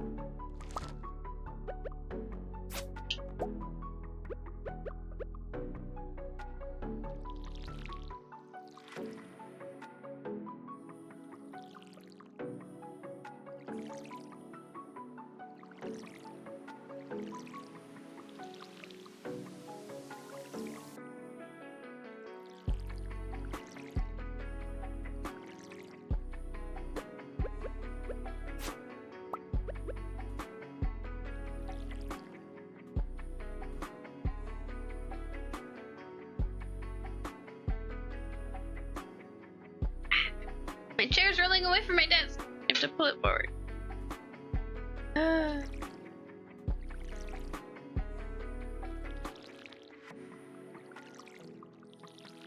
would worry about falling asleep on stream and then like talking in my sleep, or snoring, or like drooling. I do talk in my sleep sometimes.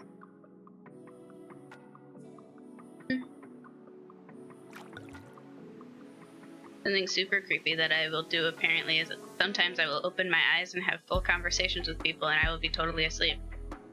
Turns out it's like a rare form of sleepwalking that's hereditary because my aunt also does that. And it will be like almost like full sentence answers too.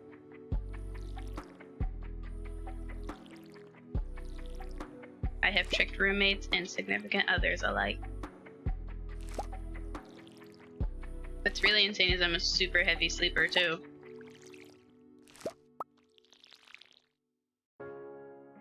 So these conversations won't even like reach my dream.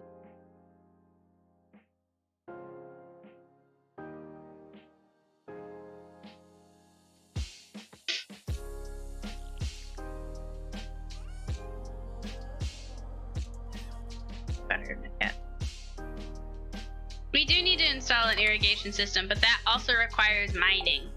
And doing that means I have to leave the farm for a little bit. And mining is more intense than what I want to do right now.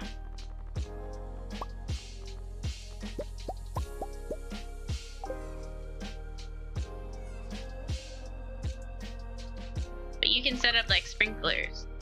Not a full regular irrigation system, but like sprinklers that are automatic that you don't have to refill or hook up to anything. You just place them and the water magically comes out.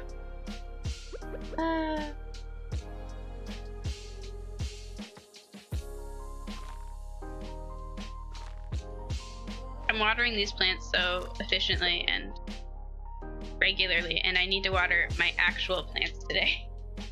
I think they're a little upset at me. You know, when your plants get like extra droopy, it makes me feel like my plants are like upset at me.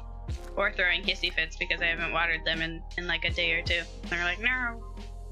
You can dig a well, but you refill the well just refills your watering can. What you can do is I can get minerals and upgrade my watering can. But I would do that in the winter because it takes a few days, so like any crops I would have would die.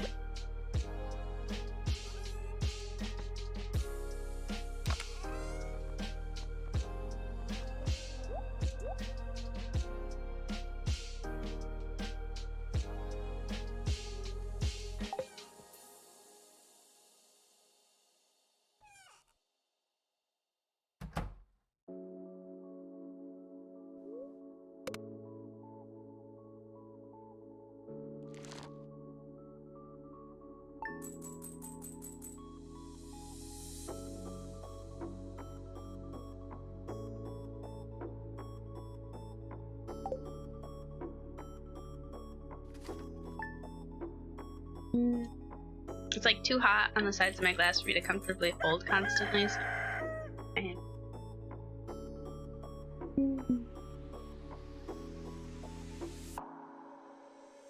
actually, I can't dig my own well. I have to go pay someone to dig the well and provide them with the materials to do it, which is kind of bullshit in my opinion. Oh look, it's supposed to rain all day tomorrow, so I don't have to do any watering tomorrow because it will rain. That's nice.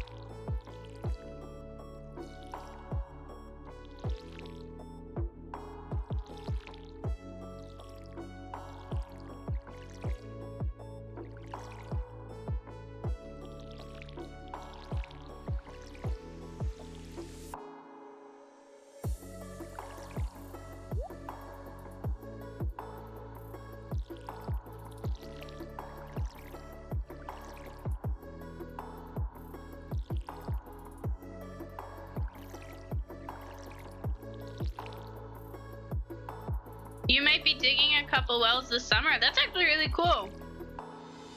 Is that part of your job? Is it just like, just something that you're doing for fun, I guess?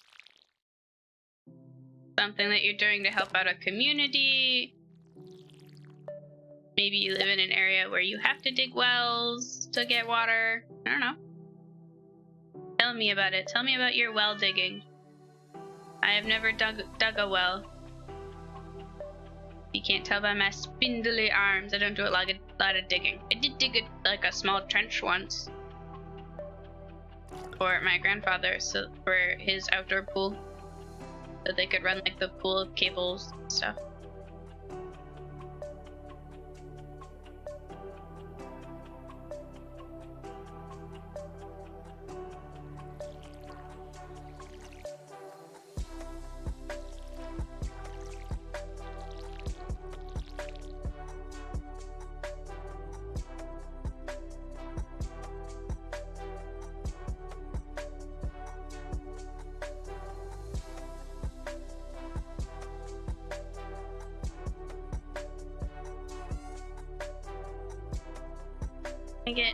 Okay, I do need to sell these.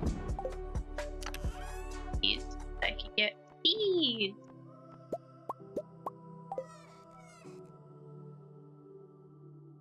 Most wells are not dug by spindly arms anymore. You're correct. We have much more efficient ways to dig wells than with my spindly arms. Or even with muscly arms. But are you digging it by hand? Oh, goodness. That is a very deep well. I'm not even that tall. Pretty obvious that I am not 285 to 400 feet. Oh. Yeah, the geology of it is pretty cool. It sounds pretty cool. I mean, it makes it sound like you dig like maybe like multiple wells, or you live in an area with are multiple wells that you've seen dug. Is it part of your job? Are you a well digger? Digger of wells? Bringer of water?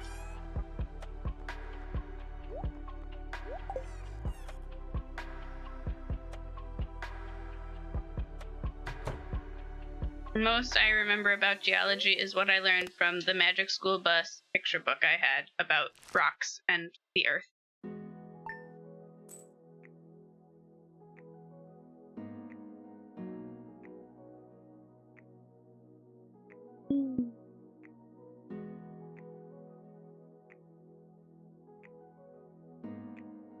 Just sit on the screen for a minute. Warm hot. Play back and forth. Relax. I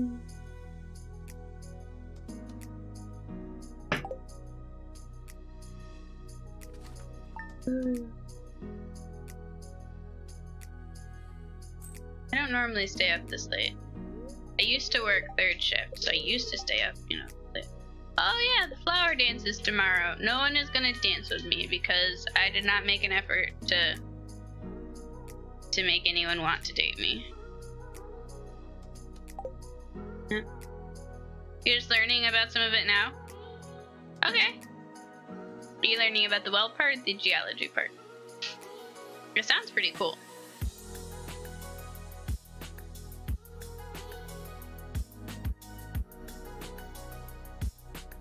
Trying to pick up enough knowledge so I can build a house up here one day. That would be cool. I've always admired people who can like even just do like one type of trade job and use it to like apply to their own house. Like even if it's just like plumbing or electrical or locksmithing. Like I think it's cool. Yeah, it's just past midnight here.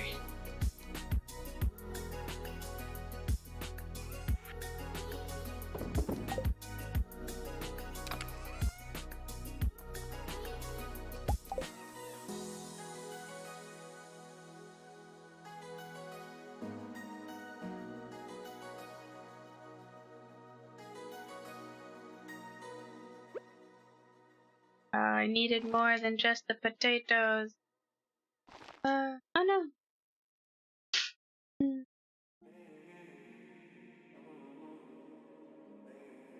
It would be cool to build my own house. But again, spindly arms and whatnot. Midwest. But Eastern Standard Time.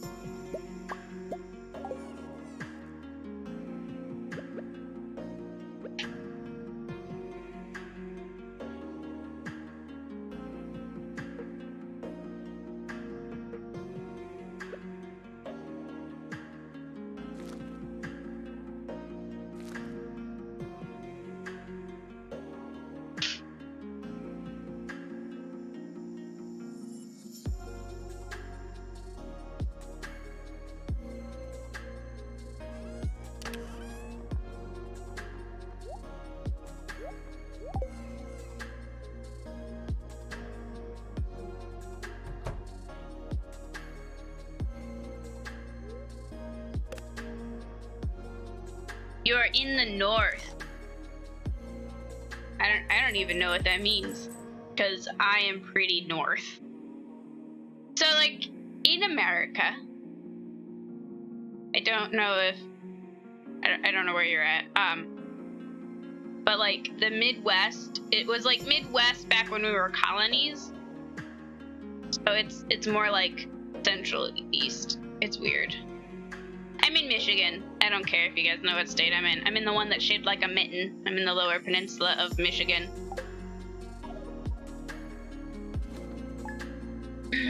So yeah, so like when I say Midwest, it's... But Michigan, I'm one of the most northern states in America. People think that I live in the icy tundra, and I don't. But the sun is still shining for you. Alright. It means you are super far north.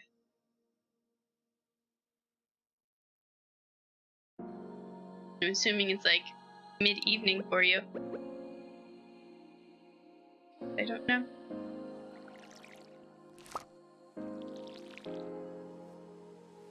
It's a long way south of you. I'm just gonna start assuming that you live in the North Pole, my friend. That you are like a scientist learning about penguins. Penguins don't live in the North Pole, do they?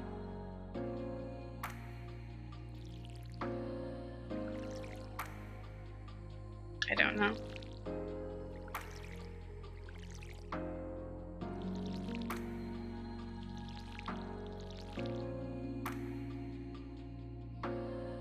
Yes! I do know where Alaska is. You are north and east of Alaska. Oh, wow, okay. Yeah, that's insanely far north. Invading! Hi, you're back on your farm and you just... Yeah, Penny has super depression. Part of it is because her mom is a severe alcoholic and yells at her a lot. Congratulations. Penguins are the South Pole. Okay. I'm not good at geography or understanding where penguins live. I just know that they exist in places where it is cold. Oh, I don't have enough inventory. Okay. How are you doing, Vading? I don't know if you caught it. I tried to play Portal and I got to like the second to last puzzle and I ran out of energy drink and decided to put it away for today. And we're chilling out with hot cocoa and talking about building wells here in Stardew Valley. Oh, the flower dance has begun. Well, I gotta finish watering my... Is my cat leaving me to go to the flower dance? Where are you going? Polar bears. You have several types of bears. Oh, my 4th grade teacher actually used to live in Alaska and she told us about it. Because she was originally from Michigan. And she was one of those ladies who did not like to, She was a standard issue housewife and she was proud of it. But she was also a teacher. So she, to watch Spy X Family. Oh, I still haven't started watching that. I still have to watch the last episode of Kojiro Lives Alone, which is an adorable anime, but it will make you cry almost every episode. But so my 4th grade teacher told us about how when she lived in Alaska, she would have to take her trash directly to the dump. There was no trash pickup. And they told her not to let her trash pile up, but they didn't tell her why. They were like, just don't do it. She's like, okay. But to dump the trash, she had to go up this tiny, almost like a trail in her truck. She had to load up the truck with all of the trash. And then she had to drive up there and then dump it out. And the road was so small that she couldn't even turn around. So she had to reverse down like almost a small mountain to get back to her house. And she hated it. So she let her trash pile up a little bit in the backyard, right? And she woke up one day and bears were going through her trash and she lost her shit.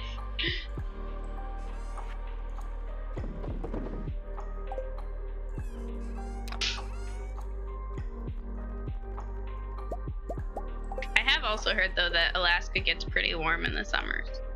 In certain areas, it gets super hot.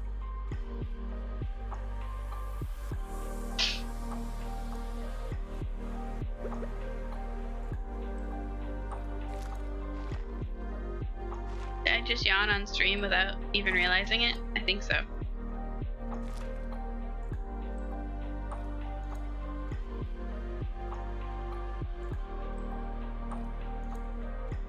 I kind of want a show to watch with like my friends regularly when it releases every week, but that would also require leaving my house. I don't do that very often anymore.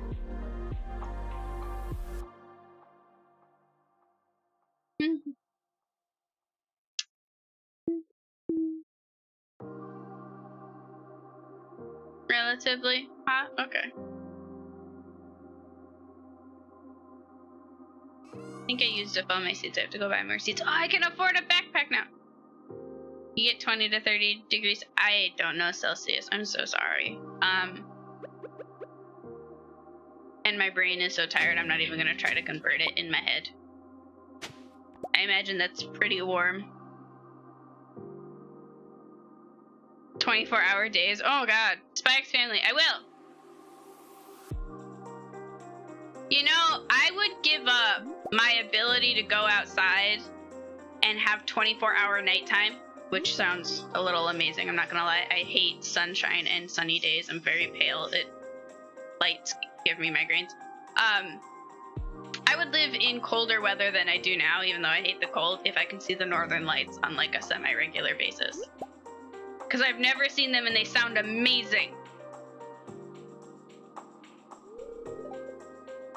Oh, it's Wednesday and they're closed on fucking Wednesdays. I came into town for nothing.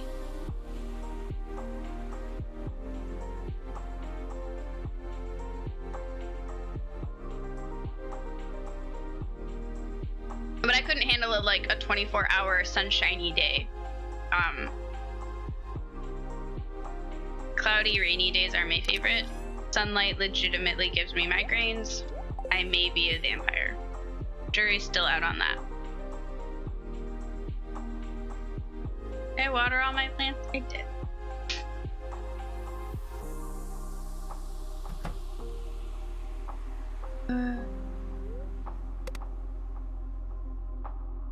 They're all blue and purple this year. Does that mean anything? Like, do you know why? Like, is it because of like certain like pollutants in the air, or is it because of like a change in like weather and like cloud density? I don't know. Can you tell me why they were all blue and purple? Because all of the ones that I've seen like in photographs are green and like a little bit of purple, but mostly like greens, a little bit of blues, like green, purple, and a little bit of blue.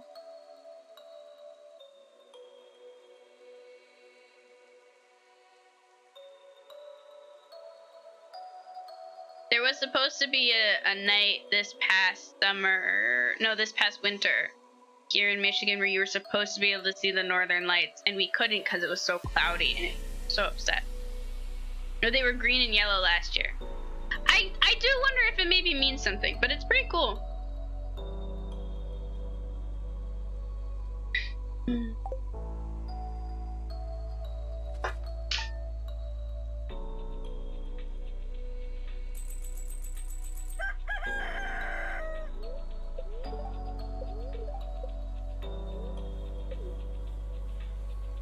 think it would be so cool to see them.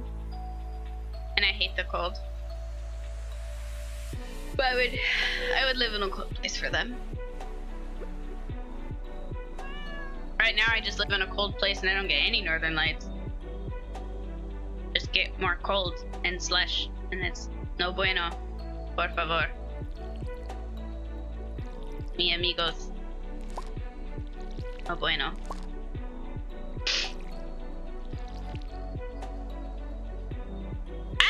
I imagine so. I have seen some pretty gorgeous sights in my life, and I imagine that those might, just imagining how pretty they might be, that might take the cake.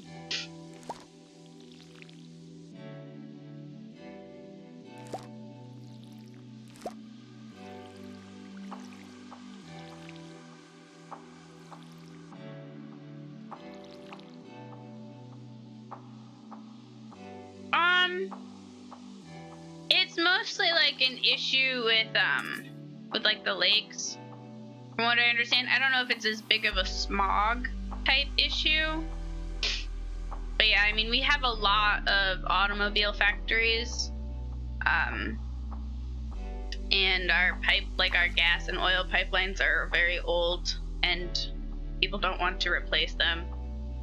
The whole big political fucking thing. So we do have, I think, a fair amount of pollution.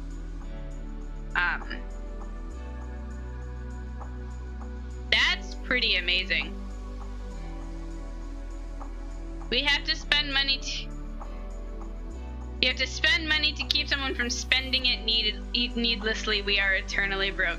Are you talking about your Stardew Valley farm? Or are you talking about, like, our politics?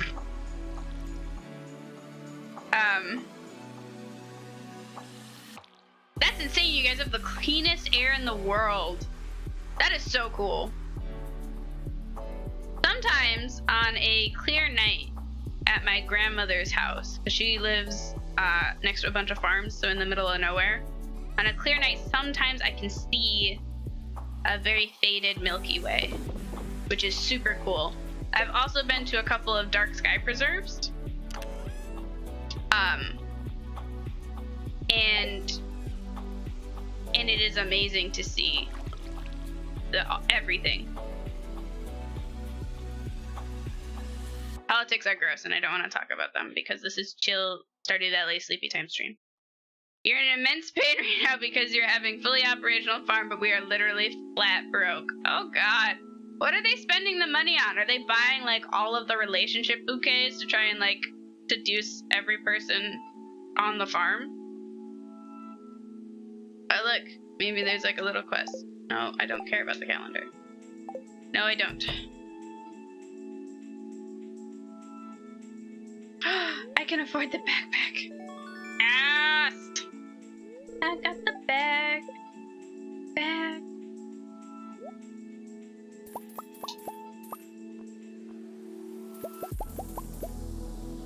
No, I didn't mean to get sick. Take it back.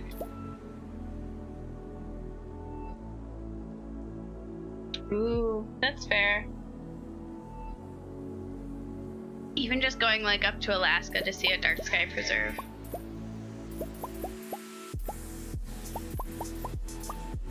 Yeah, I think the only dark sky preserves in Michigan are up north, closer to the Upper Peninsula. Those are the only ones I've been to and heard of.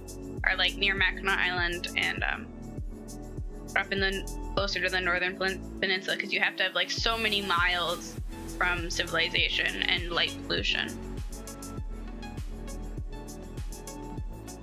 Light pollution, I'm angry about all forms of pollution, but light pollution is the one that makes me really angry. because I don't like a lot of light, and it bothers me that people need so much. I have very good low light vision. I've been told.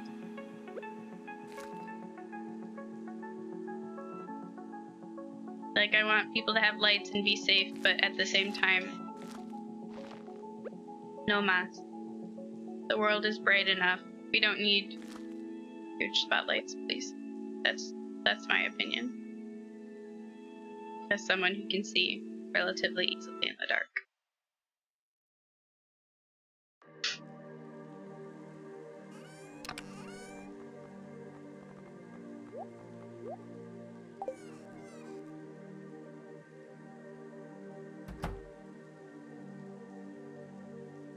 They're fighting over how the farm looks. That's actually like a weirdly big deal for people because it wasn't symmetrical enough. That's a weirdly big deal for people who play Stardew Valley. I went to the Stardew Valley subreddit, and people will like start entirely new games to like build an aesthetically pleasing farm for like different themes and stuff. Some of them are pretty cool, but my farm is essentially just, I put the thing here, it stays here forever.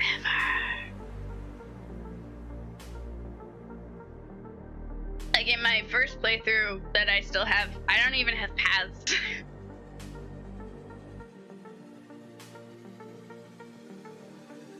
You're a mod for a blind streamer that would probably agree with me. You know, that's fair. I didn't realize, so I am ginger, and I come from a family of gingers, and blonde people. Like, that's a lot of my family either are ginger, blonde, or like black hair, which I guess is all of the standard hair colors now that I think about it. But they all have very light colored eyes, but my small branch of the family tree has dark brown eyes. So we have the weakest low light vision. My grandma can basically almost see in pitch darkness just fine, almost without a flashlight. But she has very light green eyes and she's ginger.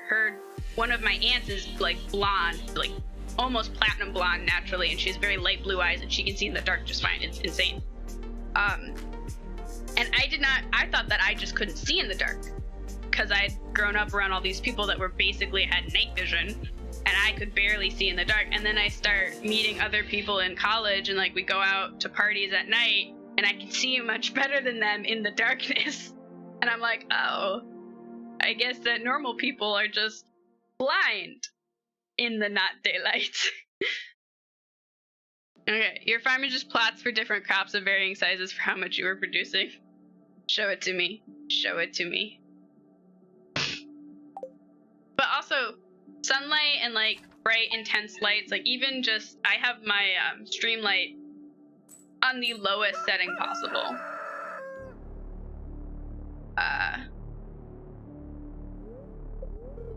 It has on the lowest setting possible because it will give me a migraine. Cause like office lights give me migraines. If I could, I would wear my polarized sunglasses indoors all the time. When I go grocery shopping, I put on my face mask and then I wear my my huge aviator sunglasses because they're polarized, so I can still see inside of buildings. So you can't see any facial expression I'm making. Okay, you want me to take a look at your disaster of a farm? Let's do this. I have to pull up my phone.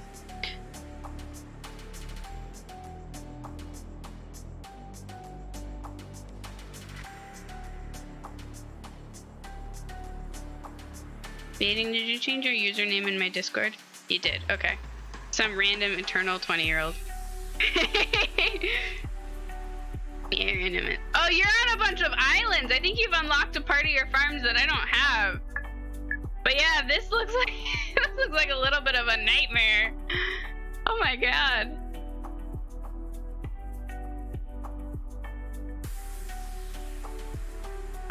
Open chat again so I can see what's happening in my own chat, please, because I can't see it on my computer.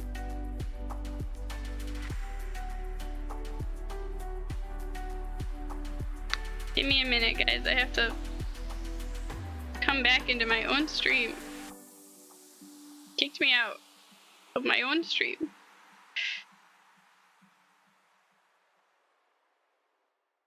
Okay.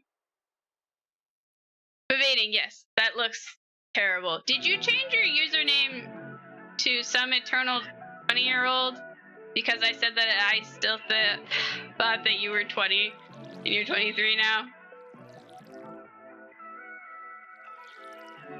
But hey, that means that if we ever hang out in real life, we can actually go drinking together and I don't have to, like, buy alcohol at the grocery store and sneak it to you. Don't drink if you're under the age of 21 in America. It's illegal. I am not endorsing that. It's past midnight.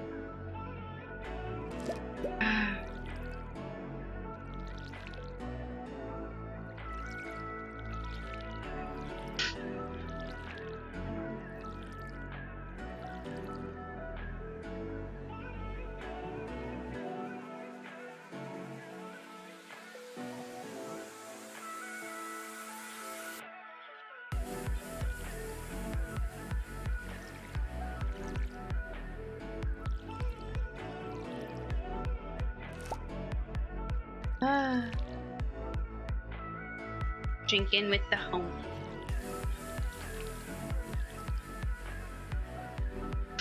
Cracking open a cold one, the homie.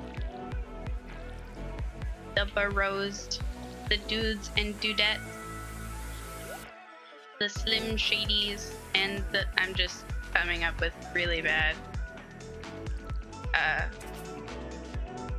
playing now. The Oscars and the Wild, the Shakespeares and the Macbeth.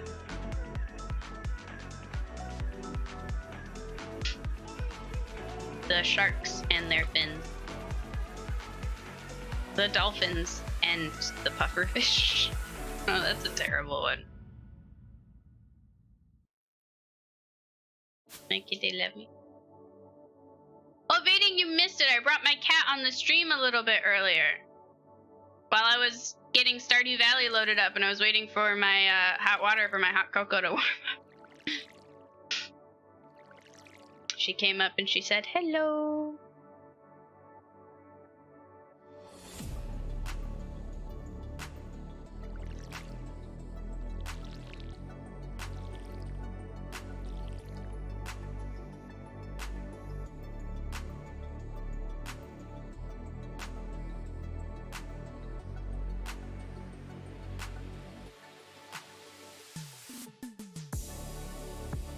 I know that, like, lockdown has been over for almost 2 years, but I still barely go anywhere. But to be fair, I just don't like going. Oh, I forgot that I bought the backpack. I can hold more things now. Yes. I know that my crops are basically just gonna die soon in like 4 days because it's gonna change seasons, but that's okay.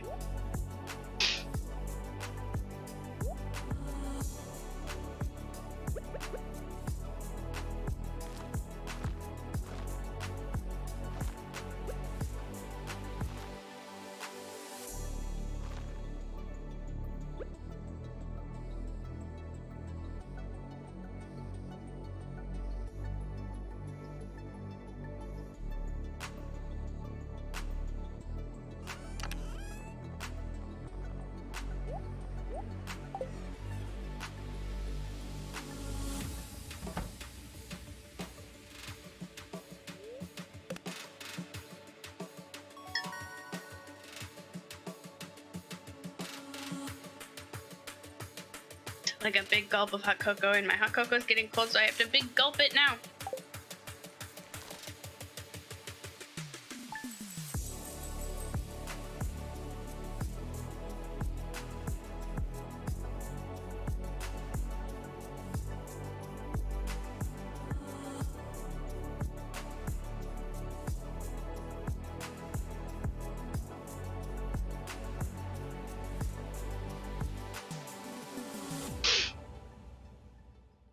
Gonna hang out on this chill, dark colored screen for a minute while I chug my now lukewarm berries.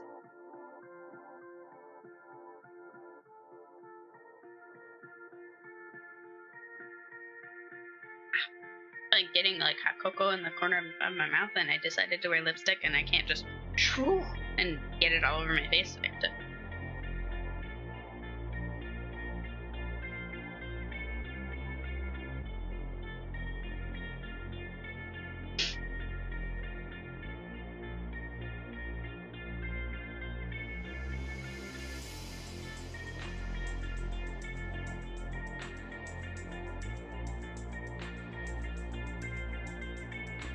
Oh, but I asked about the username change because all of a sudden I got an alert that somebody called Eternally 20 something in my Discord, and it didn't show the picture and it didn't show like your profile. It just said Eternally 20 something. I'm in immense pain right now, and my brain was like, oh, who's in my Discord doing what?